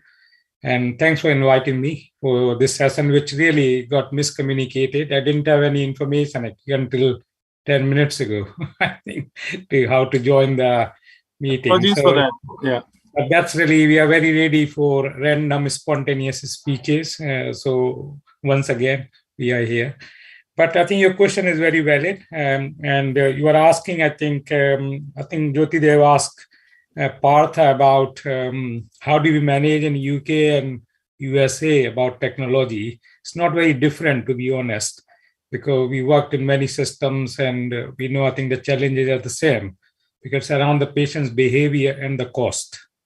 And that really two important key limitations, I suspect, I think, in using technology in any setting. Unless you make a technology in bulk at very low cost price, and which public doesn't need to bear that responsibility or burden. That's really one important point. And number two, how do you make, I think, public to buy in or make them understand to use the technology as much as, because we have around 70% of children on pump. Hardly many children or families, they download their data.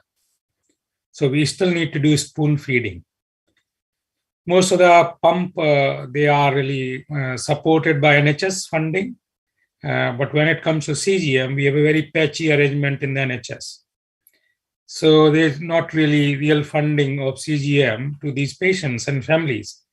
They hardly get onto CGM because unless the cost is supported by somebody as a system provider, they can't afford it and they don't have any motivation to use it. So that's really two, I would just open the session, I think, by these two big limitations. And I'll stop at this point. Thank you. So let me take the same question to the other pediatric endocrinologist on the panel, Dr. Henry. Well, you still practice pediatric endocrinology in the US. What challenges do you see in that population in terms of adaptation of technology or moving towards that? Thank you, Manoj, for the question. And Jyoti, excuse me, it was great to meet you as well in Barcelona. You know, I want to follow my comments after Dr. Gupta. I think it really raises the question, at least in the US, about the technical limitations, the educational limitations, and cost limitations. And if we look at other places in the world, for example, the adoption of technology is quite disparate. For example, if you look at Scandinavia, the uptake is so much higher. And in the US, unfortunately, may depend on what socioeconomic group a patient may belong to, the attitude of the physician, and the lack of uniformity to access based on multiple payers. So we are not yet at a point where technical solutions provide the relief of burden so that patients do not have to look at their data or try to make some conclusions based on their data. And literacy and numeracy play such an important role. And again, we try to do this in mass, but the ability to account for different levels of literacy and numeracy also provide great challenges in adoption. We talk about cost. For those who don't have insurance coverage as it is in the US, these technologies are beyond reach. So I think the challenges really are technical, educational, and cost. But there's so much more to say as we have advances in artificial pancreas or automated insulin delivery, where the promise of total relief of the burden for someone living with diabetes sometimes is an elusive goal. And as we've seen in products on the market today, not every solution works for the same for the same person living with diabetes. And obviously over time, we expect with big data and data analytics for artificial intelligence, all of these very grandiose words, but I do believe that there is an opportunity for technology to further relieve the burden of people living with diabetes. Thank you. Thank you for that, Dr. Henry. And let me take the next question to Dr. Jyoti Dev. Jyoti, you were there at the ATTD. I'm going to ask you to help me by summarizing your top 5 advances or studies or the future aspects that you saw which have excited you the most. So I need you to give me 5 of those sessions or learnings or things or advances in technology which excite you the most. ATTD, Dr. Manoj, always have been very exciting for me for all these years. And anyway, one excitement is we have met Dr. Henry Angel there. Hello. So every year at the ATTD, we are witnessing a growth of CGMs and insulin pumps. So in the earlier days, it was only insulin pumps, but nowadays, for the last 3-4 years, we have been witnessing a huge growth in the continuous glucose monitoring devices. And there are multiple players. And there are players from China. I don't want to name them. And I have seen that Partha also presenting in this paper one CGM from China. And I am sure that Dr. Alok Gupta should also be using the same. So that means some of these products which are less priced are also becoming more common. And probably they are also having an accuracy and reliability matching with the similar devices, time-tested devices in the market. And then I have been closely observing at the growth of non-invasive monitoring systems. And that is the 4th generation of sensors. And I presented the data yesterday at our conference, D-TechCon. And that is also quite promising. The non-invasive glucose meters and the non-invasive continuous glucose monitoring devices. And I still remember at the ATTD in 2008 or 2009, looking at one of the Raman spectroscopy devices based on scattering of the light and measuring the glucose values and found to be very reliable. But unfortunately, whatever we see at the ATTD, 95 to 96% of those startups never reach the market because they fail in the clinical trials. So we even made a suggestion yesterday in one of the similar meetings that when the startups, they are mostly engineers, because in the ATTD we have seen that most of these startups are exclusively engineers, they are not doctors. So from day one onwards, if they can have some conversations and meetings with doctors involved in clinical practice, then probably they'll be much more successful. They are actually initiating conversation with doctors only reaching a certain level in their clinical trials or in their experiments. Then only they are meeting the doctors and discuss. I met a group where they were discussing with me that they have invented a socks where they are implanting multiple sensors, and this is meant for not just glucose sensing, but continuous glucose sensing. And in the ATTD, another finding is time in range has now become a pivotal component, and everybody is now discussing on time in range.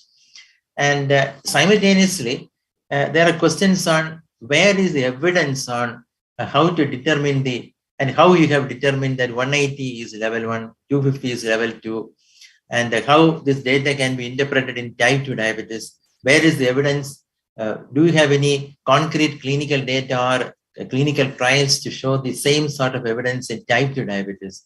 So how can you say that the same percentage range can be used in type 2 and not only in type 1? So such questions we keep on hearing in all the conferences. So probably we need more data to substantiate, because this also originated in 2019 in ATTD conference. Then more of automated insulin delivery devices. So earlier it used to be the T-Slim, the Medtronic, the Omnipod. So now I have seen multiple players where they have combined the insulin delivery with continuous glucose monitoring systems. And I have seen a huge growth in algorithms, because I believe that algorithms are the most important component in automating the delivery of insulin. Even 780G, I believe it has been successful after incorporating the DREAMED algorithm from Tadej Batilno, Thomas Dan, and Moshe Philip. And Medtronic has acquired the DREAMED algorithm, and that has actually helped in automating not only the delivery of basal, but also the delivery of bolus. So that is one device where even the bolus is partly automated. And we are all witnessing a huge change. And that has been a path-breaking innovation. For us, it is a game changer in India, 780G. I think most of you will agree with me, because we don't have any other devices available in India for automated delivery device. And then I have seen in the earlier days in ATTD, lot of glucose meter manufacturers there existing, but now it is slowly fading. There are less players from the glucose meters. I could see only LifeScan very active. And even LifeScan has told me that they are also coming with a CGM device. And I myself, I presented on GenDeal data. And GenDeal is a painless Lancer, which can be used in type 1 as well as in type 2 diabetes. And this is meant for painless glucose testing and can be used with any Lancet. And that is special about GenDeal. It can be used with any Lancet from any manufacturer. And it is based on a vacuum. It creates a small vacuum. And with the help of a vacuum, it will extract blood. So these are some of the findings which I find very exciting from ATTD. Of course, I cannot summarize the first 5 findings. Of course, Manus can do that.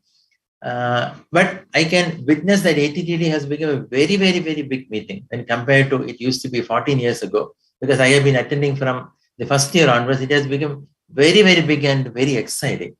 So I will not miss any ATTD in the future. Right. Wonderful, Jyoti.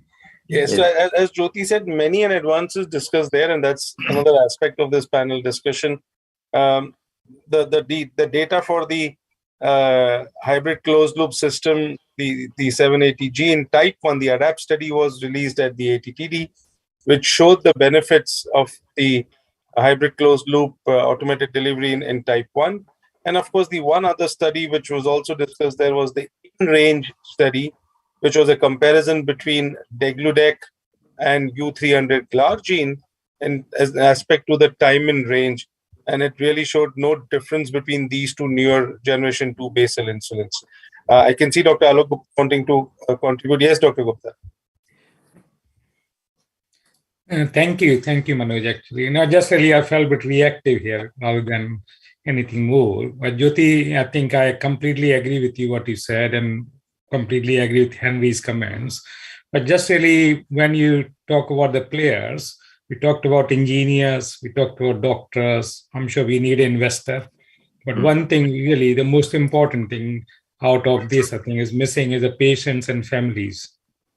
Unless you bring them in as a key players, I'm not sure it's going to work, because the buy-in comes from the patients and family. What suits them, not what engineer, doctor, or investor feel about it.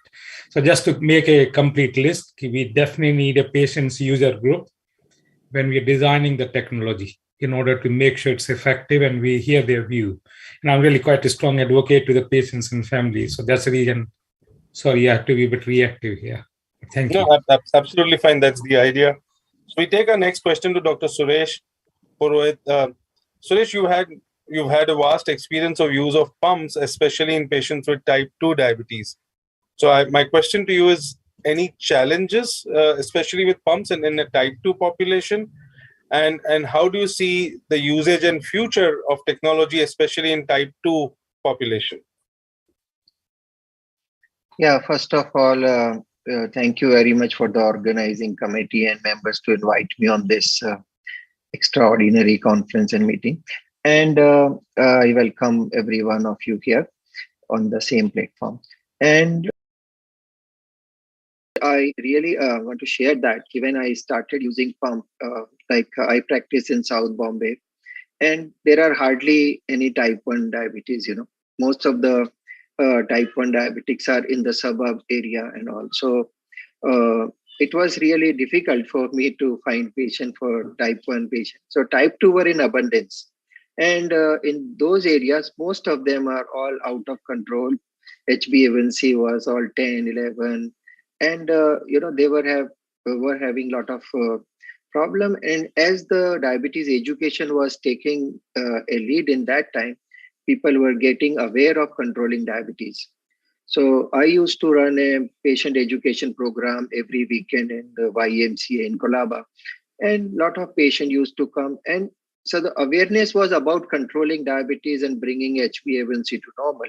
So that gave me a lot of push to put patient on insulin pump. Many of the patients were using insulin pump for 2-3 years, and later on, as the insulin resistance started coming down, many of them went off the insulin pump. So that was really exciting for patients to bring another patient for this thing, and they got rid of even the insulin also, many of them.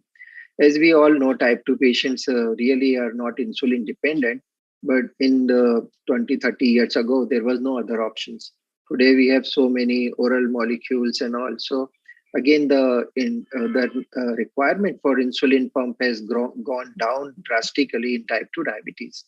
So basically now those who are purely practicing pediatric and endocrinology or having centers for type 1 diabetes, they will be dealing more with the insulin pump. But I have seen number is gone down.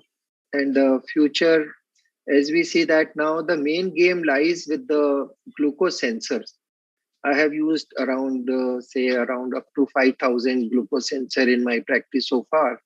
And I am realizing that now it's so easy for me to put a patient on glucose sensor. Earlier, it was really difficult, Medtronic with CGMS Gold, and put it in your neck while taking shower in a plastic bag, and and it falls, the sensor comes out. So many things were there, and the worst part, to make a notes and give them how to calibrate it 3 times in a day. All those things were really keeping me busy all the time, running around and listening their audio message on phone and telling them what to do. So now the technology is so simple. The glucose sensor Libre is so good and easy for everyone to use. Patient even don't ask the doctor. They only do by themselves, and they are available OTC. You can buy from any chemist in Mumbai or everywhere.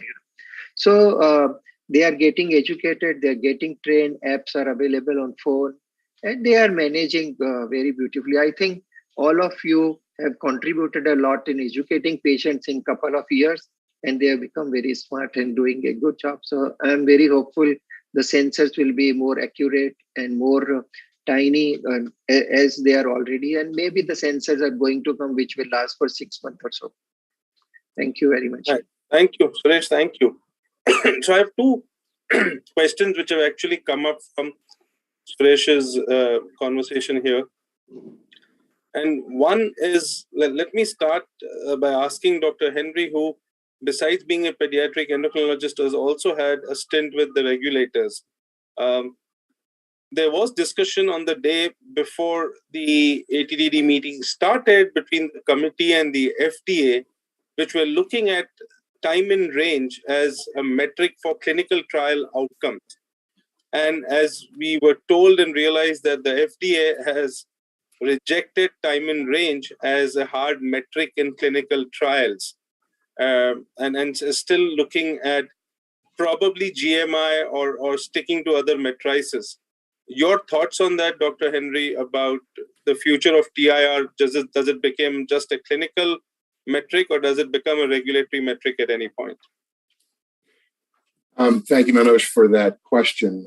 I had the good fortune actually of attending that session and listening to the dialogue between our colleagues and thought leaders, as well as from members of industry, Medtronic, Abbott, and so on.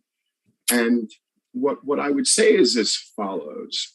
From the agency, the FDA, as well as other regulators' perspective, what they have had as their only measure of long-term complications has been hemoglobin A1C. And the DCCT and EDIC studies have borne out the relationship between hemoglobin A1C and long-term complications. However, and to your point, time and range has gained so much momentum, and that to Dr. Jody's point around definitions of what time and range, ideal time and range, what are the goals for percent of time in range, and so on, beyond A1C, that we're now actually, I believe, at the cusp of a critical point in time. Do we move to time and range as being a primary endpoint, or do we take time and range as a co-primary endpoint or a primary endpoint by itself? And we know, for example, that time and range correlates quite well with hemoglobin A1C. So can we make that bridge? Since we know that time and range correlates so tightly with hemoglobin A1C. Therefore, as a proxy measure of long-term complications, just as hemoglobin A1C has served, can we look at time and range in the same way? I think that there are a couple of barriers to this. I don't think that the FDA or any other regulatory agency has reached the point, and in many respects, perhaps with good reason, if we think about how do we incorporate time and range when there may be fallout of data or failure of a sensor. How much time do we look at? Is it 2 weeks in a 3-month trial, 6 weeks in a 1-year trial? And so these kinds of conversations that have not yet fully matured provide some challenges which were attempted to be solved at this meeting, but more questions arose. So when you have a one measure, which is relatively reproducible, how do you contend with what someone was using perhaps as their baseline CGM, if they were using CGM? What is the role of blinded CGM? What is time and range? And also, companies are still struggling, knowing that there may be some resistance to use time and range as a primary endpoint. So for all of these reasons, there is still, I think, a struggle of what role time and range plays in the adoption of it as a primary endpoint stand by itself. You know, we saw, for example, the study, Dr. Manoj, that you mentioned, where there was a head-to-head comparison looking at time and range as a primary endpoint. But again, there is I think, a pivotal time now where some of these questions around the role of CGM, the technical challenges involved with the use of CGM as a primary endpoint will be solved, because at the end of the day, what do we use as a clinical, as a clinical outcome in practice? Time and range. I'll raise one more question, or perhaps a thought to contemplate. We know that hemoglobin A1C, for example, has challenges in being able to be consistent and standardized across multiple populations.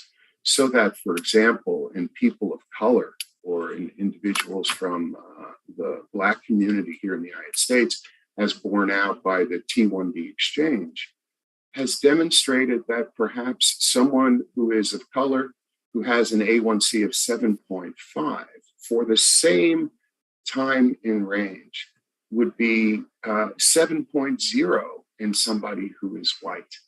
Knowing this and appreciating the interaction and the consequences of engaging in dialogue with a patient who has a hemoglobin A1C of 7.5%, who actually has the same time in range as somebody with a hemoglobin A1C of 7%, it's quite clear. And Dr. Gupta, you talk about patients and patient centricity and the voice of the patient.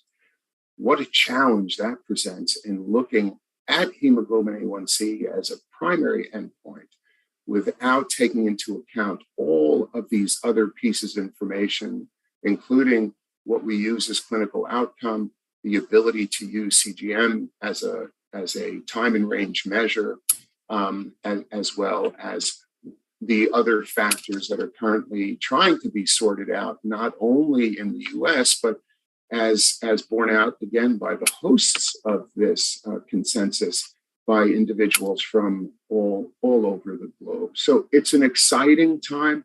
It's a challenging time. We're learning so much more about this, but there are still challenges both for A1C, for trial design, as well as for time and range. Absolutely. Thank you for that clear explanation and sharing what you realized from that meeting. Probably, yes, in the years to come, it will be reconsidered. As you rightly said, the clinicians are already looking at TIR. For it to become a regulatory metric may take a while, just like HbA1c has its own limitations. At some point, TIR may get picked up. Which gets me to the next question. Can I just come in, Manoj, again, just from a clinician's perspective, actually. So we have been using time and range, I think, quite frequently, actually, where we have this CGM, or even we use Libra quite a lot, actually. About 80 to 90% patients either on CGM or flash monitoring. So in clinical practice, it's very useful. And as really, I completely agree with Henry, what Henry said actually about regulatory. I think because it will take some time, because you have to have a data, reliability, and evidence to confirm. HbA1c has got a limitation. And the big limitation on HbA1c is you get to see every 3 months, not every day, every few days. And that's the big issue with HbA1c, because you won't know what happened in the next 3 months, and we can't intervene. So I think in real time, CGM of some kind of flash monitoring is very, very effective. But regulatory people can't make it as a benchmarking because they don't have enough data in terms of reliability, in terms of evidence. So I think it's very promising. It's already helping in clinical practice in day-to-day basis. So I don't see HbA1c if I see better time and range. And I reassure that patients and family again to say, we are doing all right. And I think, again, with HbA1c, I think GMI may become another marker, actually. If time and range becomes reliable, then maybe we need to stay away from this finger prick blood test or regular blood test every 3 months, because it's a burden to the patients and the family, but also to the system. It costs money. So I think maybe next 5 years will hold the future brighter on these things, not now, but very useful in day-to-day clinical practice. Thank you. Thank you. May I respond yes, to you, Alok? I practice exactly the same way. And I find that time and range, and depending on how it's presented to the person living with diabetes, is a great tool. It's experiential learning, and you can use it from day to day. And I remember the resistance that existed around all of the SMBG companies standardizing their views of SMBG or CGM values. And so I am absolutely aligned with you 100% around the use of time and range. Absolutely. But, it's interesting because, we always joke, if you put 3 endocrinologists in a room, you'll get 5 different opinions. And so one of the most interesting things I think to come will be, how do we take action with the CGM data that we have? And so just like we have algorithms with continuous subcutaneous insulin delivery, how do we have algorithms that can assist in the absence of these closed loop systems or hybrid closed loop? And I had the opportunity to speak to some individuals at the ATTD who have some brilliant ideas and some data about what to do and how to turn CGM into reliable, data-supported, trial-supported, actionable data. Thanks, Andy. I want to respond to this now, otherwise you'll take away from Manoj's next question. So leave it with Manoj now. No, I think it's a free discussion, so you can do that. Trust me, I'll let you carry on as any. So not too many pre-planned questions. In fact, what I'm planning to do before we end the session, I'm going to have a rapid fire question round for all the 4 panelists, and have your thoughts ready. And I'm giving you the questions in advance, which I'll ask. The 2 questions I'm going to ask in rapid fire to all 4 of you is, what technology you want to see in future? And I want all the 4 answers to be different. And second, the limitation in terms of where is it that you guys will not use an insulin pump? So these are the 2 questions that will come in rapid fire, and all 4 of you will go one by one giving me a single answer. But let me take this question ahead to Jyoti, and I can see Jyoti raise the hand, so I'll ask the question and Jyoti can reply together. Jyoti, if somebody's SMBG and HbA1c does not match, we recommend doing CGM, right? If tomorrow the TIR and HbA1c don't match, what do you do? Yeah, before that, Manoj, let me make a suggestion if all of you agree. Why can't we prepare a paper and publish it based on this discussion? Because this is very different, and this is summarizing the entire conference. And we are discussing especially on the challenges using technology. I think that's a wonderful idea, Jyoti, and we have everyone here who can contribute in writing this paper, and hopefully this journal itself will be the right forum for us to publish that. So I would request you, Jyoti, to take this up and summarize this and circulate amongst all the panelists here to add to that, and we take it as a paper on the challenges and future thoughts on technology. Can I see a thumbs up from everyone here for that? Excellent. Wonderful, wonderful. And Jyoti is the right person to take it forward. Well done, Jyoti. Thank you, Dr. Alok. So we will prepare a draft and send it across.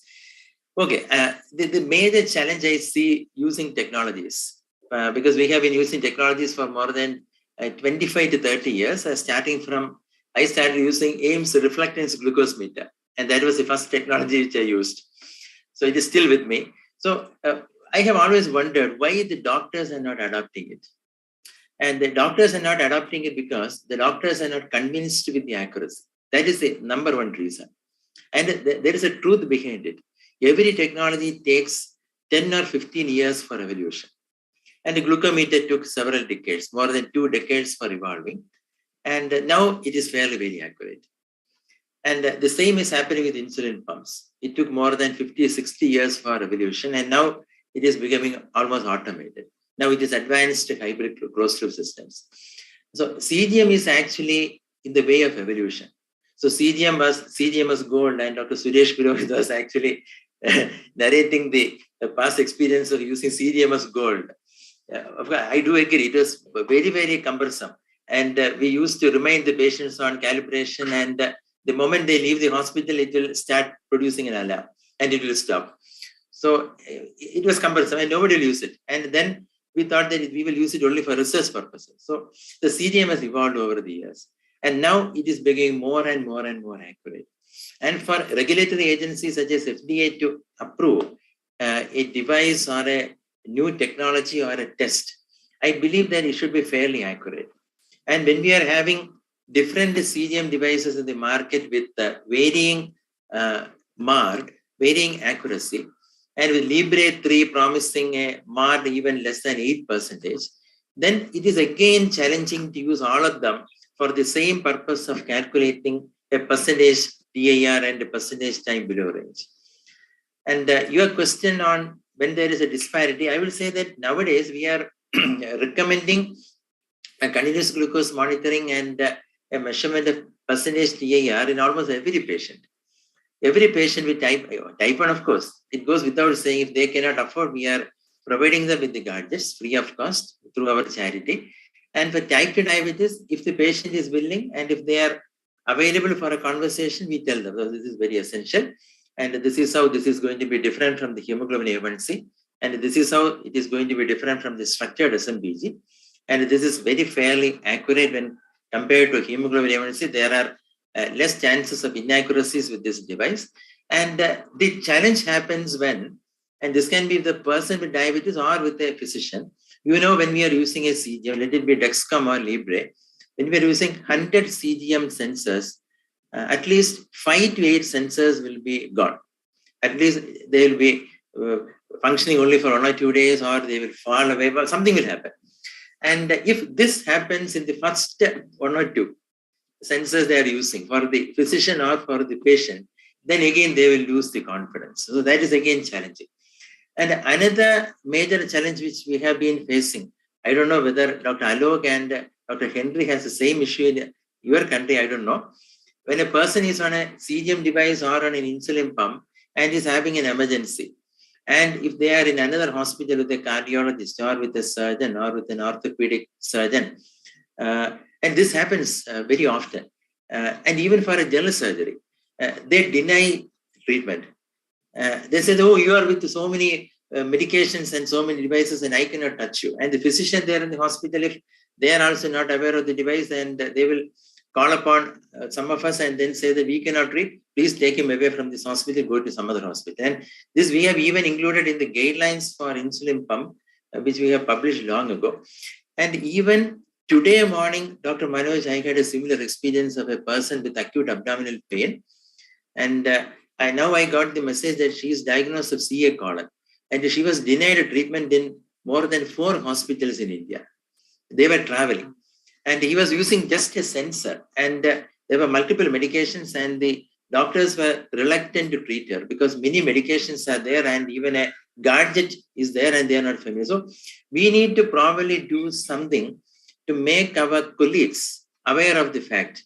And these colleagues are those colleagues closely working with us, the cardiology, the neurology, the nephrology, the urologists. Because I still remember the urologist treating a complication subsequent ST2 inhibitors, admitting the patient and treating pyelonephritis without knowing that this is drug-induced. And the ST2 inhibitors were still continued. So our forum should do something to educate and make aware our colleagues. So I don't know whether the same is happening in your country or not. So these are our personal experiences from India. Yeah, I can put a small comment here. Please. Yeah, this is a very common issue with our colleagues, as you mentioned, orthopedic. So he understands everything about bones and he doesn't want to know anything about the diabetes. And especially other faculties also, and especially the anesthesia department also. Because the pre-operative checkup, they go there and he only rejects sometimes. So what I have a suggestion over here, because most of the super specialists are our friend otherwise also. So we can have a soft conversation with them off and on, rather than just pull, because once you are in super specialty, you know everything in the world, you don't want to listen anything more. That time they get little offended. But if we start a soft conversation by acknowledging them and for their great work, then it's easy for them to, listen to our conversation and get that thing. Yeah. So I agree with Jyoti Devan. I don't know what about Alok and Dr. Henry's side. Okay, I can come in. I've got a couple of points, but I'll respond to Jyoti and Suresh first in terms of. So I think we were in same situation about 15 to 20 years ago, where things were not working cohesively, collectively. People were working in isolation, and orthopedic surgeon would not touch our patients with diabetes or do something wrong, anesthetist, particularly in terms of surgery. So in the last 15 to 20 years, as a country in UK, we have tried very hard to produce a lot of national guidelines, framework, what we call National Service Framework, NSF, and NICE. But then a lot of things happened at a local level. And I think it's easy, in UK, because we have one hospital, which is NHS one, not many private hospitals as a system. So we brought a lot of policies, guidelines, framework, governance, we just really tighten up the governance. And we have champions, especially diabetes team, who are really talking to, having dialogues with all these people in the same hospital. But I don't think we are still 100% as yet. We are around 80%. I would say still things do go wrong. They don't deny it for treatment, but things don't work out very effectively. Wrong dose of insulin given, or no blood sugar check was done during surgery, that kind of stuff. The nonsense still goes. So maybe around 80%, 90% things, but it's still not 100%. So it took a lot of hard efforts, time, resources, unpleasant experiences, adverse events But I think we're getting there. And that's something perhaps we need to do in India, but India is a lot more challenging, I think, because the health system is so diverse, from government to private to different kind, small to large, communication. So maybe, but it's never late to start a small attempt to see what can we do together to make it better. So that's really one thing. I just want to respond to Manoj's original question about if there's a problem with time and range and HVNC. I think the really important point, again, I think I'm reactive again, Manoj. So sorry, I think you've already thought about it, but I'm saying it. You can't remove the doctor in the equation. If you just rely on HVNC and time and range, there's no role of healthcare professional in that system. And you know exactly the patient's profile. And there are a lot of other markers, soft to hard one, which will really help you to point to say the HVNC is better for me or time and range. And there's a number of reasons why would you say that. So can I suggest, because you can't just go and get over-the-counter interpretation of HVNC and time and range. Because in life, and maybe in future, 20 years time, they won't come to see doctors because they are very expensive, rare commodity. But for time being, I think the big role of doctors or healthcare professional to play to interpret that data for their patient much more reliably rather than relying on the machine, which could be unreliable at times. So that's really a strong message I want to really save our doctors community to make sure we still remain the most important part among technology. I think excellent point, Dr. Gupta. And yesterday when I was speaking on CGM and during the inauguration, in fact, did quote a quote or a saying that make technology. I mean, as long as technology is your slave, it's fine. You make it your master, and then that's disaster. So, well, let me take. We have just limited time, so. One question which I want to throw open to all of you is on the evolution of delivery devices and pens. And we did see a lot of conversation at ATTD and during D-TechCon on the connected pens and smart pens. So for the benefit of many of our colleagues who've joined in here, any of you who wants to take this question on what is really the difference between connected pens and smart pens and where do we go ahead from here? I can see Dr. Henry volunteering. I'll let Henry start, and then any of you can add to that. Working at Embecta, which we heard was a spinoff from Becton Dickinson, there's a 100-year history of syringes. And the first dedicated insulin syringe in 1924 was made by BD, now Embecta. But then there was this gap. This huge gap, and it wasn't only with syringes, it was with all technology. And then this sudden uptake of technology, of insulin pumps and sensors and so on, miniaturization, etc. I think that from a technology around pens in particular, data collection is clearly important, and there's nothing more powerful than data.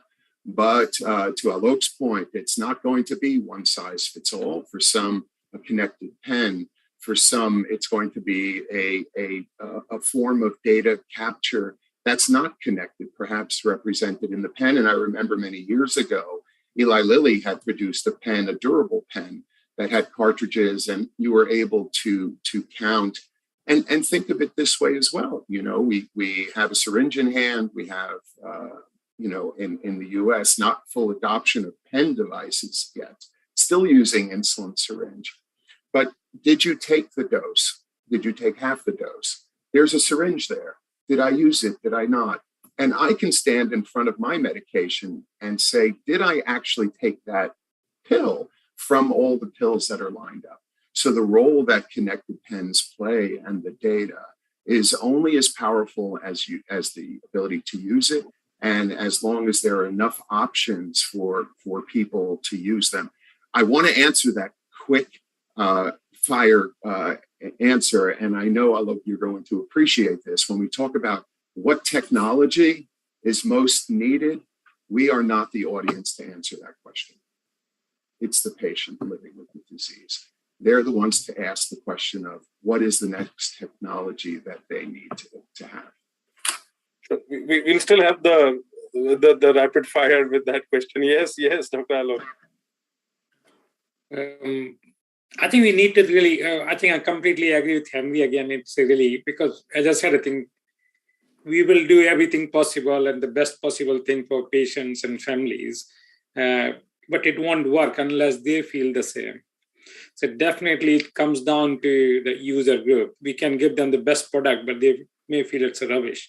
And one thing I think I was hoping, I think it may come up somewhere, the liability and responsibility from patients' perspective.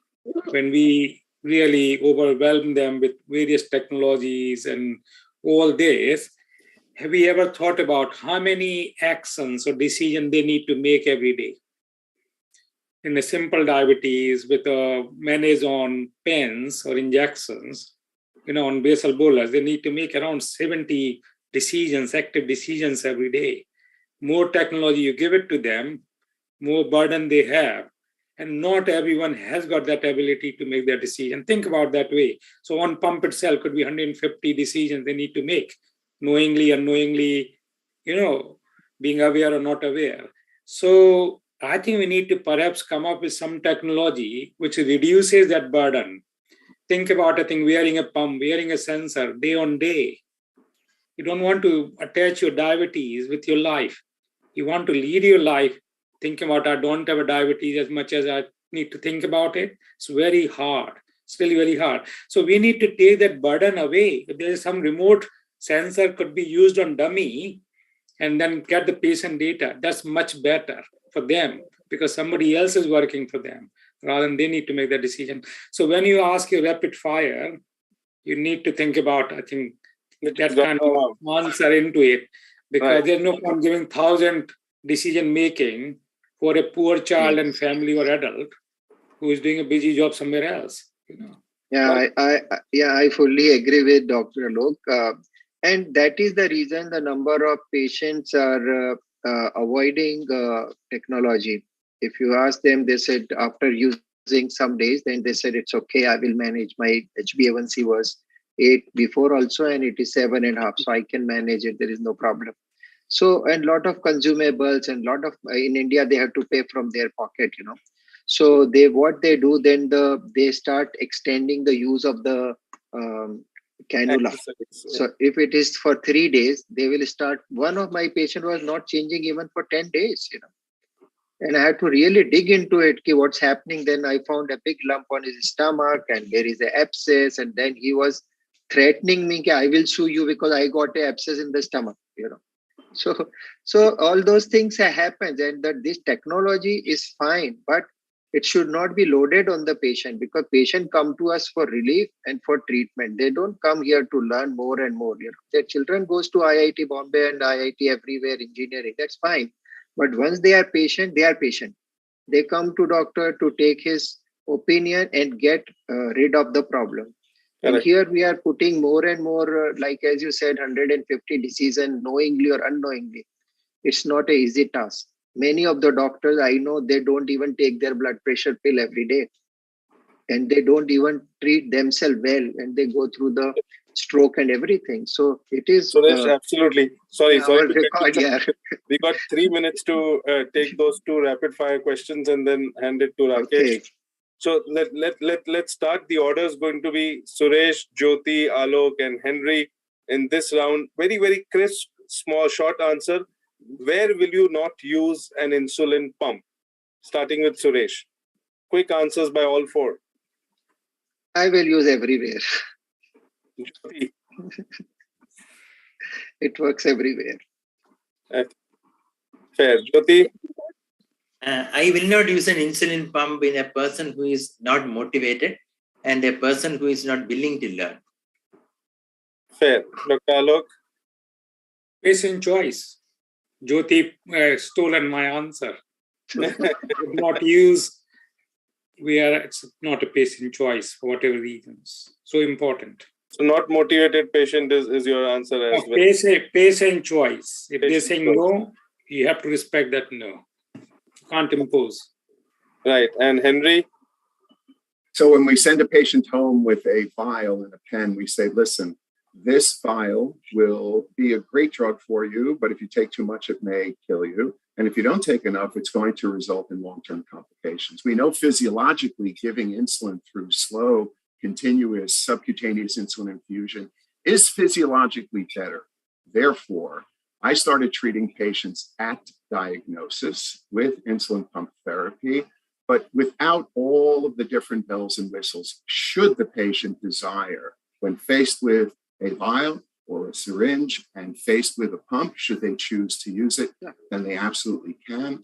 But I think that it's our obligation to give them the best technology to deliver insulin in a way that's most physiologic, that at the same time doesn't increase the burden to the patient. Okay, great. And quickly now in the reverse order, starting with Henry, moving on to Alok, right? One future innovation that you wish for your patients.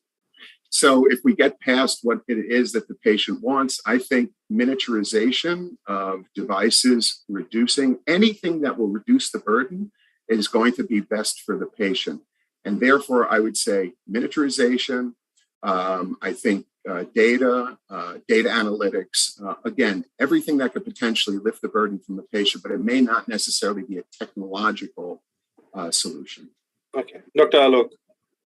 A quick one, really, but maybe two options. Really. One, in terms of technology, I want a complete artificial or closed loop system where the patient doesn't have a really burden to manage. Or maybe stem cell, really, which is beyond technology, really, but that's something. So we need to take that burden away from patient to say you are really, for all practical purposes, you're not diabetic.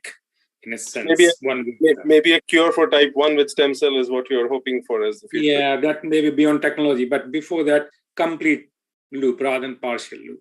Sure. Dr. Jyoti and then Suresh. My dream is to have an advanced optical sensor for a reliable CGM with my Apple Watch.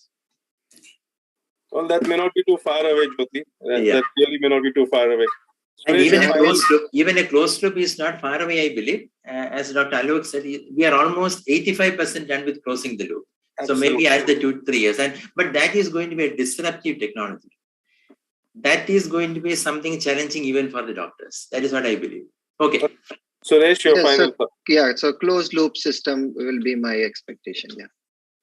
Okay. So everybody is hoping for more closed loops and maybe diagnosis in type 1.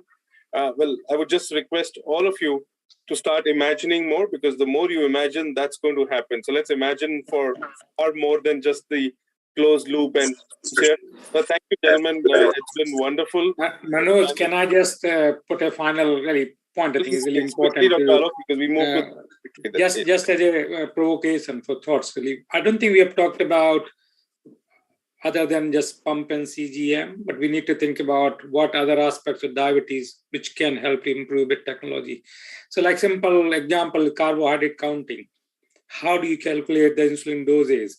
And I think those technology in one big word is, how do we connect all this, the jigsaw pieces of the puzzle, which can really effectively manage your diabetes management much better. My children struggle with carb counting, how to get the insulin doses, all this kind of nonsense comes. There are some wonderful apps now, Dr. Alok Gupta, and very, very regional apps, because yes, the carbs can be different in Indian food and the food held elsewhere. So there are these apps now available which are actually helping patients with carb counting. And yes, technology is they don't connect. My issue is they don't connect. We use all the apps really, but they don't talk to each other really, and that's really integration. I think one of the things we all can hope for is better integration. Yes, Rakesh. Yeah, thank you, Dr. Manoj, for moderating the session. I would just say that other than the routine technology that we talk about, insulin pumps and CGMs, probably I'm more hopeful with the biotechnology like stem cell therapy, genetic engineering, gene therapy, those kind of things. If they can, probably in distant future, if they can cure the disease completely, that might be a little distant objective. Sorry to interrupt, but then we probably should close the session now because validity function is going to be started soon in Hall A. Rakesh, I would also like to make a very brief comment because all the stalwarts are here. I know all of you must have watched various James Bond movies, and there is a concept called of smart blood. The James Bond is injected with a smart blood, and after injecting that very nanoparticle, the person in the room is able to track his movement all across the world and all his vital parameters. So maybe the someday nanotechnology will allow us to inject something that will be able to constantly transmit the data, glucose data, insulin data, C-peptide levels, whatever we believe. I mean, Google is already doing that. Google is already doing that to many of us. It's tracking everything that we are saying. Yeah, that's a risky, I think, and I think my wife doesn't get that nano. Dr. Amit, if you can, put the link of all A here, probably some of them may not have the link to all A. Sir, what I will do is that I will, yes. In the group chat, yeah, okay. Yes. It's there already. So yes, it is already there. Dr. Manoj, once you conclude the session, maybe you can go there. Now, thank you everyone for the wonderful panel discussion. Dr. Raro, Dr. Henry, Dr. Jyoti Dev, and Dr. Suresh and Dr. Manoj. Now I will end, and all of you are requested to invite for the valedictory function, which is going to be held on the hall A. Thank you all. Thank you, everyone. Thank you, everyone. Wonderful. Thank you. Have a nice evening. Bye. Bye, sir.